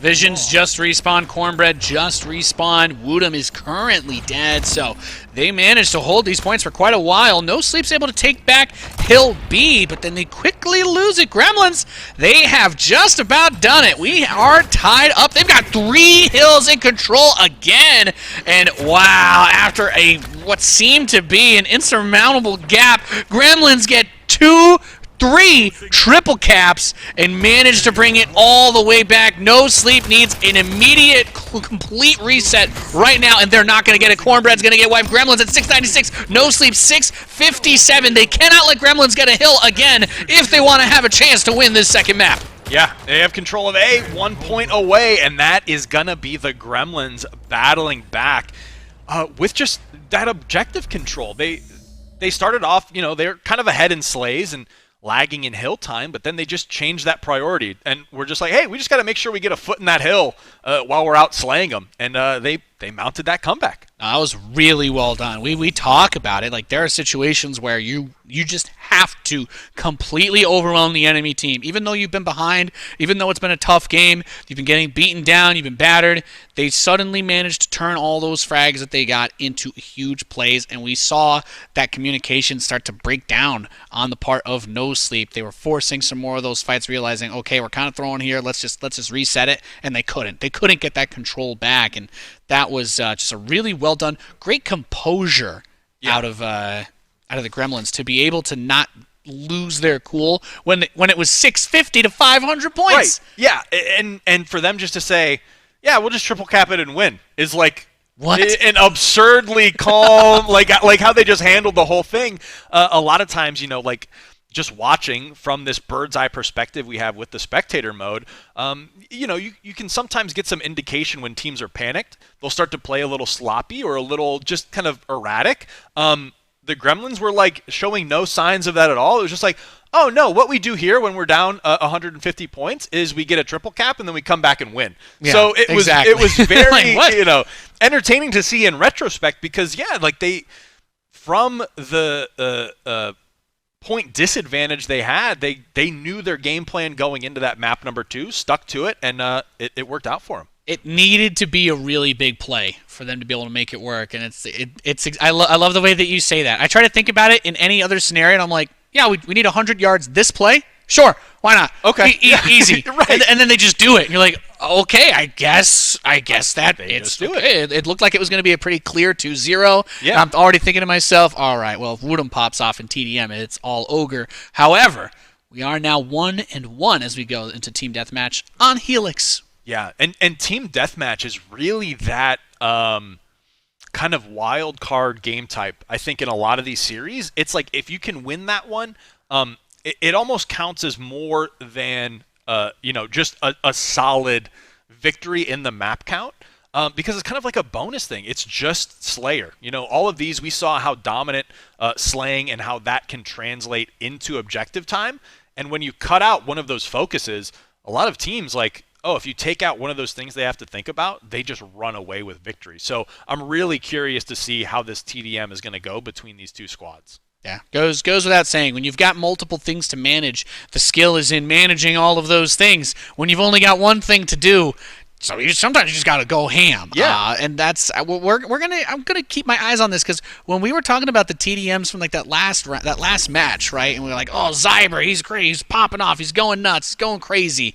Well, this is where he got neutralized, right, by the enemy team. They kind of keyed in on him, and they needed the rest of the team to step up. So I'm very curious to see who is going to be the impactful player. Who is going to frag out, and will we see this turn into a brutal match one way or the other? And going off of the previous day's stats, Cornbread is like the number 1 on No Sleep. Everyone else, if I can just go through it real quick, Cornbread a 2.0 KD on TDM. Everyone else below 0.6 on their KDs. So Cornbread might have to step up, or we'll see if that was just like kind of a week 1 fluke thing. Looking at the opposite side, it's a little bit more evenly distributed, but you don't have one standout player like you do in Cornbread for No Sleep. And Cornbread actually did get neutralized twice quickly early on. Chasen, however, getting some rocket action against Suppress there. Now has that sniper, so doing his best to try and get on the board and be that impactful player for the team. Stack is coming up top. He does have Cornbread on his side as well. He's using the portal to flank him. Gets a good shot there with the carbine. Nice grab as No Sleep is currently holding a light lead, 10-6. Nothing crazy just yet. Noble Toby is going to be able to pick off Woodham and bring that just a little bit closer. Once again, looking down long is Chase, and 4-1. Not a bad start for him as he gets into a little duel with Toby. Yeah, and just nice early power weapon control for No Sleep as well. In TDM, there's no objective, so the power weapons essentially become that objective. Controlling those with how powerful and impactful they can be in Splitgate really becomes the focus, and Jason just putting on an absolute clinic, hunting down the Kaleidoscope, and he is going to be 8-1 to start off this TDM match. Nice. What a set of plays that are chasing. Saying, look, I see my buddy Cornbread got hit a couple times. He's been 8-3 now, which is fantastic. But Jason then gets his hands on the plasma rifle. Double kill on Stack. And Noble Toby coming down. Got that kill action agency. 20-10. No sleep. Feeling good here as Jason, he's decided I'm going to be the one putting the team on my back this game. Jason must have been tuned into the stream. He's like, what did you say about my KD? It's that bad? Like, let me, hold on. I got to pad the stats a little bit this game. Hold my portal. Yeah, you're telling me Cornbread's the KD? No. That's a mistake. That's a miscalculation as Jason is making the opponents chase him around the map. He is just absolute destruction incarnate on No Sleep right now. 12 kills, 1 death. No, don't turn on. Okay. That's the play. That's the play of a man you can see who really wants it, right? That's it. He's recognized. Okay, I've got to be that guy here. Noble Toby though getting a kaleidoscope as he's recovering from quite a few knockdowns early on in this run, and he has that rocket launcher. Gets a big shot on Visions. That's a tight gap to be trying to move through, and that's what makes that rocket so strong. But Suppress is going to come in on the other side while Woodham clears them out as we go over to Vexy. No Sleep still holding a 10-point lead. They're going to be hoping to find a way to support Chase and get him maybe another pop-off here or open the door for somebody else to frag out. Wow, really nice awareness from Vexy. Tries to reposition and says, oh, there's a couple opponents there. Takes them down, trying to get this lead reduced, get Gremlins back in this one, but No Sleep just doing such a great job across the board of slaying out. Jason's still looking very strong for them. 17 kills, 5 deaths, but Vision's picking up some of that slack as well. 16 kills, 7 deaths for him. And a double comes through as well to keep that 9-kill lead in favor of No Sleep. And you were talking about those power weapons. Vision's going straight away. Getting the AR ready to rock and roll. Stack comes in on the side. Was able to avoid Vexy while taking him down. So good awareness, good control, good movement. Dropping down in front of him immediately. Suppress 1 damage to finish him off. And Noble Toby as well before he's picked by Stack. Blew him a kiss and took him out with the 1 damage. That's all it took. And No Sleep back at that 10-kill lead as Woodham waiting for that sniper rifle to spawn, but going to be taken out by Noble Toby. Not letting him, show up and show off a little bit in this map. As we get over to Woodham now, getting some great shots off of the carbine and a good melee headshots into Noble Toby to finish that off. Pistols raining down from above onto Vexy. Triple kill. It's a little bit more of that Woodham action that we were seeing in that first map on Pantheon where he really went off. All of a sudden, boom, 5 kills in a row. You thought that you had a chance of bringing this game back. Woodham said, absolutely not. He showed up. He's locked the door. No way you're going to be opening that one up again. 48-32, and No Sleep is cruising to a 2-1 lead. Beautiful headshot to close it out from Woodham, who went from, I think it was like 16-8 to 26-9 in the final minute there.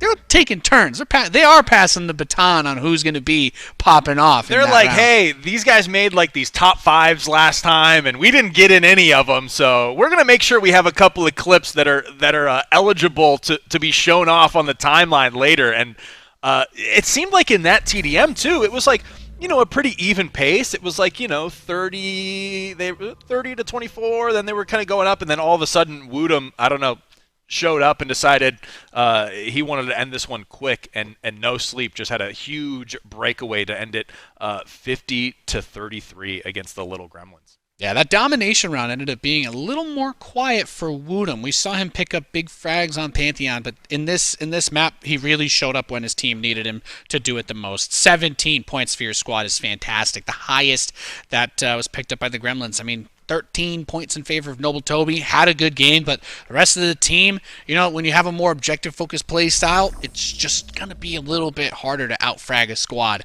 like No Sleep. Yeah. And what's interesting is there's some poetry between this series and the last one, in that, we forced that game 4. We're going to be going to Lava Well again for the King of the Hill. So, So, yeah, it'll be interesting. How are they going to play that outside area that's so hard to stand in without falling off the cliff or getting shot from 7 angles? Right. It's a puzzle, right? And the answer is how you win. So I'm very interested to see the approach that they bring to it compared to what we saw last time, and whether it leads again to that Game 5. Yeah, and I think that's my big takeaway is that like all my preconceived notions about these teams from that launch season have been kind of thrown out the window. Because before, everything was like a 3-0 sweep, and if a team took one game, generally the precedent was, well, whichever team is, has the 2 wins is just going to win that 4th game type. But now we've seen so many back and forths, it's going to be interesting to see how this one shakes out and whether Little Gremlins can force that Game 5. That's right, as we are loaded in back to King of the Hill. So one hill at a time, moving every minute, and trying to be there for as much of that minute per hill to gain those points and get that dub. Here's that bat from Cornbread, getting himself a nice dub early on in this round. A couple good shots taken out of the portal. Wow, just tap stack. He's like, oh, is the portal there? Oh, okay. Send a couple bullets the other way. See you on the other side. Comes through, clears the point. Cornbread, Okay. 5 kills to start off. My man showing off to everybody tuning in. Well, that's a good way to get it going, but they got to make sure they can hold on to that hill. Gremlins are the ones actually still getting the time from it. Yeah, and that's the one thing. It's like the impact of those kills. We saw Cornbread go on a big tear with the on-brand bat as well, but it didn't necessarily translate into any hill time. So, while that's great, he was able to open up that space for his team. They weren't able to really capitalize on it, and the Little Gremlins still have a huge point lead currently. Yeah, 40-14 is not bad at all, especially with that 250-point score. That's, they're already getting a decent chunk of the objective accomplished. Now, Visions with that triple kill's got to be feeling good. 4 and 3, has that hill control, getting those points on the board back for no sleep, has that kind of pensive circular movement going. I don't want to stand still for anybody to just pop me from afar if they get a good portal placement. But, ooh, Cornbread, well, he's back with the bat again. He's got it in the back pocket. He's ready to go on a tear. Was eventually taken down there. There's now a lot of just jockeying for that position, a lot of back and forth as Gremlins still maintaining this hill. Great portal usage. Flanks for himself. Beautiful. Only in Splitgate can you flank yourself. Right. And only in Splitgate is that encouraged. Most people look down on flanking yourself, even on stream like this, but in Splitgate it's welcomed. It's even encouraged to some degree as Noble Toby is taking down Cornbread there. There's just so many 300 IQ plays that you can make with recognizing, where is he standing, which portal walls would give me vision to see him in that position, and which of those would be ones that he wouldn't see. And that's a huge part of what boils down and making this so tough. You see, he's trying to be careful about the engage on this hill as Noble Toby, because as soon as he moves for it, Woodham has him. But at least he baited him out for Stack to get the kill. Unfortunately, Chasen is ready to lock it down too. Yeah, I'm impressed with Gremlin's kind of resilience through the offensive onslaught that No Sleep has been throwing at them. They've just done what Bork did essentially and prioritized that hill. They said, okay, as long as, if we're getting outslayed, if we're going a man down here, we just need to make sure we have that objective, that hill covered, and that strategy has worked out well for them so far.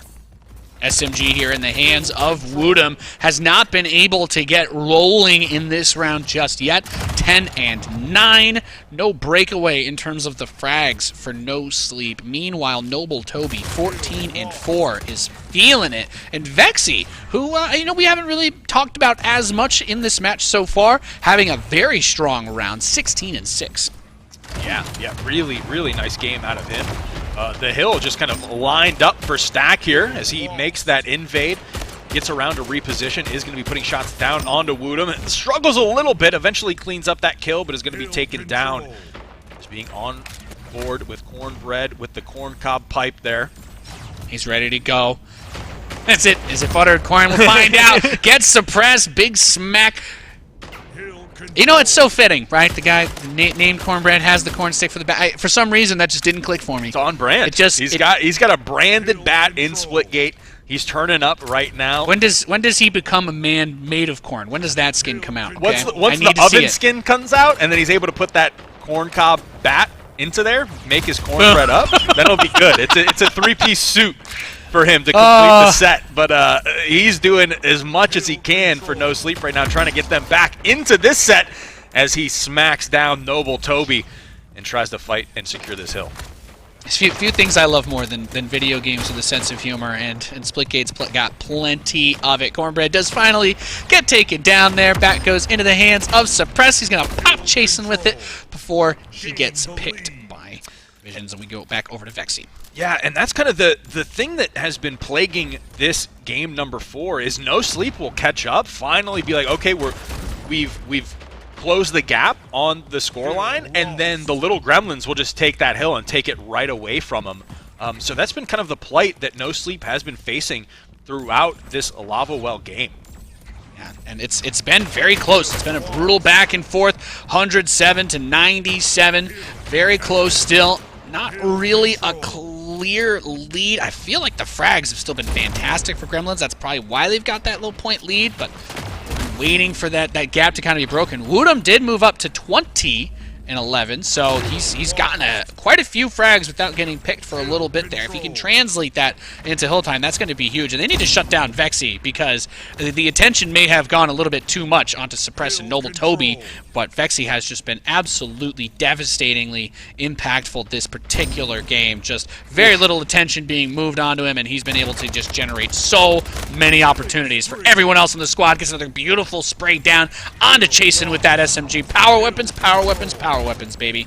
And No Sleep is doing the 80s action movie plight of running one enemy into the fight scene, like one at a time. They need to just, they're going in one man and just, I mean, it's like a 4v1. Gremlins have the positioning. They need to coordinate a little bit more and plan that attack.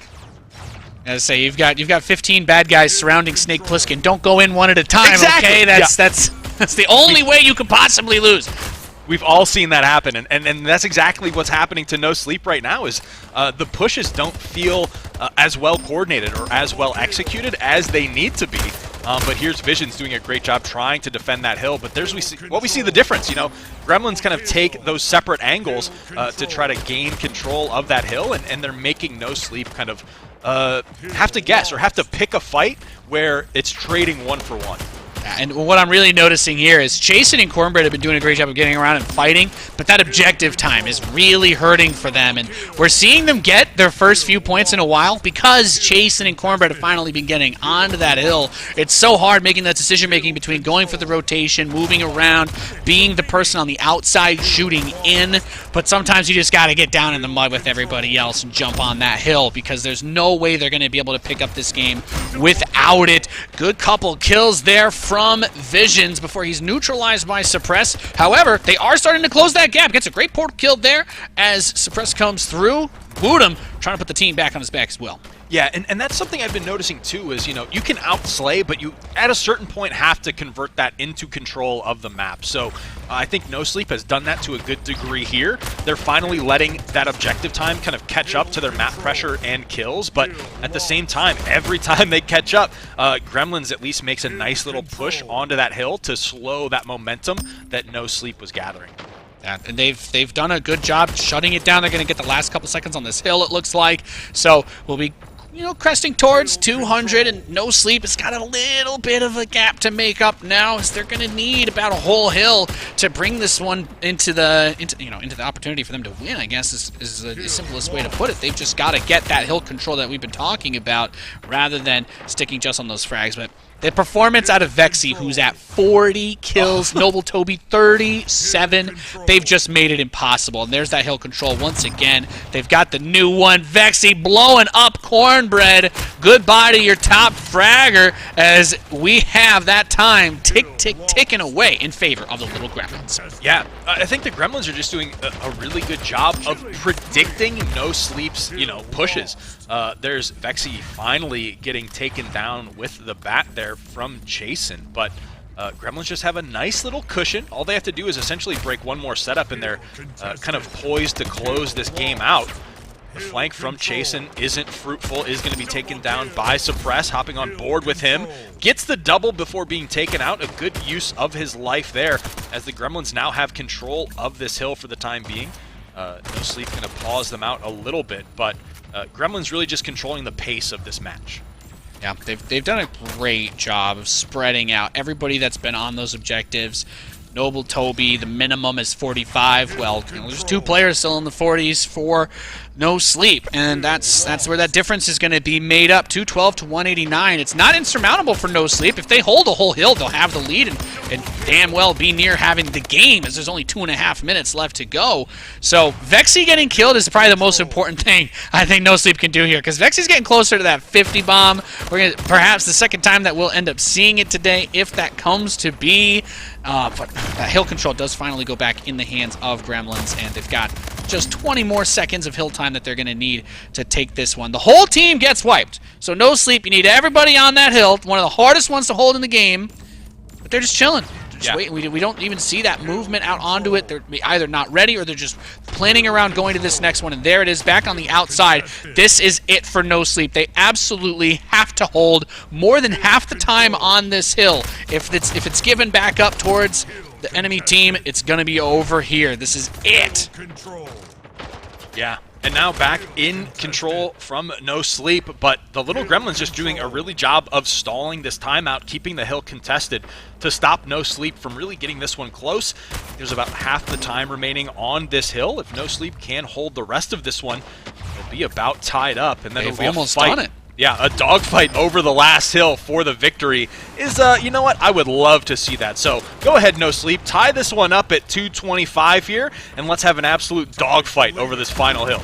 Now for them, they're playing for the match as well with that 2-1 lead right now in the series. This is for them. It's for all the marbles. So for the Gremlins, this is a match they absolutely have to win this map and bring it to that game 5. But there's only a minute left to get that last 20 points. The Gremlins have managed to get on top of it again. 235 now as they start to build up that lead. It is a very close game, but the limit is 250. So all they need to do is hold this for another 7 seconds, and we've got game 5 on the way. No Sleep. There's no more time to wait. They have to get on the objective, contest it, and kill everybody right now if they want to be able to take the match here. Vexy, the last man standing, is able to secure those points. Everybody died except Vexy. They got the last few kills, and look, 51 frags to 21 deaths. Vexy, MVP of that round, keeps the team in it. What a game. So we have beef right now. I would give it to Noble Toby for the MVP because that triple kill. That's true. It brought them back. It opened the door. Just enough because it put all of No Sleep on their death timers. So that triple gave them the setup for that last hill. But we can do some film review and decide on if we disagree on that. I think it's a good thing. It's a dual MVP because citizenship. the two of them.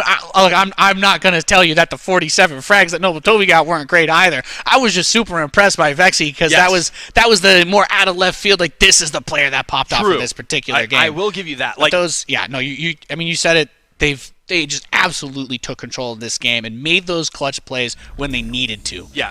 Vexy was the Captain America picking up Thor's hammer. Yes, right? I'm okay with that. But Noble Toby was the Iron Man snapping. Right? Okay. He kind of works for me. He put an end to it, but Vexy was like the spoilers, by the way, for production is very concerned about our 3-year-old spoilers. My apologies, ladies and gentlemen. Yeah. So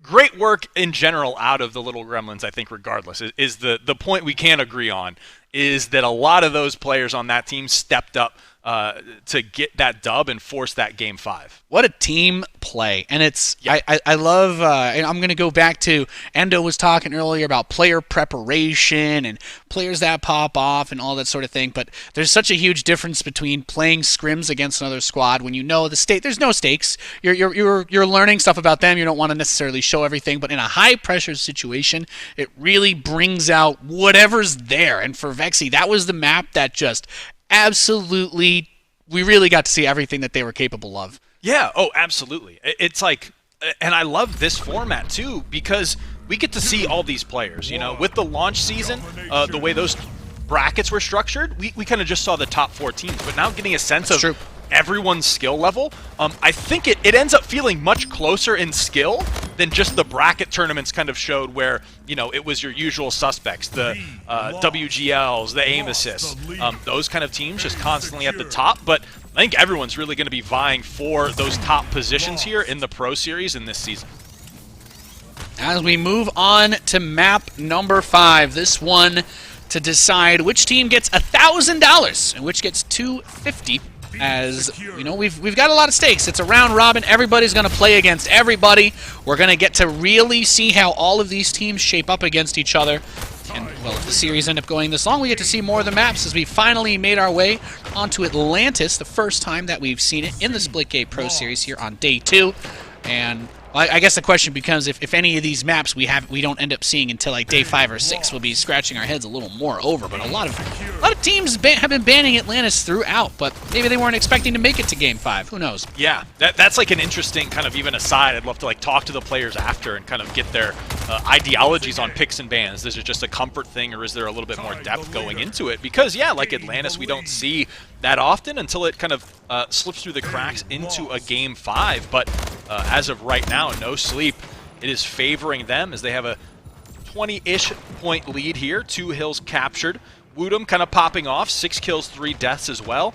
A lot of the members for No Sleep much more kill heavy than the Gremlins, but the Gremlins have kind of had that you know, higher level game sense of being able to control those objectives. So going to be interesting how this one shakes out. Yeah, so many tight corners and those portal walls. You have to be so careful on Atlantis because you really you don't get that long line of sight in a lot of these positions. And if you're dropping these portals, especially through this middle area, it's the ultimate kill zone. If you step through that middle, you better be ready for someone to be shooting at you from every possible direction. And meanwhile, you're going through these hallways. You've got a bat. Got to be checking those corners. Let's see what action Suppress can get done. 9-2. With that bat. I mean, Atlantis is just a really fun map to play with this bat because there's very few spots people are going to catch you from when you're running around out here. Yeah, you can kind of just, you know, traverse the whole map without having to walk the whole map and keep those tight corridors favorable to that bat play. So here we see Suppress trying to find an angle, work his way in here. Swing and a miss, swing and a miss. One more strike and he's out. Going to be taken down regardless there as No Sleep continues to maintain this kind of just 2-hill rotation, keeping the Gremlins off spawn, and it's working out so far for him. Now that we talk about on Atlantis as well, that bottom site, the B hill, always being a big point of contention as, you know, even with some of the changes that go through, you still don't have a crazy amount of portal walls down there. So it just comes out to, okay, we're going to fight. And there's kind of portal walls at the bottom of these stairs, but for the most part, you're really just playing through, okay, I need to land my shots and just kill this guy before he gets me because I'm not going to have a whole lot of flanking opportunities here. Right, and what's interesting about Atlantis, too, is it's really hard to make a play on those outer hills without that B hill control. So a lot of times it feels like those pushes are kind of on the back end of controlling B, and here we see the Gremlins kind of flip it into the triple cap as they work their way back into this one. But definitely harder to hold that triple cap on Atlantis than, say, what we've seen on Highwind. Oh yeah. If you want the B hill, you're going down into the trenches. There's no other way to put it. You're not really giving yourself a whole lot of escape options. It's an all-in. It's an all-in. It's a one-way ticket to the B hill. But of course, those triple caps are invaluable. So you have to have somebody who's willing to make those plays to kind of be your YOLO player on your team. And maybe that's Suppress. He's 15-4. He's been loving the bat. We've been seeing a whole lot of hammer action out of him. With that beautiful skin, he's going for the 80 portal grenade, shutting it down to open up the path for himself, and looking for someone to introduce that bat to. Taking some long carbine shots on to chase him. This is what we were talking about, though. You play around those stairs, that little divider kind of blocks those shots from where that stairwell goes. So you only have so much space to play with. There's not really a whole lot of portal walls in that bottom zone. Yeah, you're kind of just saying, like, I'm either going to take the B hill or I'm going to die. Like, there's no really other plays out of there, so you've really got to be coordinated with your team in that push, in that setup. Here's No Sleep with, I think, their first triple cap of this Game 5, and they are starting to extend this lead into a comfortable range. Having to scrap a little bit, Chasen not able to connect with that bat. I'm not gets that double. What a fast glimpse we just got to see of two people trying to chase each other with portals, but not finding each other for 10 seconds. Another beautiful little bit of madness you can sometimes get into in Splitgate. Using that plasma rifle to defend that B hill is Visions, and he has been doing a great job with that. Suppress, though, double kill as he heads to the bot side to try and clear that out. I love that in Splitgate, like the chase through the portals is like the closest thing you can compare it to is like in a Scooby-Doo cartoon where they're running through doors. Like it's like the same door opens and the same guy comes out of a different side. Is basically the equivalent of what's going on here. As there is a nice Woodham kill. Going to be taken down Stack to control this B hill, trying to take this double cap away from the Gremlins. And you only get the vision through your own portal, right? So anytime that you're thinking, okay, well, I'll just chase him through his, and you're like, oh, now I'm in the ocean. Oh, boy, wrong spot. Didn't want to be here. Yeah, exactly. There's so many like cerebral plays, so many things you have to be thinking about while you're just trying to play the game, that it's always impressive to me what these players are able to do with their portals while hitting shots at the same time. And Team No Sleep has been doing a really good job of holding down that B hill so far. We see Vexy able to finally get on top of it, but trades out. When you trade the bat for a punch, it breaks my heart a little bit. I won't lie. It hurts. It hurts, but they managed to close down that bottom side once more. Chasen has it, trying to anyway. As the Gremlins are on their way trying to claw it back. 433 to 557. So once you hit that 600 mark, that's when we start to worry. But we've actually had that comeback happen already in this match. Yeah. So I don't know. Maybe I'm a little too anxious myself just seeing him get that close. I think we've just been too like coddled by the launch season, in like where 3-0s were just the thing that happened. We're too used to the 3-0s. Like comebacks like weren't a thing up until the Pro Series officially kicked off yesterday. So we're kind of doing a self-reflection in our own analysis of how these games kind of go, and you're seeing it right here. No Sleep on the cusp of that 600-point mark, but Gremlins currently controlling 2 of those hills, trying to work their way back into it. Yeah, all you got to do is get that triple cap while you're down 150 points, and boom, boom. It's as easy as that. It's just get a triple cap, right? Well, I don't know. There's really not many other ways, but we'll see here. Gremlins only down about 50 points now, so not too much of a task to ask. But unfortunately, Vexy not able to make the play there on Woodham, as they still have that bottom position held down. It's so hard to engage into that spot if the team is willing to leave a player or two there, as those portal walls end up getting blocked, and you just don't have a whole lot of room. Suppress comes down with a railgun, though, gets that double kill, decapping the B point from the enemy team, but No Sleep only need 50 to win this one. Yeah, only need 50, but Suppress is definitely turning up here in the second half. Taking down 2 for the double kill, putting that railgun and shotgun. There's the triple cap. And the triple cap. If it ends up happening exactly like as you can't kind of keep like getting away with it, like said it all smarmy, like there's no way it could happen again, and it happens again, I might need a longer commercial break production if this game 5 just is the exact same game 5 we saw before. That's when I'm gonna get the text for 1047. Can you stop caster cursing the games and making jokes about triple caps, okay?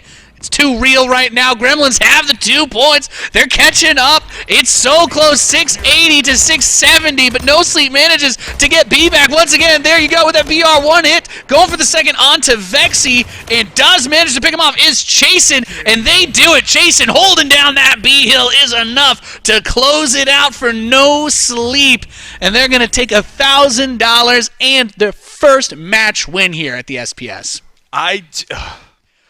There's too many thoughts in my head right now. Mainly because now I'm looking towards our, back end of the matches. Match 4 and match 5 today. I don't want to jump the gun, but that's where like the heavy hitter matches are. So we'll focus on this one, and then I need to get into what's coming up because it's about to get even crazier. But No Sleep, I don't even know if it's a clutch anymore. I don't know if it's a comeback. These two teams are just so many times. These two teams ended up being a lot more even than I initially anticipated. I really liked what we saw out of No Sleep on that first King of the Hill on Pantheon.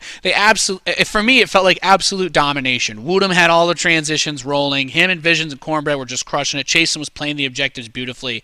But then we got to see Vexy step up. We got to see Suppress pop off and Stack play those objectives really well. And it suddenly turned into a whole different ball game. But that frag potential, that frag out ability, I think that we saw out of especially Woodham towards the end was just a little too much to overcome. But they won by the thinnest of margins, so I can't say that it was like, oh, they made a ton of mistakes. It was just a couple of things here and there. I think, and that's probably how these teams are going to progress throughout the Splitgate Pro Series is going to be like, it's not going to be like, oh, this team is better. It's going to come down to, players, then even decision making at a more granular level of like the difference maker in these games. Did they push for that B hill at the right time? I think Gremlins made a little bit of a disconnected push to retake that B hill. Then Woodham was able to come down and really, and Chasen as well, like clutch up in those final seconds to just control that bottom B hill with enough time. But I think we need an outside perspective. Yes. I've been too entrenched in it right now. Give me your thoughts, Endo, my man. I need to know what was going through your mind when you saw it when that triple cap happened and they all of a sudden were starting to bring it back in the final seconds again. Yeah, this is what I call an old school Splitgate game. Both teams are just so evenly matched, and both teams, I could tell their game plans were totally thrown out the window. It was just down to simple: who is better, who is going to make the better plays for their team, and we saw plenty of those from both sides. And I thought it was really interesting to see how you couldn't know the outcome of like even up to the last 30 seconds of the game. It was very exciting for sure. Yeah, I like that we were like joking about, it'll be like the last Game 5, the Unicorn Series, and then it ends up almost happening again, where Little Gremlins got the triple cap. They ended up only losing by 20 points. So, yeah, an absolutely insane series, and I think you're right. These games are just going to get tougher and tougher to predict from an outside perspective, and it is going to come down to just decision-making and play-making within the game itself. Yeah, the biggest thing for me that just really jumps out is we get to see like these players kind of have their breakout moments. I think this one too, right when we got to watch Woodham really came into his own in this match. We didn't get to see this kind of fire from him yesterday, and then Vexy on the other side down the line. Endo, we were talking about that difference between the practice matches, the scrims, and playing in these high pressure situations. You can really see how that pressure brings out the most that some of these guys have. Yeah, the stars will shine in moments like these, and Vexy, that was one of them. You were talking about who did better. Was it Noble Toby or was it Vexy on that lava well? The stats do play a part in that, but my vote was Noble Toby just for the clutchness. Just to chime in That's on that fair. one. Yeah. That's great. I love being right on the desk because I have a horrible, like, you think Caster's curse are bad? I have like a Caster's like rain cloud above my head if I ever try to predict or say anything. So I'm glad to just have like people in my corner kind of thing. It makes it nice. That's fair. And I've got nothing bad to say about Noah Toby because that was a fantastic series out of him. But it's so hard, right? When we look at a match like this, we're like, okay, well, one team wins, obviously, but it really was as close as it could have possibly been, within 20 points on that final match, and on Atlantis, no less. How much do you think that played into it with the way that final game ended up going, Endo? Yeah, it's you got to give No Sleep credit for the win. They're the ones who clutched it at the end. And what I will say, just as kind of like free advice to both these teams, don't get discouraged. Don't get too high on yourself. I felt like both these teams weren't exactly coordinated like we were seeing out of a WGL or a Portal Demons. They got their work cut out for them. No Sleep definitely should. You take those W's all day long, anytime you can, anywhere you can get them. But yeah, they definitely have some work to do. I think both teams do with their coordination as a team. Yeah. All right. Well, what an end to that match as we get to see. Always awesome. We get a team getting their first dub, and well, there's going to be some work need to be done on the part of Gremlins to get back from that 0-2 hole that they're in. But we've got more Splitgate action coming your way. We're going to get to it after this break. We'll be right back.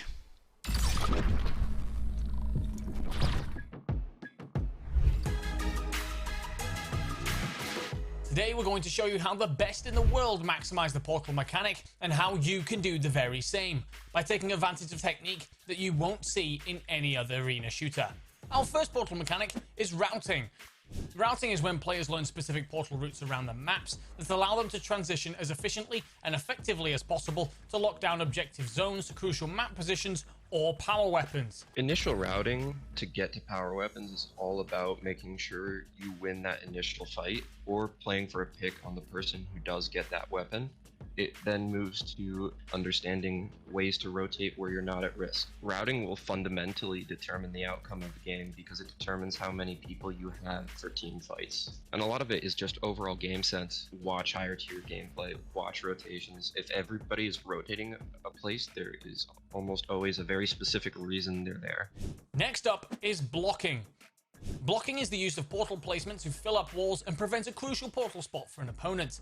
This is often used to provide better defensive cover when locking down objective points, bottleneck opponents, or strangle opposition movement around the map. When you're on the hill, you're going to be the #1 target on the entire map. Most hills have multiple portal walls. If you leave them open, you're kind of just hoping people don't take them. On the lava well, 2 times in the game, there'll be a hill at the bottom of the bridge, right? One on the blue, one on the red. On the backboard behind the red and blue spawns, that backboard's really like a big threat for you, but you can also use the portal wall that you're facing on while you're on the hill to kind of peek through it and peek the other side of the map. And the final elite portal mechanic of the day is, of course, triple portaling. Triple portaling is when a player places 2 portals, then slightly crosses through the first opening to instantly place a new portal elsewhere and step back through. The best players can do this at incredible speeds, and this allows them to make insane plays. It really allows you to move the map fast because you can get to the other side of the map in like 2 or 3 seconds. It lets you rotate like really late on King of the Hill. Really good way to get the power weapons fast. Like once you get the mechanics down, you need to learn where all the portal walls are and how to use them properly. That's like the main skill gap of Splitgate. So there you have it, 3 of Splitgate's elite level portal mechanics explained by 3 of Splitgate's top players. The question now is, how will you step up your game?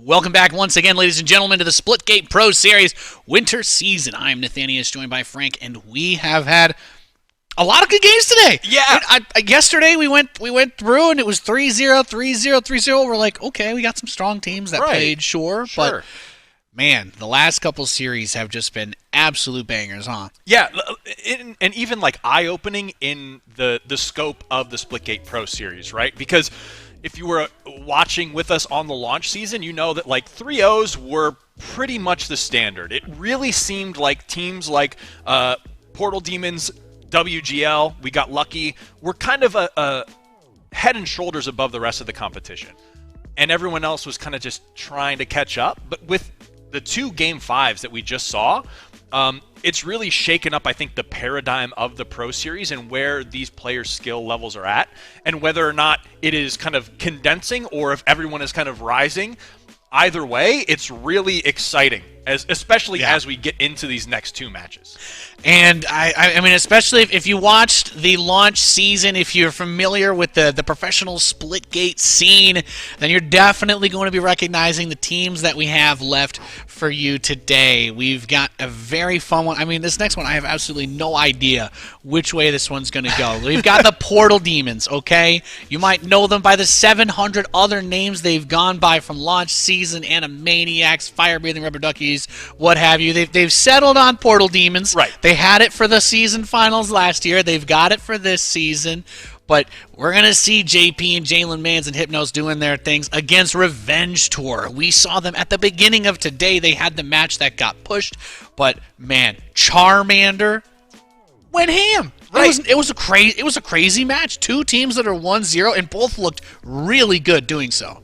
Yeah, absolutely. And I think you brought up a great point with them both being 1-0. So this is like it feels like it's just a number, but being 2-0 versus 1-1 in terms of standings and potentially facing relegation is a huge gap.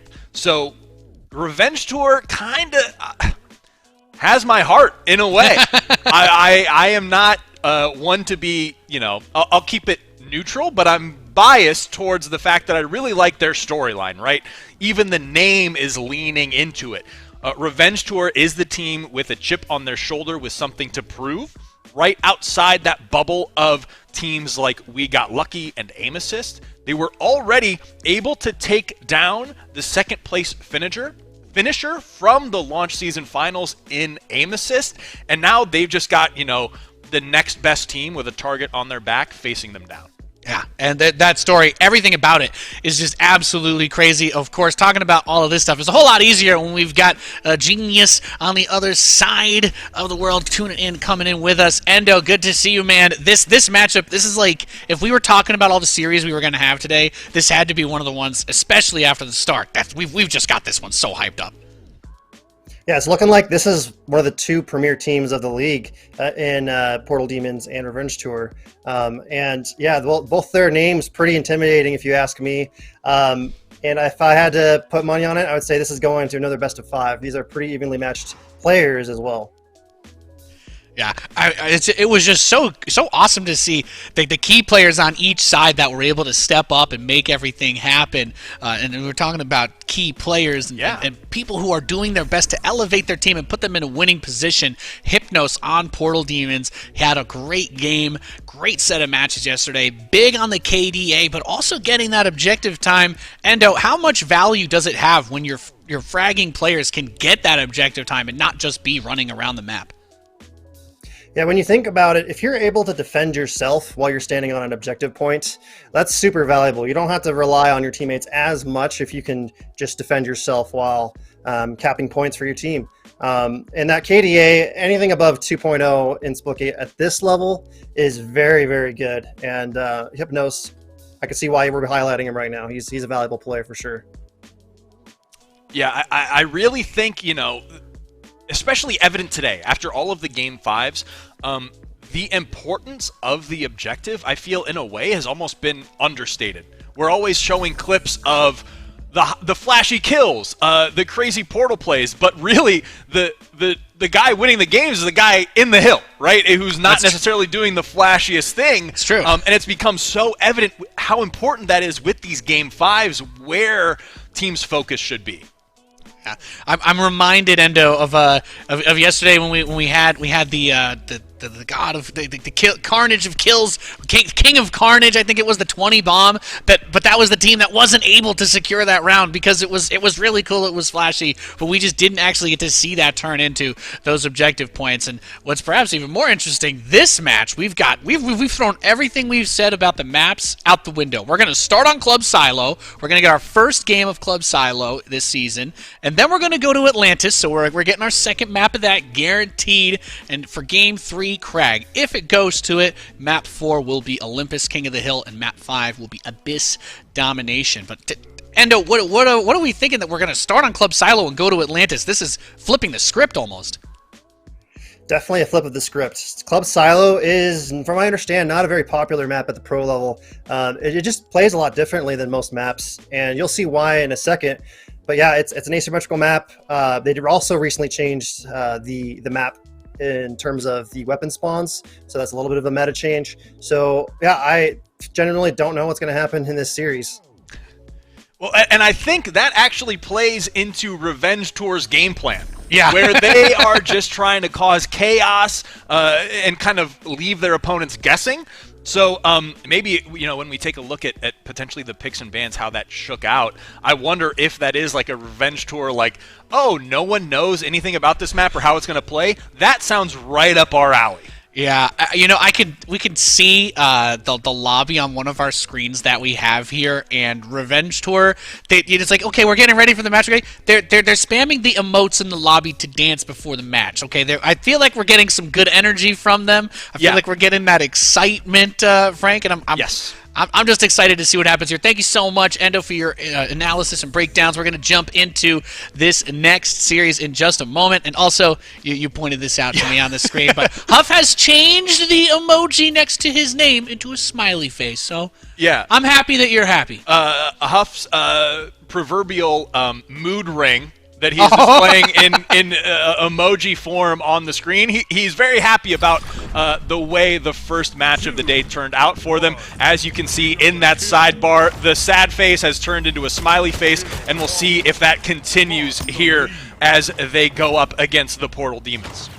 That's right, and we are here on Club Silo, a map that, well, I'm going to be honest, it's the first time that we're seeing here in the Splitgate Pro Series winter season, but to the best of my knowledge, this had to be, if it was played, the least played map that we had last season in the launch season. It didn't really get pushed into that rotation, probably because we didn't have the pick bans and it wasn't really a popular pro map. So situations like this where a team says, let's just make everything as difficult as possible and just try to just beat them, in a more chaotic environment. Yeah. That's where we're headed. I think it's really about just taking teams out of their comfort zone. I think Revenge Tour is perfectly fine being uncomfortable, as Swooty is off to a hot start with 5 kills, no deaths, and 12 points. So a great start for them. And yeah, I think they just like to kind of test other teams. Just be like, well, we might not be familiar with this map, but we bet you're more unfamiliar with this map, and we're just going to hedge our bets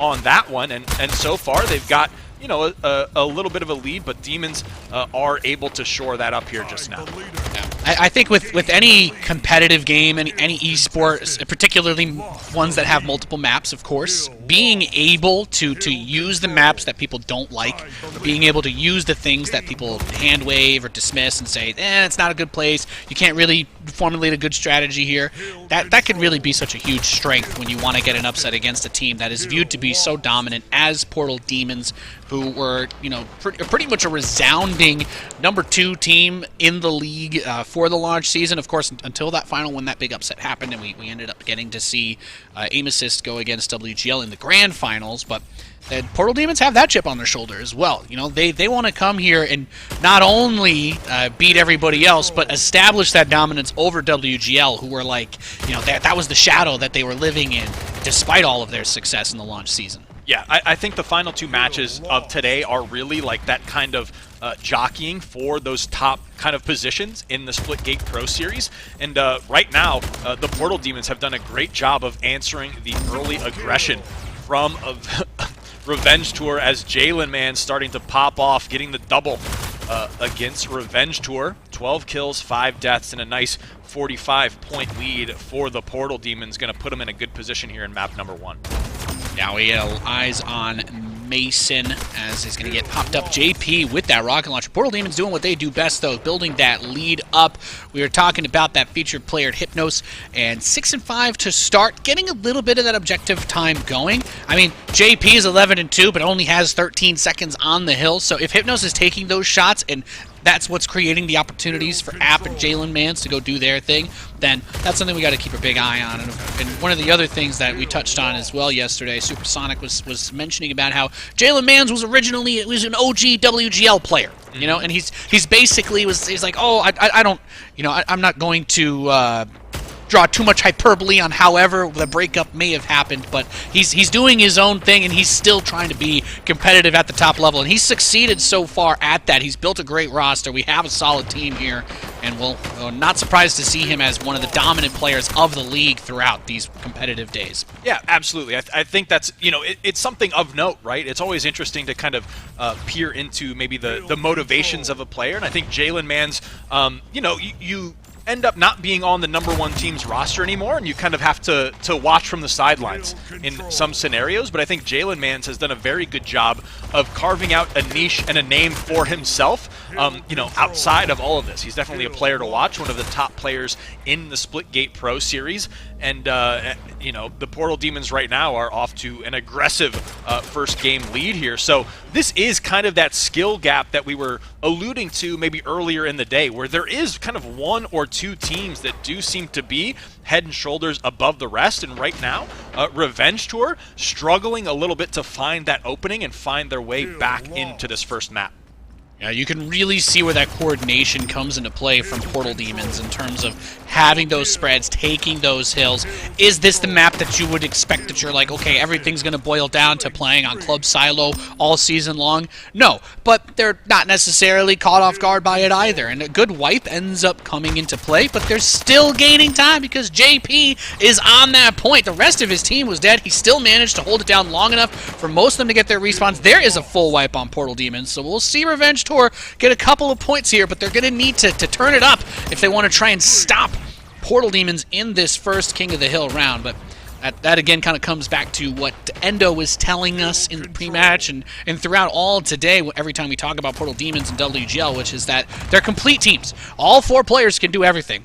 Let's face it, we have hardly talked about App. He's 18-8. He's killing it. He's got the second most objective time on the team. Look, I know we have a lot of games to get through, but sometimes it's hard to cover every single player, but every single player on this team is crushing it. Yeah, and App is someone who, yesterday, he was a strong performer in that objective time, but not necessarily in the kills department. And today, he's kind of, you know, rounded himself out and kind of placed a little bit more focus on the kills while maintaining focus on those objectives. And that's just, I mean, the Portal Demons are you know, getting dividends off of his just slight change in focus. And sometimes that's what a team needs too. We kind of saw that earlier. You know, if say Zyber's not having a great slaying game, then switching it up and focusing on that objective, kind of recognizing your role in the team. And if you're not hot one map, you know, you just shift that focus. Don't try to force it. And I think App is doing a great job of that. All of the Portal Demons just really kind of filling in the gaps in their own roster, even within the same game itself. Yeah, and it's gotten them off to a great start. We've seen that coordination. We know that the skills can pay the bills, and they definitely do for the Portal Demons, who come into this match up. They both have won their first series overall in the league. The Portal Demons, of course, they have that standard. They have that, you know, that reputation, that history now that they've built up. Good kill onto Jalen Mans by Mason, trying to shut down some of those hot top fraggers. Going for JP. Almost had Hypnos there as well. And App is sitting in the corner. Look at that, the coordination. All 4 of them holding down the objective together. That was maybe like 2 or 3 of the objective points that JP has, but he was there when he needed to be there to set up that opportunity to get the defense. There's the punch in Charmander's face. Get back in the Pokeball. Sit down. We're taking this one. And what I love, too, is that Mason even made a really solid play on that hill.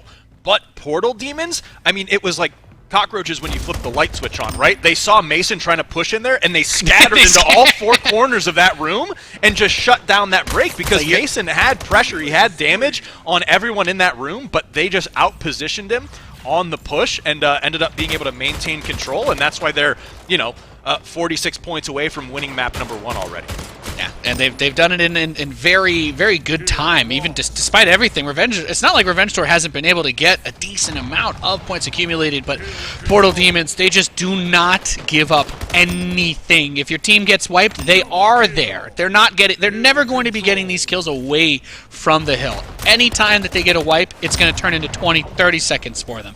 And they've just been phenomenal at that. We're actually still seeing a pretty even matchup in terms of the frags being spread out across both teams. The problem is that, again, that coordination from Portal Demons is really just starting to shine. The kills, it's crazy looking at the stats just because it is pretty much entirely boiling down to objective time versus anything else. And the standout to me right now is when we're on board with Portal Demons, the game itself looks slower paced because they know exactly the decision they're going to make next. So they don't have to kind of whip their camera around, try to check multiple corners. They know exactly where they're going to portal, where they're going to shoot, where they're going to pre-aim, all in that stack order. Whereas like Revenge Tour, when we're on board with them, the gameplay itself feels more fast-paced because they are having to play more hectic, whereas the Portal Demons know exactly what they want to do in the moment, and that's why we see almost a 100-point lead for the Portal Demons right now.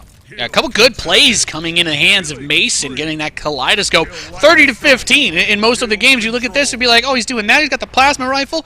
Okay, well, clearly this is the team that's winning the game, right? But it's just, again, it's just a testament to that objective awareness that Portal Demons always has. Revenge Tour is doing their best to try and bring that back, gets that plasma rifle again, actually gets another triple kill onto App. Mason trying to start his own Revenge Tour right here in the middle of this game.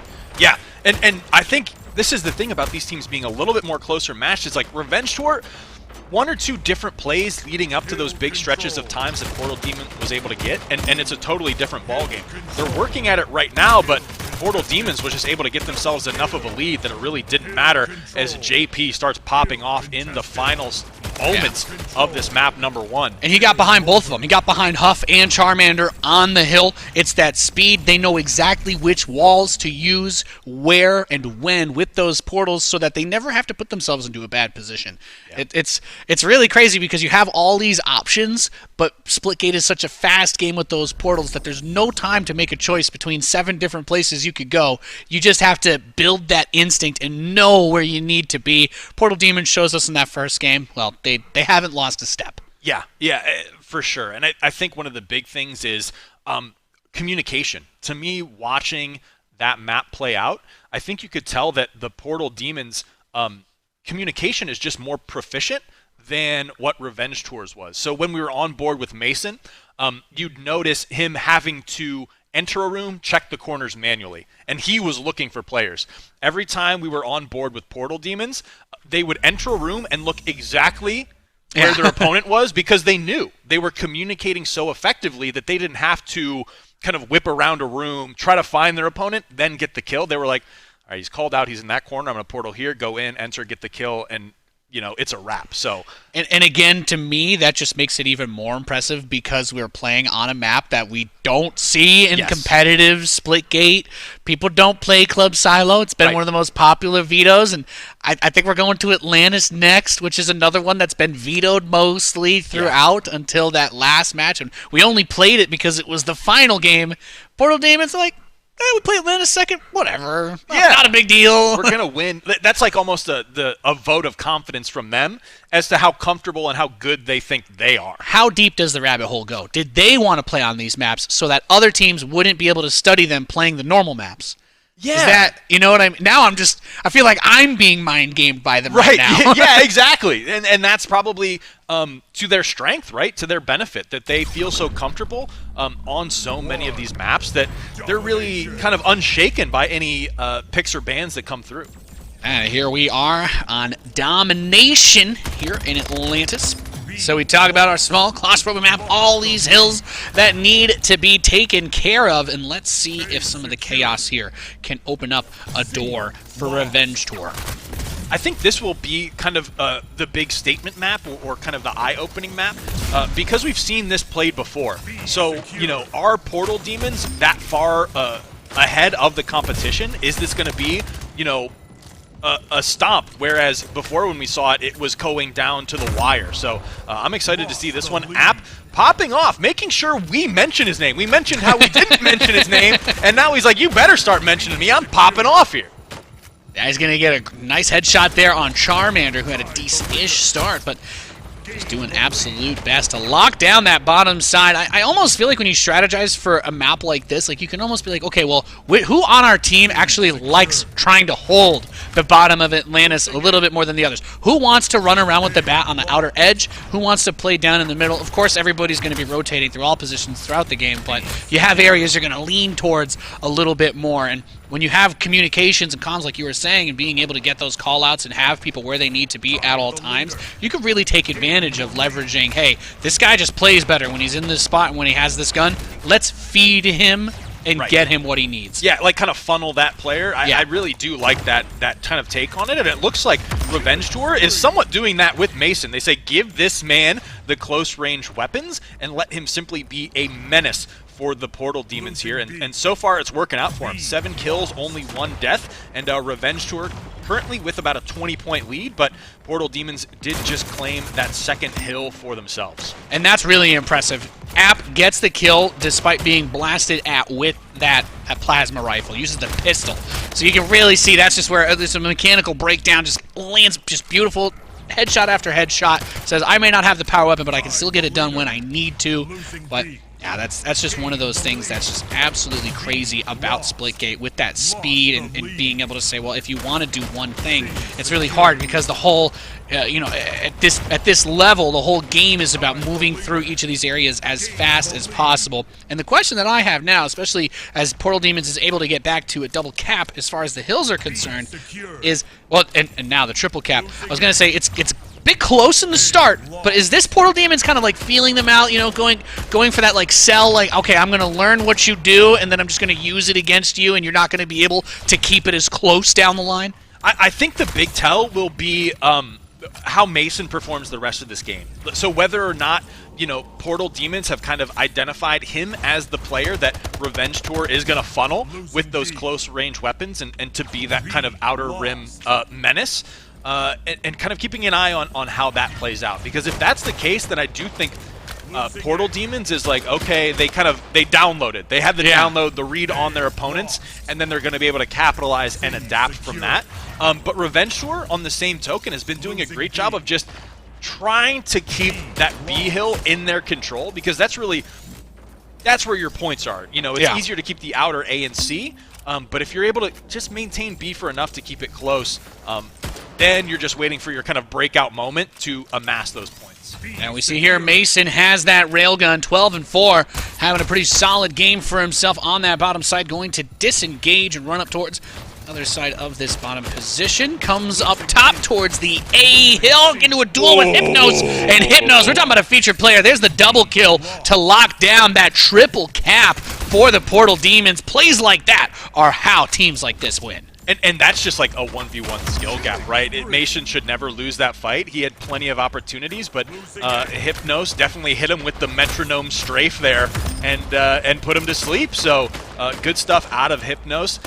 And this is another kind of instance where, you know, kills, deaths, and even points in the hill don't tell the entire story. Hypnos only 65 time in, Mason with 80, more kills, less deaths, but it is just Portal Demons playing the game more than they're worried about playing their opponents. Yeah, because I don't have like a ton of things to specifically try to look at to criticize on the part of Revenge Tour, right?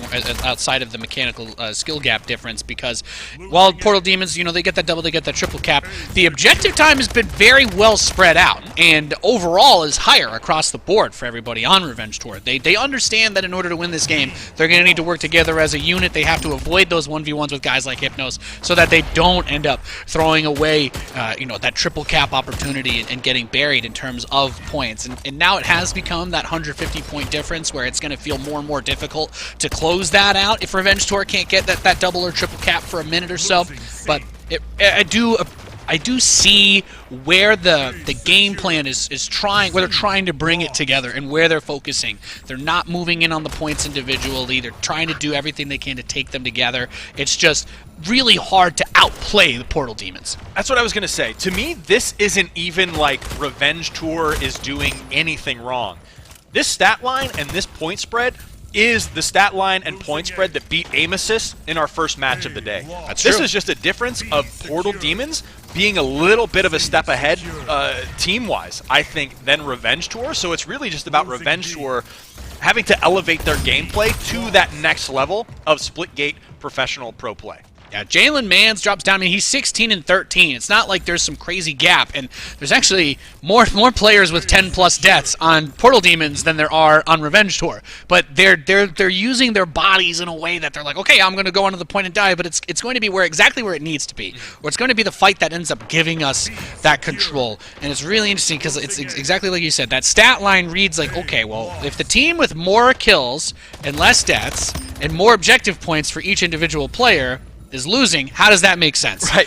Well, it's because Portal Demons they have completely optimized every choice that they are making. If their whole team is going to run in and die, it's going to be that one time where they do wipe the enemy team and like, okay, well, we still have all of the points. Or it's going to be forcing them to fight somewhere away from the hill so that the respawn timer ends up being able to allow them to come back and get that future denial. Right. It's the nitty-gritty of the game that we haven't even gotten, you know, dug that far deep Is down. it too early in the season to be diving into the intangibles like this? I don't know, but here we are. Of like flipping spawns, of, you know, blocking spawns, all of that we don't even, you know, necessarily get into, because it takes a game like this to kind of point out that is even a factor in some of these victories.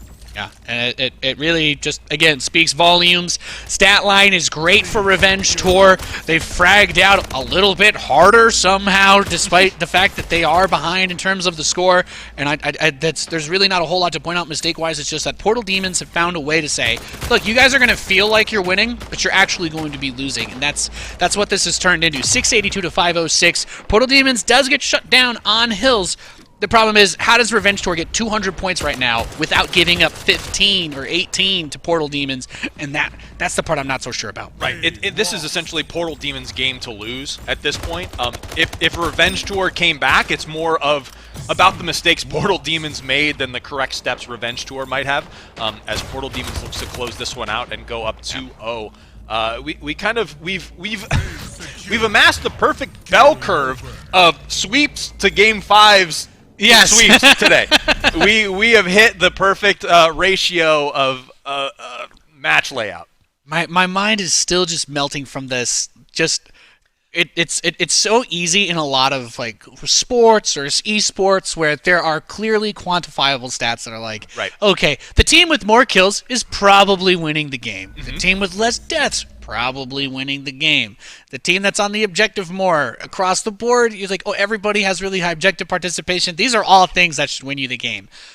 But the intangibles, the communication, the mechanics, and the way that team moves together and where they choose to take those fights does end up being what decides it. Even this scoreboard it almost doesn't make sense if you just try to add up the score individually and you're wrong. Like, how is this even possible? Right. Well, that's just how good the Portal Demons are, man. Exactly. Yeah, it is like, you're like, just looking at that, you're like, oh, Huff, 205, wow, 25 kills, 14, they must have won, right? Their top guy has more than the second, their second has more than their second, their third has more than their third. How did they lose? Then they lost by 200, and to me, that's where Splitgate as the game itself starts to shine in terms of what you can do in the game, because you can reposition so quick and set up all these kind of heady plays against your opponent. Kills and deaths aren't necessarily like a metric of straight-up performance. To be honest, I mean, I think that's one of the cooler things about Splitgate. Even the way that we try to do the presentation here, it's like, yeah, the kills are cumulative. We don't really take tabs on the assists. And somebody's like, why? Kills are the only thing that matter. Well, if you just watch the game that we just had, no, that's the team with more kills didn't win. So yeah, and I think it also comes down to, and I'm sure Endo's going to break this part of it down, but their ability to take those 1v1s like we were talking about means that, you know, obviously they weren't all on the point together for them to have less cumulative time than the enemy team. Each person was able to do their own thing autonomously and win a lot of those 1v1s. And that's, again, that's the mechanics coming into play. Yeah, you guys are getting more kills because you're working together and you're on the points together, but you just can't catch all these different guys running around all over the place as we move in to Team Deathmatch on Crag. Yeah, now this one's going to be interesting for sure, because this one does take one of the factors out of the gameplay, that objective time. The objective just becomes slaying. I think if Revenge Tour was going to chip away a game in this series, it would be this one, as Charmander already on fire here, 3 kills, 0 deaths, but Jalen Mans does have possession of those rockets, playing it patient. I like this. Doesn't want to Amazon Prime the rockets over to Revenge Tour. No, absolutely not. Want to get as much value out of those for yourself as you can. Jalen Mans with that rocket. And, you know, I remember seeing in that launch season, Jalen Mans with that rocket launcher on Olympus. We got to see quite a few games of that, and it was some of the most fun I think we've had. He's like, okay. Does that count as styling on him? He technically cost his team the point that he would have gotten from that kill with the self-report. And that might even be one of those things that him taking the player out of that position is more beneficial than his life. Like, that was his plan. I'm just going to trade myself for him. Like, I break this because it was a 3v. I think it was a 3v2, so the 1v2 then for his teammate ends up being more beneficial. Just one of those, like, you know, it's probably worth it in the long run. I don't think I'm intelligent enough to even try to comprehend that level of mind games being employed by Jalen Mans, but that's the reason why these guys are so good. However, been close enough to start. Like you were saying, we take the objective part out of it. We know that this team can work together very well and get those frags in dominant fashion. We saw it earlier, especially with Charmander in the TDM. We already know Mason and Swooty can get it done, but if Charmander's able to pop off and we have that third player that's doing really well in play here, that's maybe where things turn around. Revenge Tour currently up 17-12, trying to stave off that 3-0 bell curve that we were talking about as Swooty gets a nice pop there, headshot onto Hypnos. Yeah, I'm really impressed with Mason and Charmander right here. 6 kills, 2 deaths for Mason, and Charmander 8 kills, only 2 deaths. And then Revenge Tour with that 5-kill lead. I think they're doing a really good job of playing a little more reserved than what the Portal Demons are right now. I think Portal Demons, after going up those 2 maps, expected this one to be a stomp too, but, you know, Nate, they're not expert analysis like we are on the desk. They weren't looking at those stats and said, you know, we saw that the Revenge Tour outslayed them in that game and that it was those X-Factor plays out of the Portal Demons that made the difference, but here in TDM, it's just kills and deaths, and right now Revenge Tour kind of living up to at least the stat lines they showed us in that previous map. As an FPS noob, you say something like that, and I'm reminded of how grateful I am to the Splitgate developers that there are not multiple areas where you have a portal floor and a portal ceiling, because I would be the guy that they would style on so hard they just trap me in a free fall forever and just dance around me and never let me escape. Yeah. So to that end, yeah, maybe they don't have those numbers in front of them, but we definitely know they've got those skills. They've brought it back pretty much all the way here. Jalen Mans finally able to get something going here. Killing spree between that assault rifle and the shotgun, getting a lot of damage in across to Revenge Tour. Yeah, Jalen Mans definitely just a star player for this Portal Demon squad as they tie it up.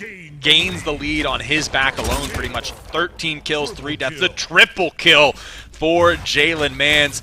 Kind of single-handedly getting his team back in this one, as we see that stat line on Charmander and Mason has been evened out. Only 10 kills, 5 deaths for Mason. And then Charmander, in the span of a few minutes, going from 3 deaths to 7. So big plays out of Jalen Mans. I like that the engagement realizes he doesn't have the man advantage, is going to back up off that, but then He returns to the hunt, the shotgun to the face. Another the shutdown on collection Charmander. Agency. Oh, beautiful, beautiful plays out of Jalen Mans. I was going to say App had a kind of a tough start with the 2-7, now 8-10 as well. So this is a team that has started to come together. We talk about this. Sometimes that earlier phase, a little bit more even, but then once they lock it down, once they get their rhythm going, it gets so tough. Charmander picked off one more time. He was up to I think it was 13-6 or something, and now he's 13-9. So 3 swift deaths in a row have just made it so hard. The team's been really keying in on him because he's been such a strong player. He grabs JP, but here we are back with Jalen Mans, getting him again, 18-3. He's only died 3 times. Maybe he gets picked off now because I said that, but damn, he's playing a great game. Jalen Mans has gone on an insane I was going to say. Fantastic. Yeah, let's go. Every engagement he has initiated up until just now, it was a multi-kill, and he walked away like scot-free. Like he just Agent 47 the Revenge Tour like 3 times in a row. The Silent Assassin came through, and the Portal Demons now, where they were behind, are now just 5 kills away from taking this in a clean sweep. The fact that it was like 11-18 early on in here, now 48-35. Portal Demons say, "Yeah, we need to establish dominance over everybody in this league. You guys played a really good match, but we made the adjustments that we needed to, and this is our dub." Portal Demons win 3-0. I'm just gonna say it again. Jalen Mans 24 kills, 4 deaths in the whole game. And the crazy thing is that like 20 of those kills happened in like the last 3 minutes of that game.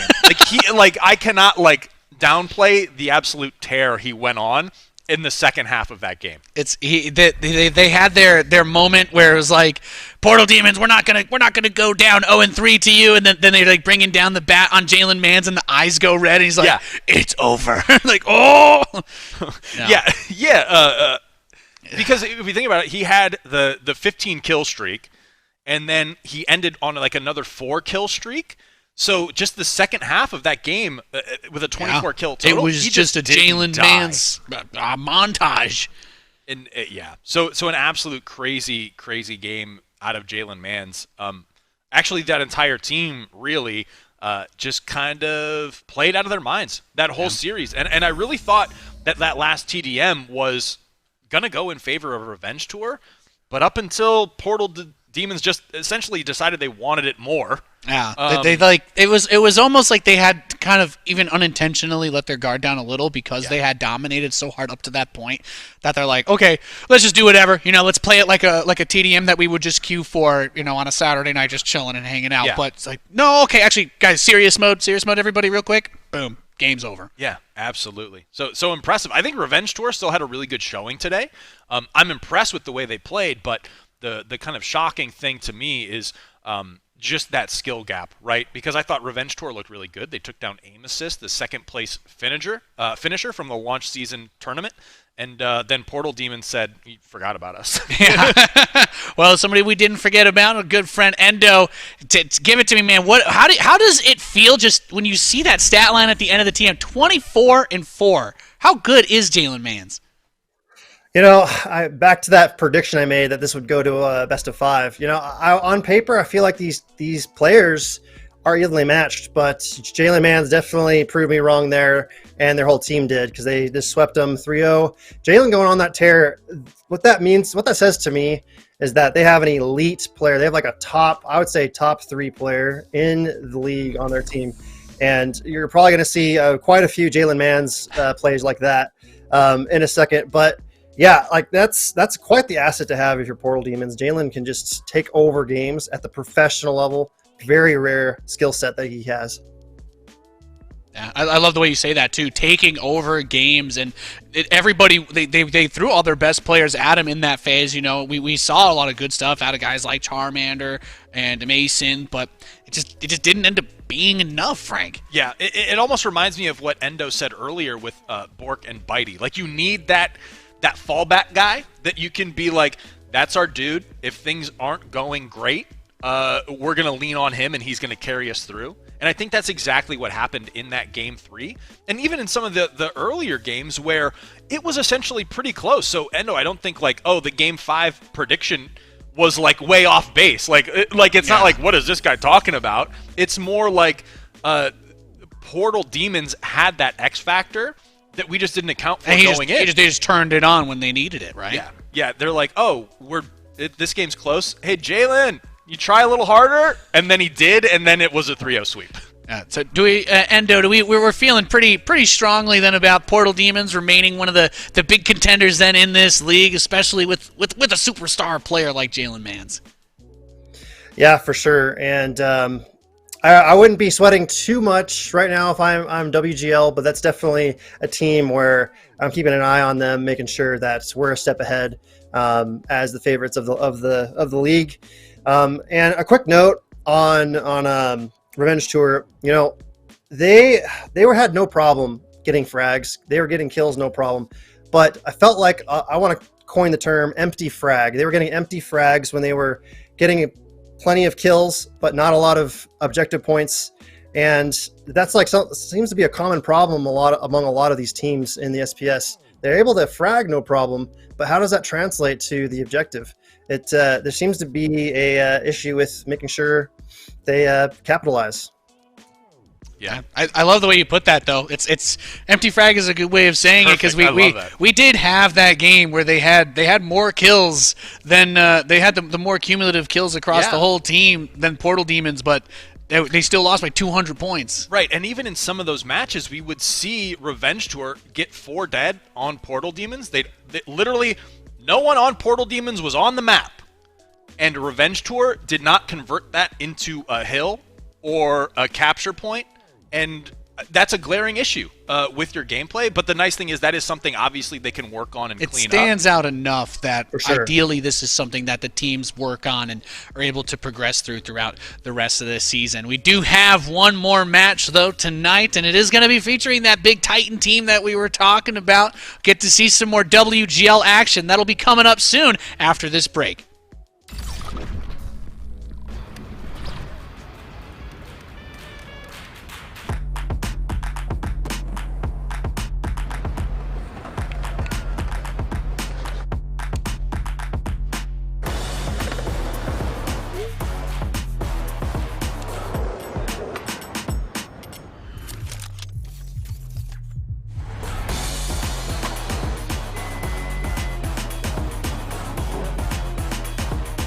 Nice play.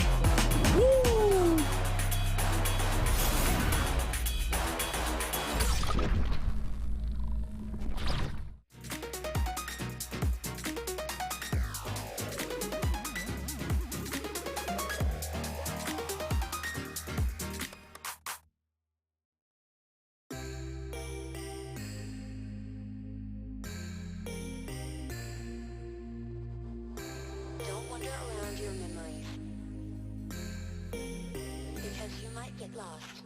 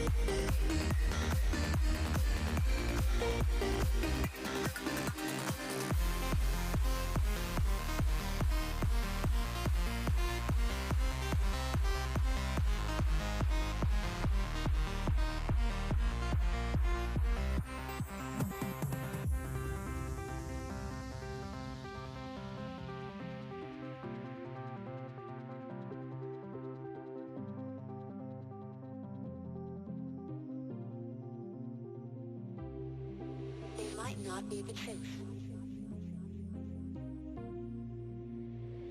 That is true. It's what you want it to be.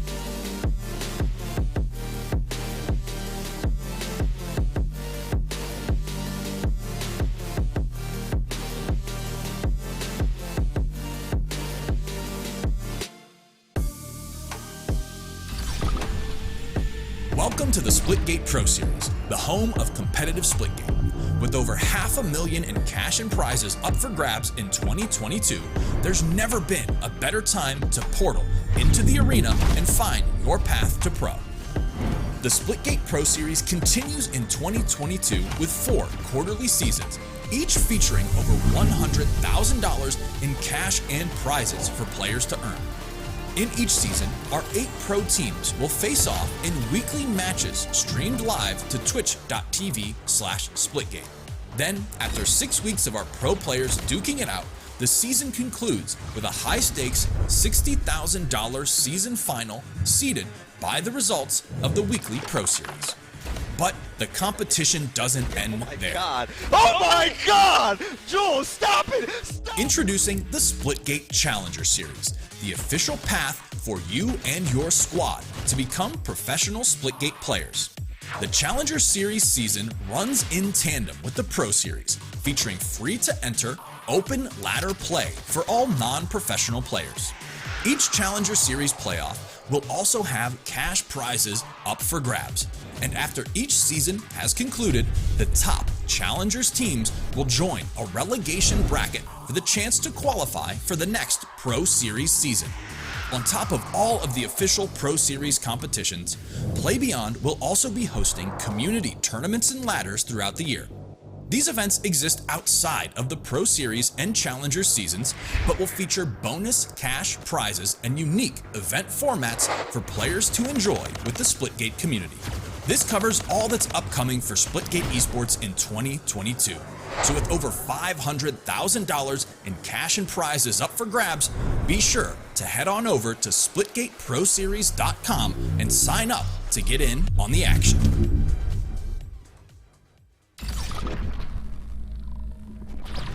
That's right. Welcome back to the Splitgate Pro Series winter season. I'm Nate. With me is Frank, and well, you heard the beautiful narration. Yeah, it was good. Over $500,000 in prize pool this year for professional Splitgate. Come on, there's so much action. It's awesome. Great ways to get involved and participate. We've had some really fun matches today. We got to see Portal Demons come out and do their thing and look way, way too good doing it. Yeah, they looked super solid, and you know, I feel like Revenge Tour kind of gave away that giveaway. You know what we should do?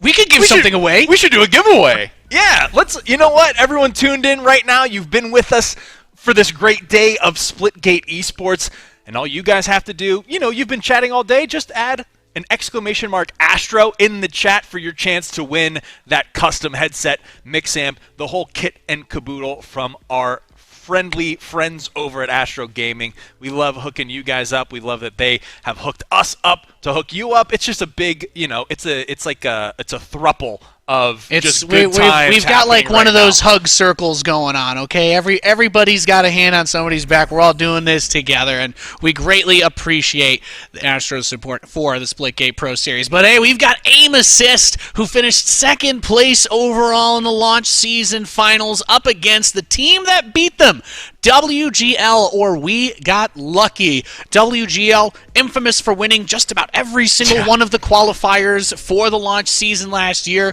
We got to see them just kind of style on everyone. They were really strong. They were really powerful. And one of the things we're keeping our eyes on, we expect them to be the top team to beat this year in the Splitgate Pro Series is, well, will Aim Assist get their revenge here? Are we going to see them draw blood?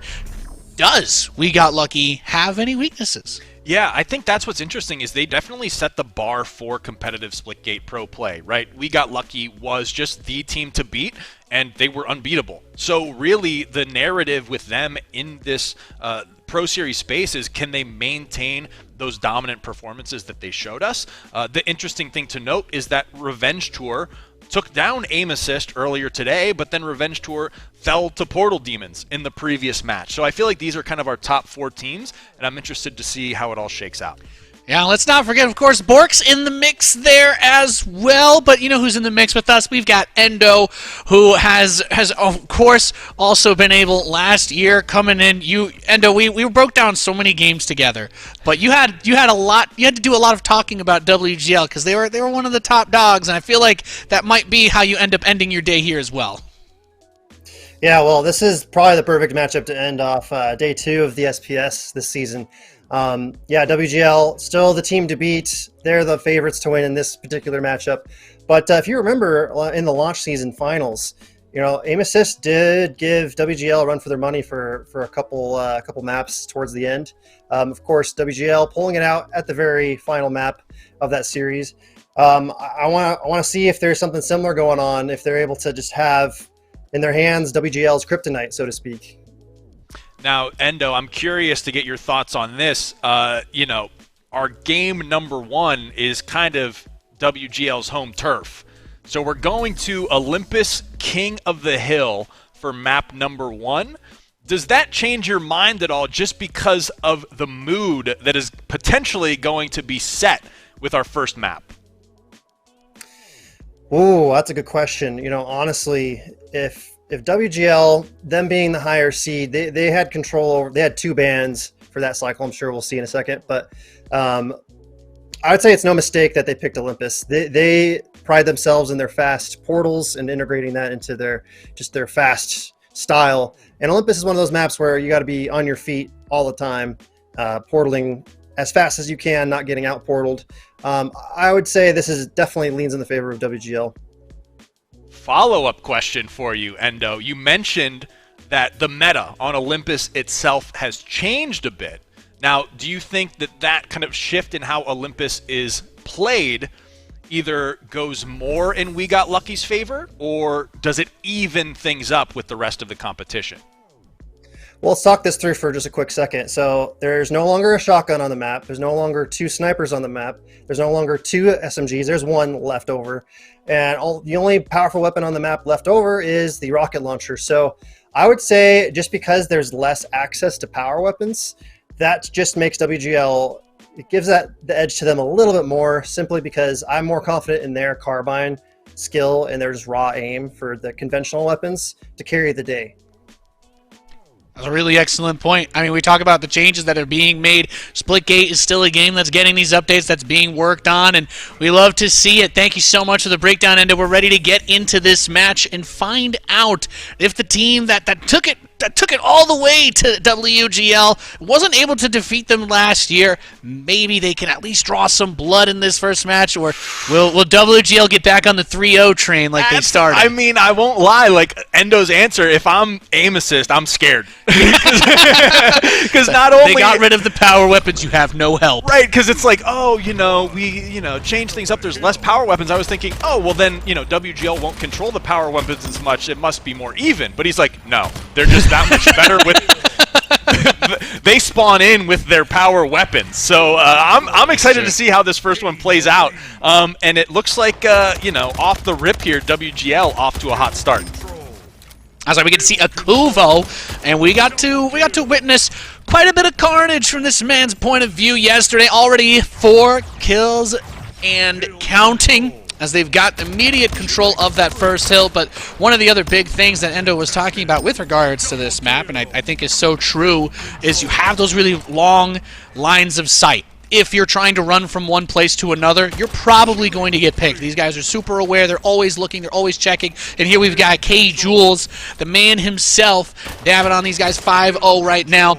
But the bigger thing is those rotations and that coordination, a lot like we were talking about with Portal Demons, where their movement is always very precise.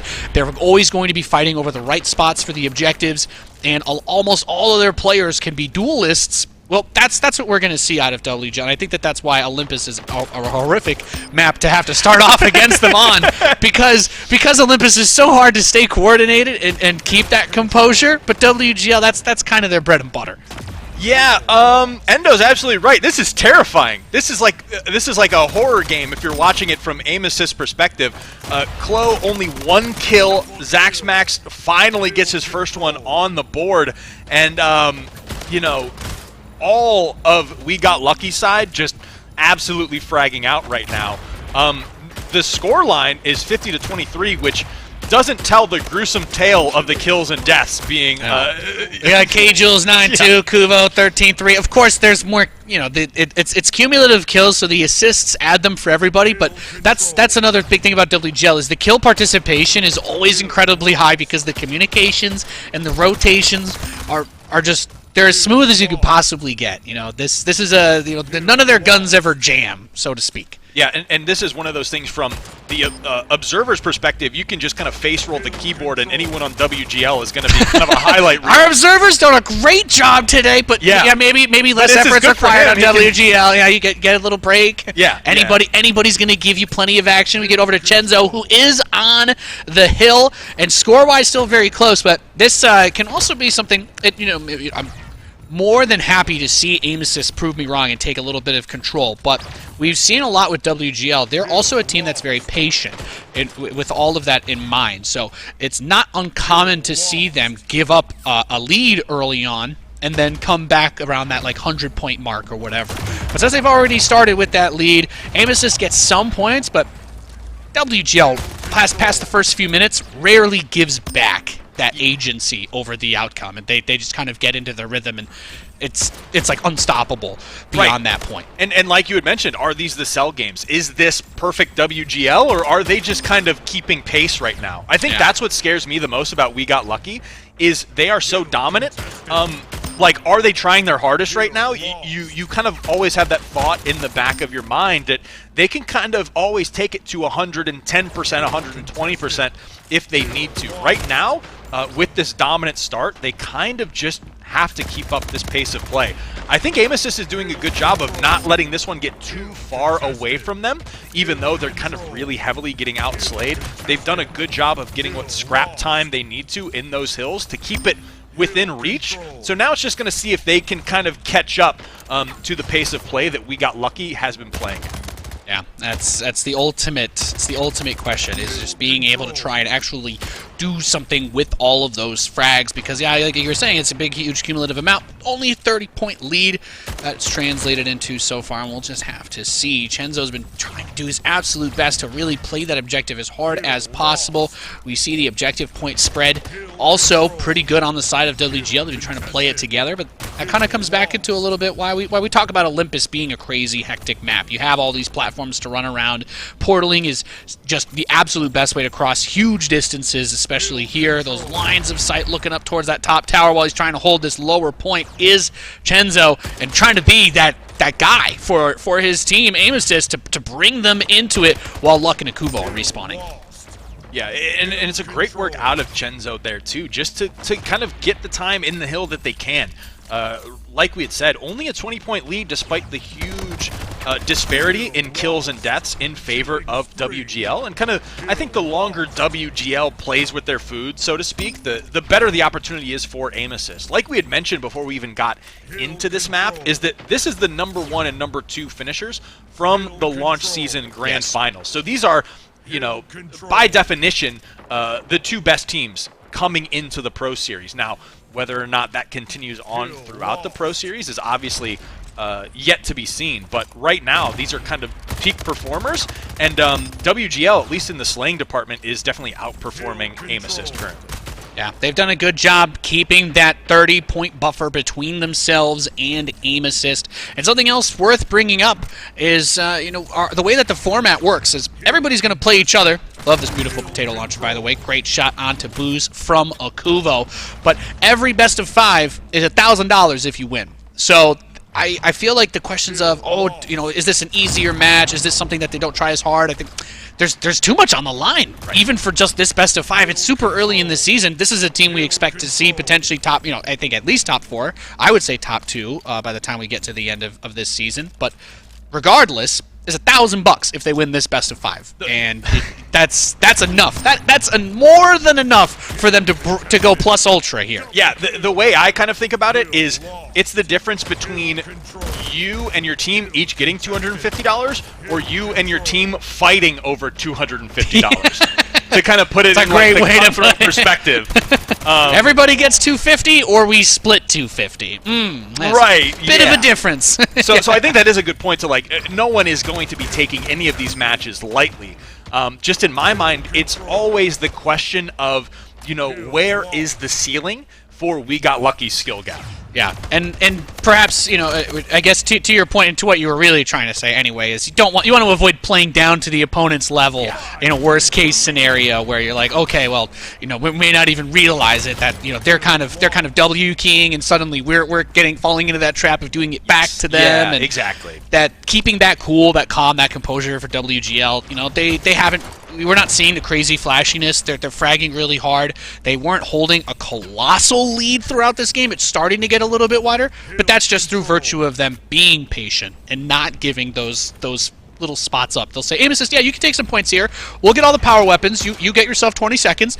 Then we'll come get 60 seconds. I think what's interesting, too, in just the way some of these split-gate game types, just the game in general, can play itself out, is you can almost run like an exhaustion strategy on your opponents because of the mechanical intensity of portaling and the brain intensity that requires.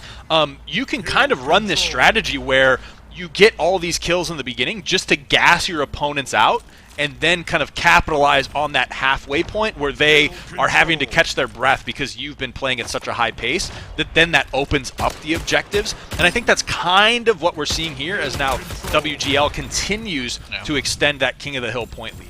I was going to say, if you've played some old school strategy games, that APM ends up being a huge factor in a game like this. Being able to keep those hands warm and moving, even in these situations, right? K. Jules, only person alive on the team there. We just saw Chenzo move up and pick him off, but they only just got the hill, and their team starts to respawn and come in. So we'll see how much more time they're going to be able to carve out here.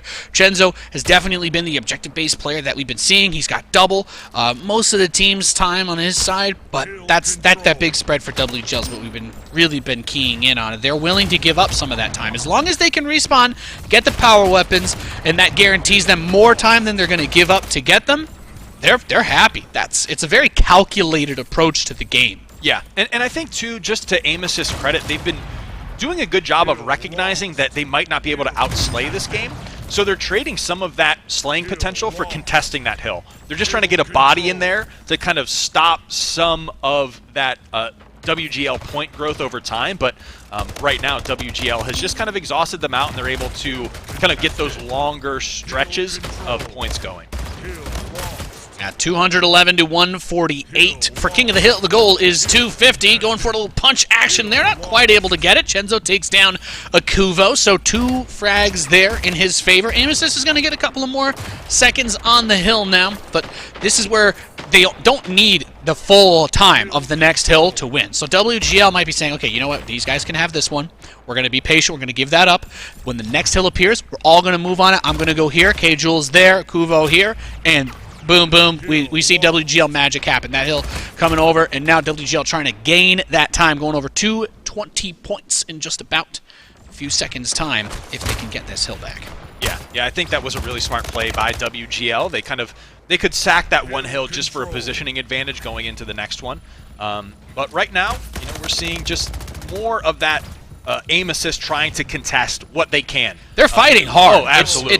It's so hard to get more than 10 or 15 seconds at a time off WGL. And WGL is going to make them pay for every single point that they grab. Killing spree coming up now for Akuvo. 39 and 18. K-Jules and Maddie are both over 40 frags. The whole team's going to be there by the time this one's over, and that's that kill participation. That's that coordination, the communication. It's all coming together beautifully. Yeah, and aim assist is just in that tough position to where they can't really be sacking any of these hills. They need all of this time because not only is WGL kind of threatening to end the game with 250 points, but the clock is at their backs as well.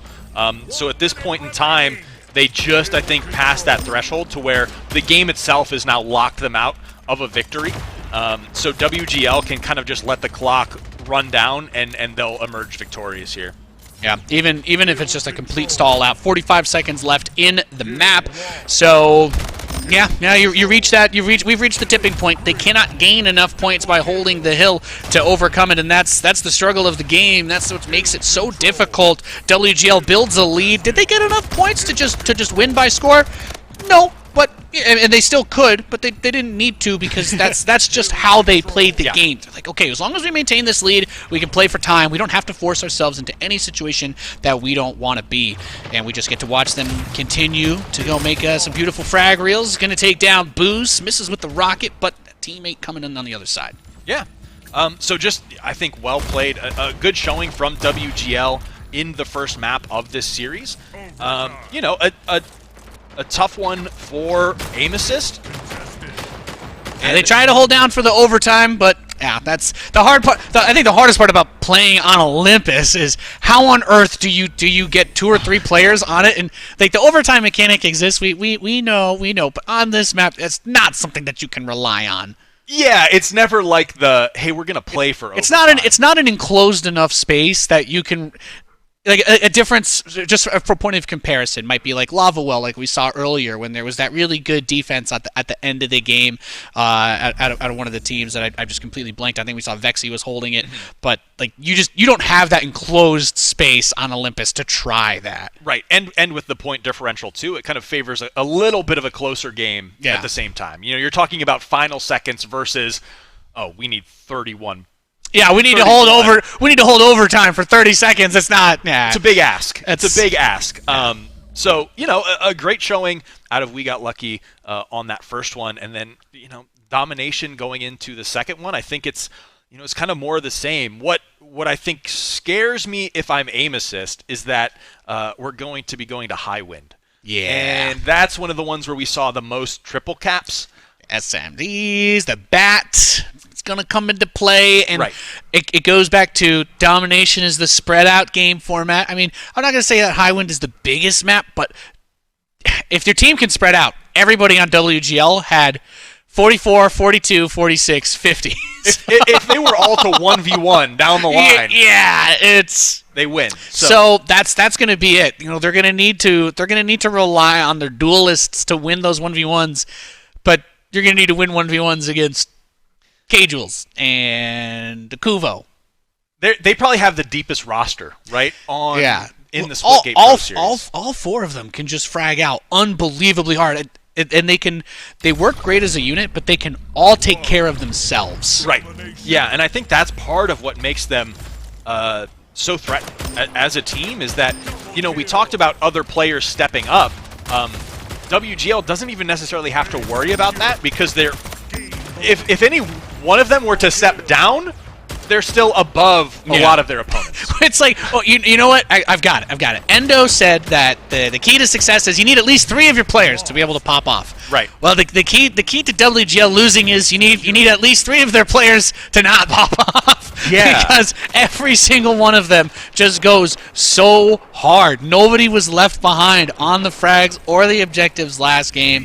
So here we are, WGL with the quick triple cap, all 3 points early on, 40-point lead, just down to BNC now. But it's this is it's already kind of lining up with the expectations we had going into it. And you know what? That just reminded me too. You were mentioning APM earlier, and that's been kind of in my head for a minute here. I would love if 1047 implemented a PPM stat, portals per minute. Little APM counter, all the clicks and all the extra stuff. Yeah, no, I love it.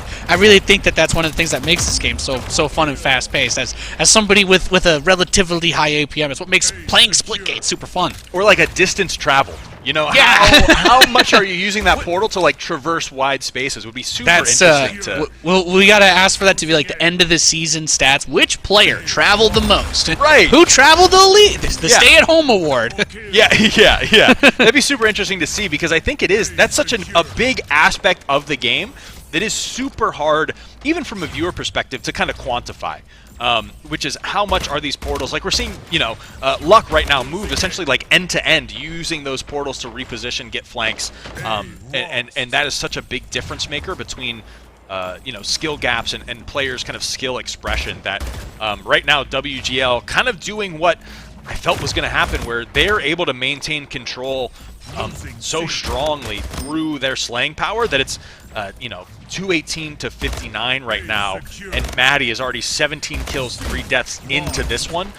It's like a high win speed run at this point. Yes, they 240 to 66. They have hardly held less than 2 points at any given time. And let's face it, we're probably going to see a couple more triple caps throughout this one. We are just seeing WGL, a well-oiled machine. They're like, okay, yeah, we're going to come in here. We're going to establish ourselves again, be dominant, get $1,000, walk out of here, and just get ready for next week. See what's happening with the rest of the Splitgate Pro Series. But at the very least, every team knows that they do have to play against them at some point. And I felt like for Aim Assist, as one of those teams that was coming through in the qualifiers last year, they had a decent amount of matches against them, and they kind of figured some stuff out.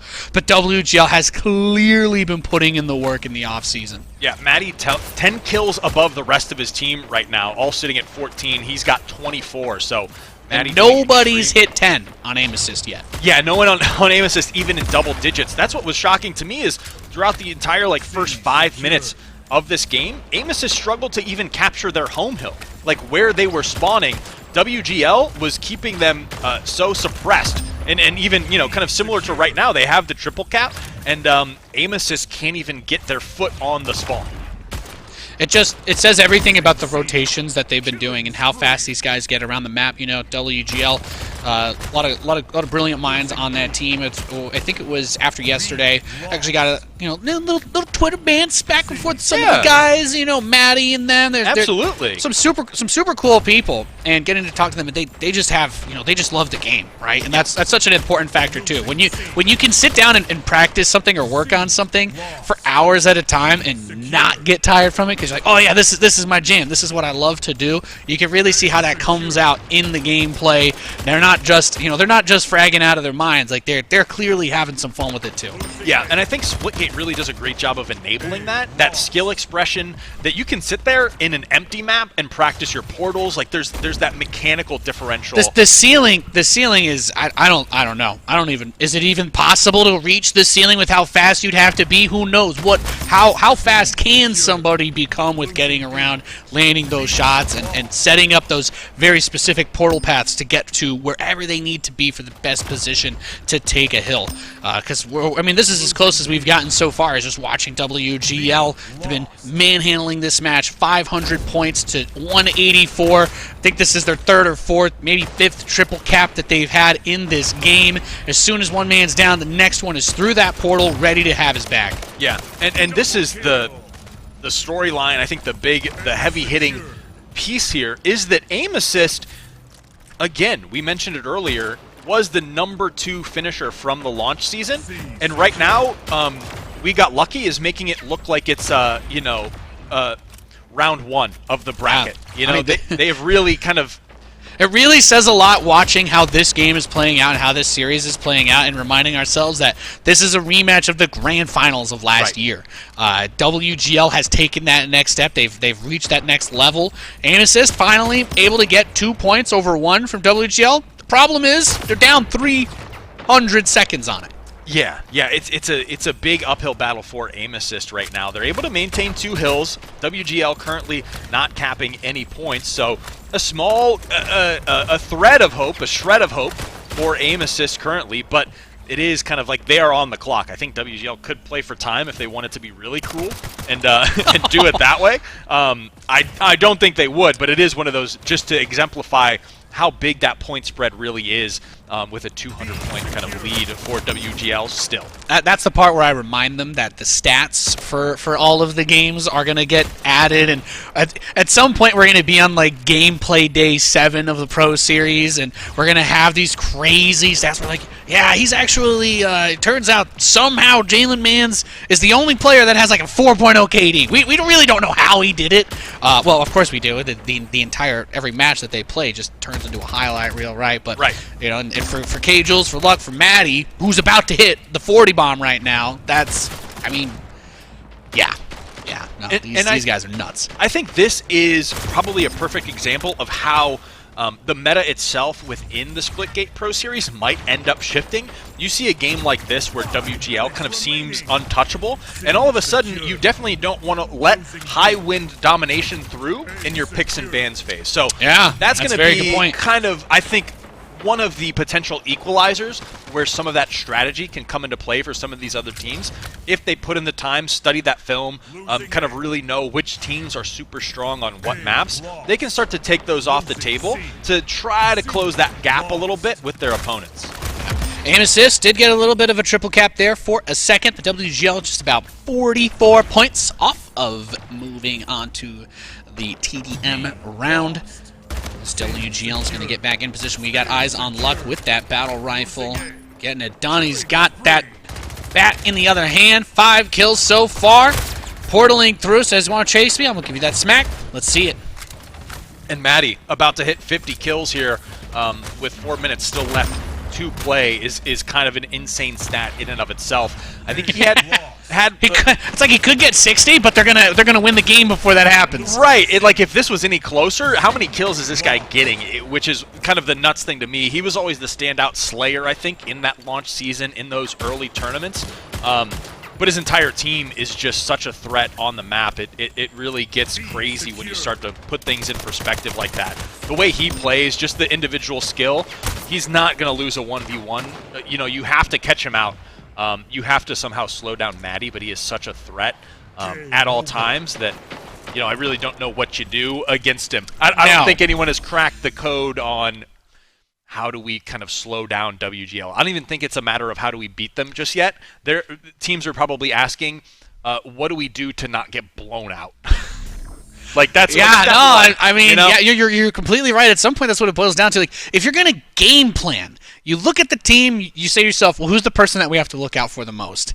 And on some teams, you might say, okay, Zyber maybe, Jalen Mans. Right. You can point to somebody. You can point to one individual, but you're like, okay, well, K. Jules, right? He's the guy with the flashy name, and he's people love him, that energy, but.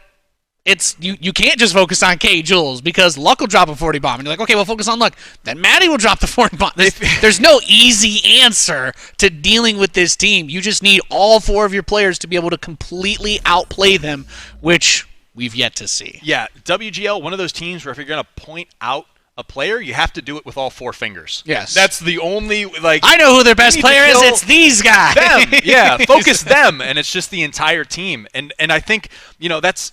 interesting to see. Yesterday it was like, okay, yeah, WGL, they played well.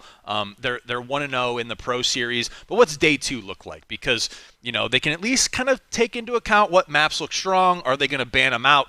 But, yeah, we got lucky as kind of that head-scratcher team that, we up here, and I'm sure you at home, and the pro teams themselves are asking, what can we do to get up to that level? And I think that's where going into day 3 of the Pro Series, those picks and bans become even more important. Yeah, and I still think as we get into Impact for the TDM round, probably the biggest thing in terms of an advantage that you can take away if you're pretty much every team that's not WGL in particular, every game that you play against them, yeah, okay, it's going to be hard, but you can still make it to the playoffs. Every team has a chance to make it to the playoffs. If they could all lose to WGL, they just have to beat the rest of each other, right? So if you're preparing for that eventual rematch down the line, then watching WGL's game, learn from them, try to pick up on where these guys are moving, what they're keying in on, how they like to coordinate. There's a lot of information that's going to go out there now because we're playing such a high volume of matches that hopefully we get to see these teams rub off on each other a little bit and pick up a couple of tricks so that they can, sit down and be like, okay, guys, what went wrong? What did we do that kind of worked? What did we do that absolutely didn't work? And Chenzo is the only one working for aim assist right now. 7 of the points on him as Chloe and Booze are the only one with kills attributed to their name. They do have the lead, though, because Chenzo has just started off so strong here in this TDM. But, we got lucky is kind of that ticking time bomb. They just need a small opportunity before they absolutely dismantle this gap in kills. Yeah, once the ball is rolling, that's a big old boulder, okay? You're button mashing to get out of the way of it. You know what I mean? That's a tough position to be in. We look at K. Jules picked off by Chenzo, and I'll put it out there. We've actually seen, even throughout those qualifier rounds that WGL won most of last year, it was actually not that uncommon to see them drop one map. It was actually like we'd be like, oh yeah, WGL, yeah, they won plenty of them 3-0, but to quite a few of the teams that they hit in that semifinal and in that final, they won 3-1, 3-1, and sometimes it'd be like the team deathmatch. They don't really get to do their rotations onto the objectives, and they excel at that. But TDM kind of takes that away, and then one player popping off can kind of make things awkward, like Chenzo. Yeah. But, the most dangerous aspect is you look at Luck, 3 and 5, Maddie, 5 and 6. At any point, one of them could just blow up, and we're like, okay, now they're 10 and 6. Yeah, absolutely. It's kind of an atypical start for We Got Lucky currently, but Aim Assist has done a great job. I have to give credit where credit is due. They're maintaining this lead right now, almost at the halfway mark. They are approaching those 25 kills, and if they can keep up this pace, they can potentially be looking at taking off a game from We Got Lucky. Zaxmack is going to go down at the hands of Akuvo. Akuvo tries to portal through with the melee, unable to clean up that kill. Aim Assist still with the 7-kill lead, however, as we hop on board with K. Jules. Just on the hunt, playing this one patient, and I think this is an attest to how good WGL is. Not trying to force the issue. They know they're behind, but they're not panicking and trying to catch up. They trust in their skills and their team's ability to kind of close this gap, and there's Chenzo being taken down as WGL is only 5 kills behind now. Well, Maddie, right? We're seeing that those frags start to add up for him and Luck. They're getting involved, getting a little bit into the action. WGL, as good as they are, we actually did still last like I was saying, talk about them being a sort of second wind team. If they end up giving up something in the early game, it doesn't say too much because it's them adjusting. They're making their comms like, okay, well, these guys, where do they like to go? Oh, Chenzo's killing us. Where's Chenzo keep killing us from? Is he going to that building regularly? Okay, Luck and Akuvo are going to go over there and neutralize him, right? If he's rotating through that path, they're paying attention to stuff like that and being aware of where the enemy players are going to come from, which is part of what just makes it so frustratingly difficult to go up against WGL. Zexmax going to take out Luck, but Maddie comes in with the double kill. Got that beautiful assault rifle getting ready. Double portals up to check the side before he comes through. Does get picked by Chloe, though. 29-36. Amos still has a chance to at least get that one map here. Yeah, and they're doing a good job of stopping the momentum of those power players from We Got Lucky. Maddie, we mentioned, I think he even hit the 50 bomb in the previous game, or was right on the cusp of it. But every time he gets kind of a double kill, gets a little two-streak in there, Amesis is doing a good job of getting that kill onto him, focus firing him to kind of stop him from just running through the whole team. So it's good on Amesis, just 9 kills away now. WGL, I think it's slowly getting out of reach for them. So Aim Assist, I mean, this is step 1 in mounting a comeback in this best-of-5 series. Well, Chenzo took care of everybody. He took care of his team at the start of this game and put them in an okay position. And then I see Booze 17-7. It's really stepped up kind of quietly. Everybody's thinking about Chenzo, whereas Chenzo, well, Booze has hardly died and has contributed a huge amount to these frags. 39-45 starts to close in a little bit, but you're going to need Maddie, who's now 20-13 to keep rolling if this team wants to win. And that's what I'm talking about, man. Sometimes Maddie comes online, the red eyes appear. He's all of a sudden, it's phase 2. Good luck. Yeah, this is where it starts to get a little scary. If your Aim Assist 47-43, can WGL close out the sweep here? You only need 3 kills, but WGL only needs 6 on board. Gets Chenzo. That's one of them, and that's a big get for WGL. They're playing this one patient through the portal, going to spot Chloe, gets him to back off of that position, one around the corner, a little bit of a timing issue, but Akuvo, good positioning, able to back down. Aim Assist only needs 2. Oh, he gets Chloe, gets Chenzo. It's 47-48 is what we're talking about. WGL catching that second wind. They just, I mean, a wipe either side is going to do it. Just a couple of kills. Don't need the whole team. Does there, get lucky. But there you go, 49-49, and it does go into the favor of Aim Assist. Booze hits Luck with the shotgun to secure map number 3. And that's, I guess, there you go. All you need is, what was it, like a 15, was it 15 points? And then you can win 50-49. That's terrifying. Oh, man. I gotta be honest. Like, I don't, Aim Assist 1, like, scoreline tells it, but holy cow, you cannot almost give away a lead closer than that. That's as close as you can get to throwing the game as it gets. So shout out to Aim Assist, at least able to keep that pace enough to get the 1 foot over the finish line before WGL. But man, I think that just proves how scary We Got Lucky is, that they are never ever out of a game. We saw that. We saw that the team deathmatch was probably the most stressful part of the entire launch season last year, because at WGL would actually do this quite a few times. They'd start the TDM really slow and then bring it back, and these teams really struggled once Maddie would start to catch fire. Especially Maddie would be like the top fragger for the team deathmatch, but then it would go to game 4 and it'd be like, all right, it's time to mount the comeback, and WGL would be like, no. Yeah, it was literally, the last kill was just who was holding that shotgun at the very end. Yeah, that's fair too. The shotty did it. And it was just, Aim Assist rounded the corner, had the shotgun, and got the one shot. Whereas if WGL had possession, it's legitimately just flipped in the opposite direction. So, scary. But we get the game 4. I'm liking the amount of LOLs and A-Lamaus in the game lobby chat as they're getting ready for this next one. We're going to Lava Well for a round of King of the Hill, and we've had some pretty action-packed King of the Hills on Lava Well today. We didn't see it yesterday, but now it's coming out full force. Yeah. And I mean, I don't want to write this one off, but it is like We Got Lucky so dominant in those objective game modes. I'm not going to count out Aim Assist because they got the map win. A win's a win. But they just have a lot of work to do based on the previous objective game modes. Yeah. Hey, any blood you can draw against these guys is going to be really big. I'm not going to say that I'm smart enough to articulate what it is right now, but there is something in that game that a team can take away and say, maybe we try to apply this aspect of how we won here into another mode. Obviously, it won't translate directly, but, you know, every little bit that they give you is an opportunity to learn from them. Oh, absolutely. Absolutely. I think if you're aim assist, you're happy to get that victory. You were able to maintain that lead. I think a lot of teams don't have, the same mental fortitude to even stave off that comeback from WGL. And at least they were able to cross the finish line first. So they can kind of walk away knowing that, being happy about that. And then maybe they just use that confidence in, Zax Max certainly using that confidence. 5 kills, 0 deaths currently, as he is trying to keep WGL at bay.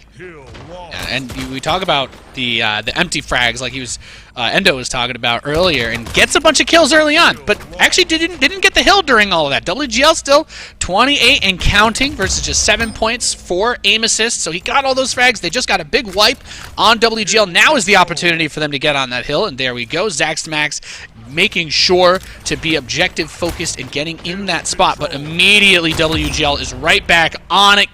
Trades out with K-Jules as Zax Max hits him with that bat, and Boost hits Maddie with the bat as well. So they're starting to get a little bit of steam going here, but WGL just got to maintain that focus. I think probably what aim assist, if we were to kind of put one thing that they did take away from that TDM, we kind of mentioned it, but now I'm connecting the dots in my own mind, is that power weapon control. That shotgun kill at the very end was kind of the difference maker, and here I think we're seeing that be the carryover. Aim assist really focusing on power weapon control, trying to maintain possession of those to give them the advantage, the essentially firepower advantage over WGL here on Lava Well.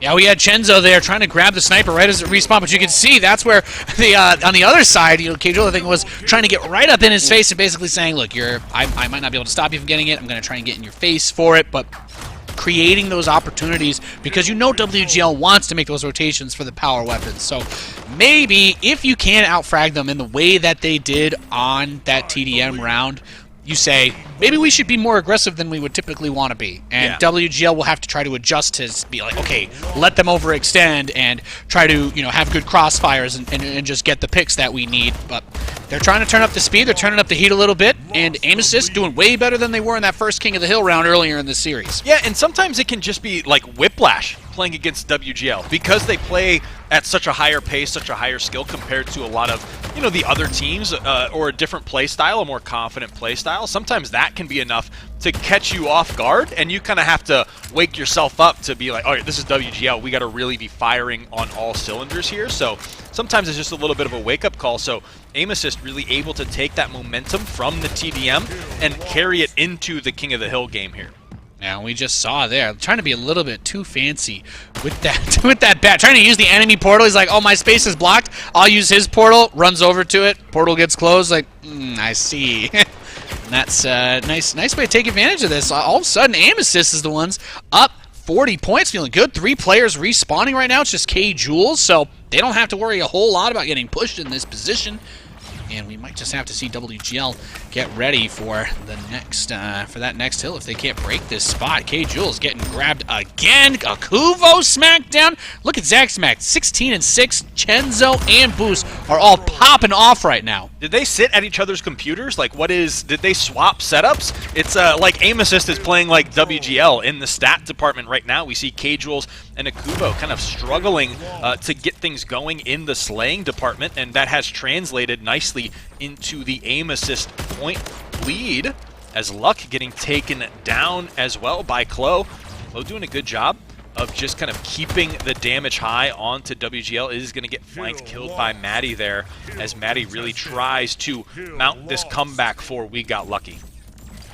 I'm going to need to check. I'm going to end up checking if WGL was the one that vetoed Lava Well yesterday in their first series, because maybe this is alluding to a little bit why the control and the positioning and usage of where those portal paths can go, the routing has been fantastic for aim assist. They're not missing a shot. They're taking down Maddie. They're taking down everyone.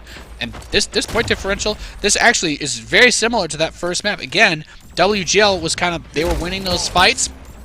They were maintaining about that 30-point gap. It wasn't anything super crazy, and then they just took off once they got close to 200. Yeah, this kind of feels like how I would expect a series between the number 1 and number 2 finishers to go. I think, you know, that game number 2 domination feels like a little bit of an outlier now, because the Olympus game even went kind of close towards the end. Aim Assist did do their best to make that get within 30, and it did go to time. And then, you know, they clutched up with the 1 kill on the TDM, and now they're really utilizing that momentum and keeping this one much more even as they still maintain that just about 12-point lead.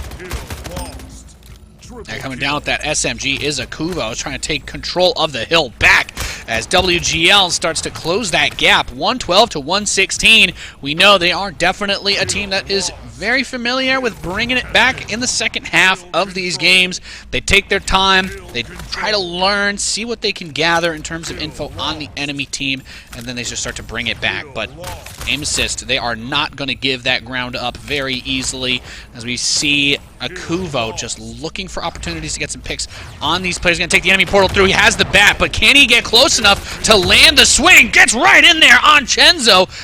On Declo, excuse me. I think Akuvo hits, but Chenzo goes down with him. Whole team pushes in on that point for WGL. That was just such a great heads-up play from Akuvo, because there were some opportunities where you could tell he was kind of feeling the situation out on when he should go in with that bat. He knew he had the power weapon, he was going to be able to make an impact with it, and he played it perfectly, which is now translated into We Got Lucky, taking the lead here in map number 4. Yeah, at 139 to 130 with a goal of 250. Still anybody's game. It's been quite a close one, but takes down Zaxmax and Boost. Akuvo is trying to take control. We're starting to see those frags pick up big time for WGL as they begin to overcome the amount of damage that Aim Assist has done with that sniper rifle. Akuvo, look, he gets a good shot up close and personal, going down the stairs, has the teammate clear on the left, looking for Booze on the right, uses that portal, snipes from behind.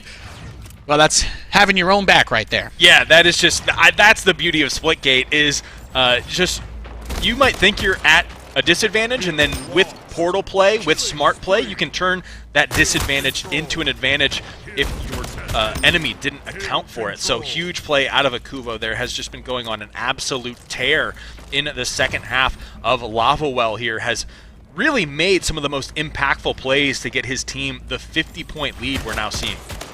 Yeah, it's the beauty of professional Splitgate, right? There's very few like binary interactions. There's always at least almost like 10 plus variables at play, because you have all the players in the game, of course, but all of those portal spaces, where you put them, where you put the exits, even just where they are on the portal wall can have such a huge impact on whether you're exposing yourself or protecting yourself from a certain angle that somebody else could be coming in from.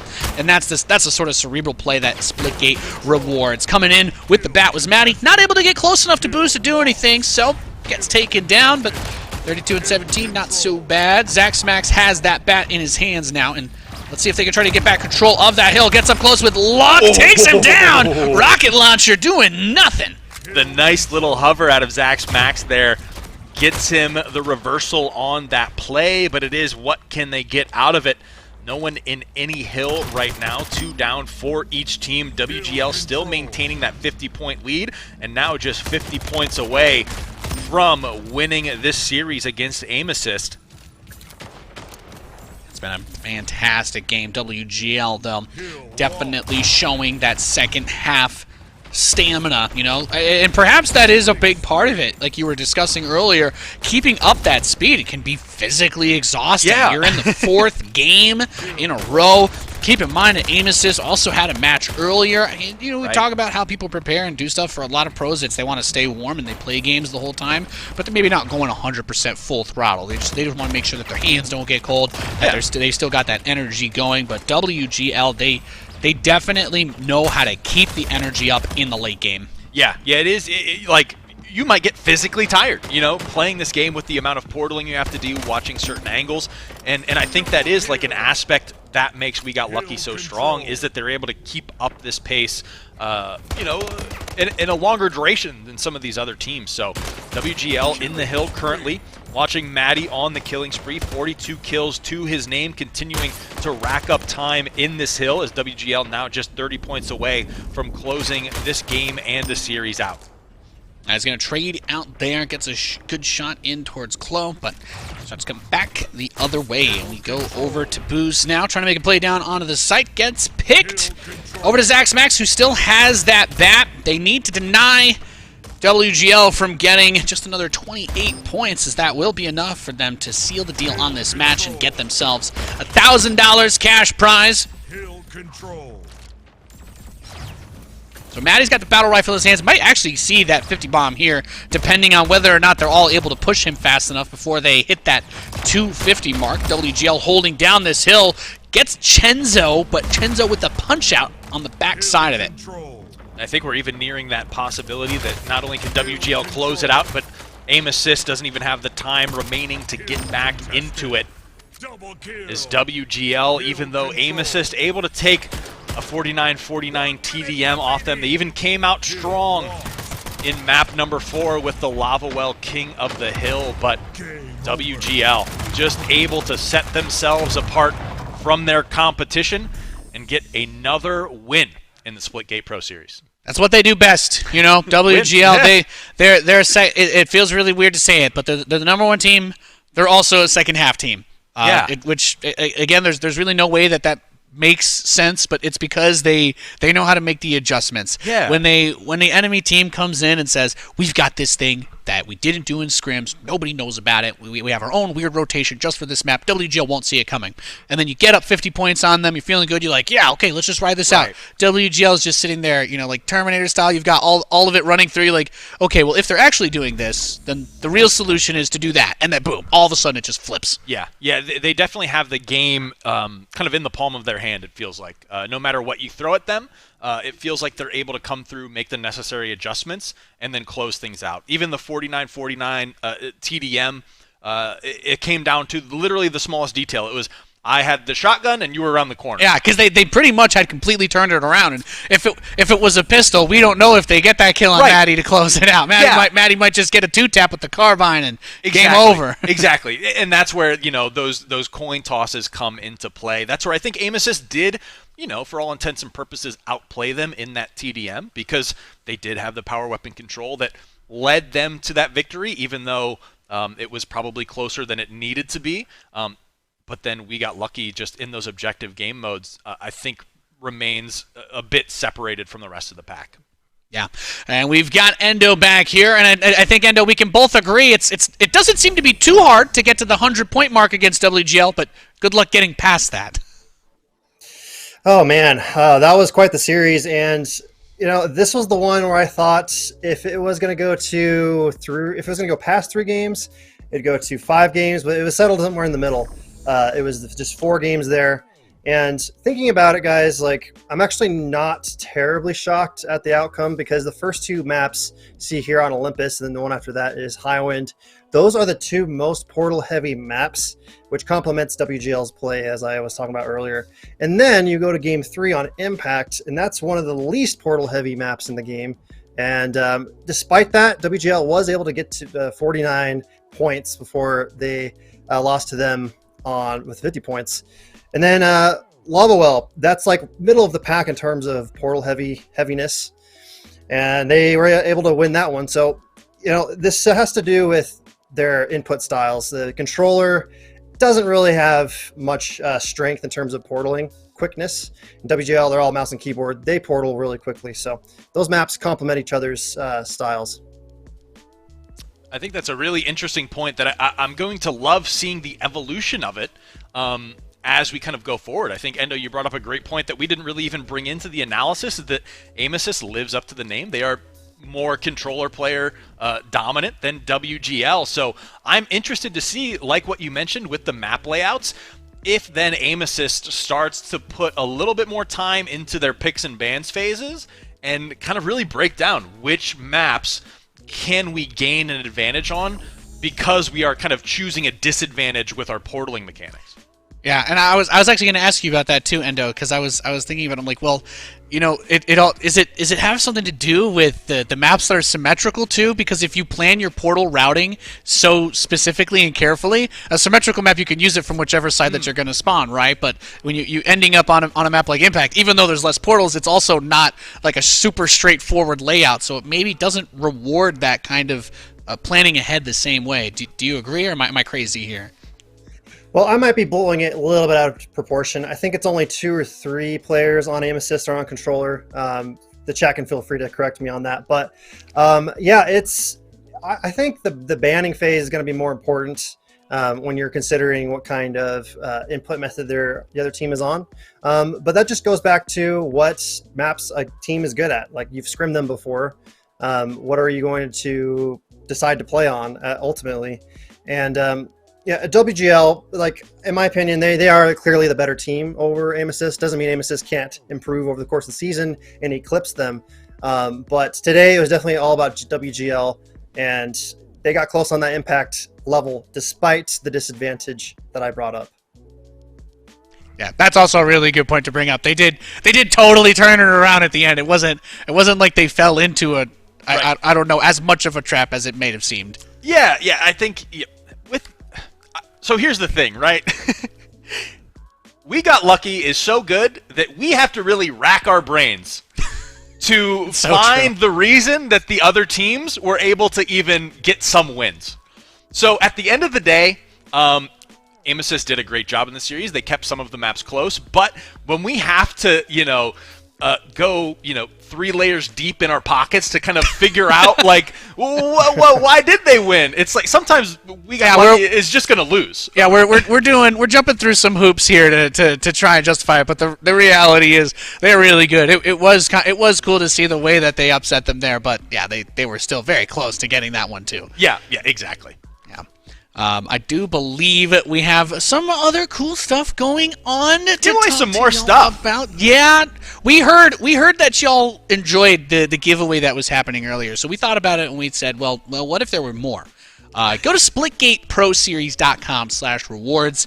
You can do all sorts of different things there, and we've got quite a few giveaways that are going to be happening throughout the course of the season, just like we had in the chat earlier. Yeah, you got to type in a few more letters this time, but the process is just as simple. Go to that URL /rewards, and you can be entered for that Astro prize pack. But that is a great URL to bookmark regardless, because like, I don't know who it was, that great voiceover over that video kind of explained that there's also challengers, ladders, and community events that you guys watching right now can get involved in and enter in. So just get involved in the Splitgate community. I think, Endo can attest to that, the social media man himself, that it is a great community to be a part of. On that URL, you can find the entire schedule, things that are coming up. You can find the win-loss records and, stats. YouTube We do love stats here. Standings and everything else. So that's a good one to throw in the bookmark bar. And then, while Endo's here, of course, follow Splitgate and Splitgate Esports on Twitter. And you can kind of get involved with the community, because I know it's my first time casting here, but I've been in the shadows lurking with the community since the inception. So, yeah, guys, get involved. It's a great community to be a part of. And here are your standings. After 2 days of the Splitgate Pro Series, Portal Demons and We Got Lucky and Bork all at the top currently with that 2-0 record. But the game percentage wins is kind of the interesting story here. Because Portal Demons hasn't given up a map. And, it's funny we talk about how good WGL is, but I think, Endo, you might agree that Portal Demons is still, that's like our team to beat them, right? To eventually try to take them down and overcome them. Yeah, it definitely looks like that. Game win percentage, 100%. I actually didn't think about that. That's certainly impressive. I wouldn't be worried though if you are a Mushroom Hunters, Little Gremlins, Aim Assist fan or player, because we still got 5 games left in this season, regular season games that is, and they can fight their way back if they just clean up a few critical things, but just a couple things. If they just improve on, I can see any of these teams coming away with this. Just a few improvements. Yeah, I think you're entirely right, and the phrase you termed with that empty deaths is entirely responsible for a lot of that, right? We saw time and time again that you would push in, get a triple kill, and then your team kind of got nothing from it. So there is definitely those minor improvements that I think a lot of these teams can make, and even in the grand scheme of kind of Splitgate Pro Series and Splitgate Esports is that gap is, while WGL is still up here, it's those bottom teams slowly encroaching up. So whether or not WGL continues to improve, which I'm sure they will, they have a lot of teams kind of hot on their trail. And I think as we get into those picks and bans, a little more in the nitty gritty, and you start to, counter pick people and ban out different maps, that gap is going to continue to shrink, and we're going to have some really, really competitive matches going on in the future. Yeah, for sure. And I guess my final thought on that too is there's so many more seasons coming. We've got Splitgate action set up, scheduled all year. Yeah. So even the teams that feel like, okay, maybe we're getting into it, maybe we feel good. Well, you've got months and months and months to continue to improve and practice and get up there. And hey, who knows? Maybe one of these challenger teams that we haven't even seen yet is going to end up being the one to take WGL down next season or the season after that. But thank you all so much for tuning in. This has been the second day for the Splitgate Pro Series winter season. We'll be back next weekend with more portaling action. We'd love to see you there. Thank you so much for tuning in, and have a great night.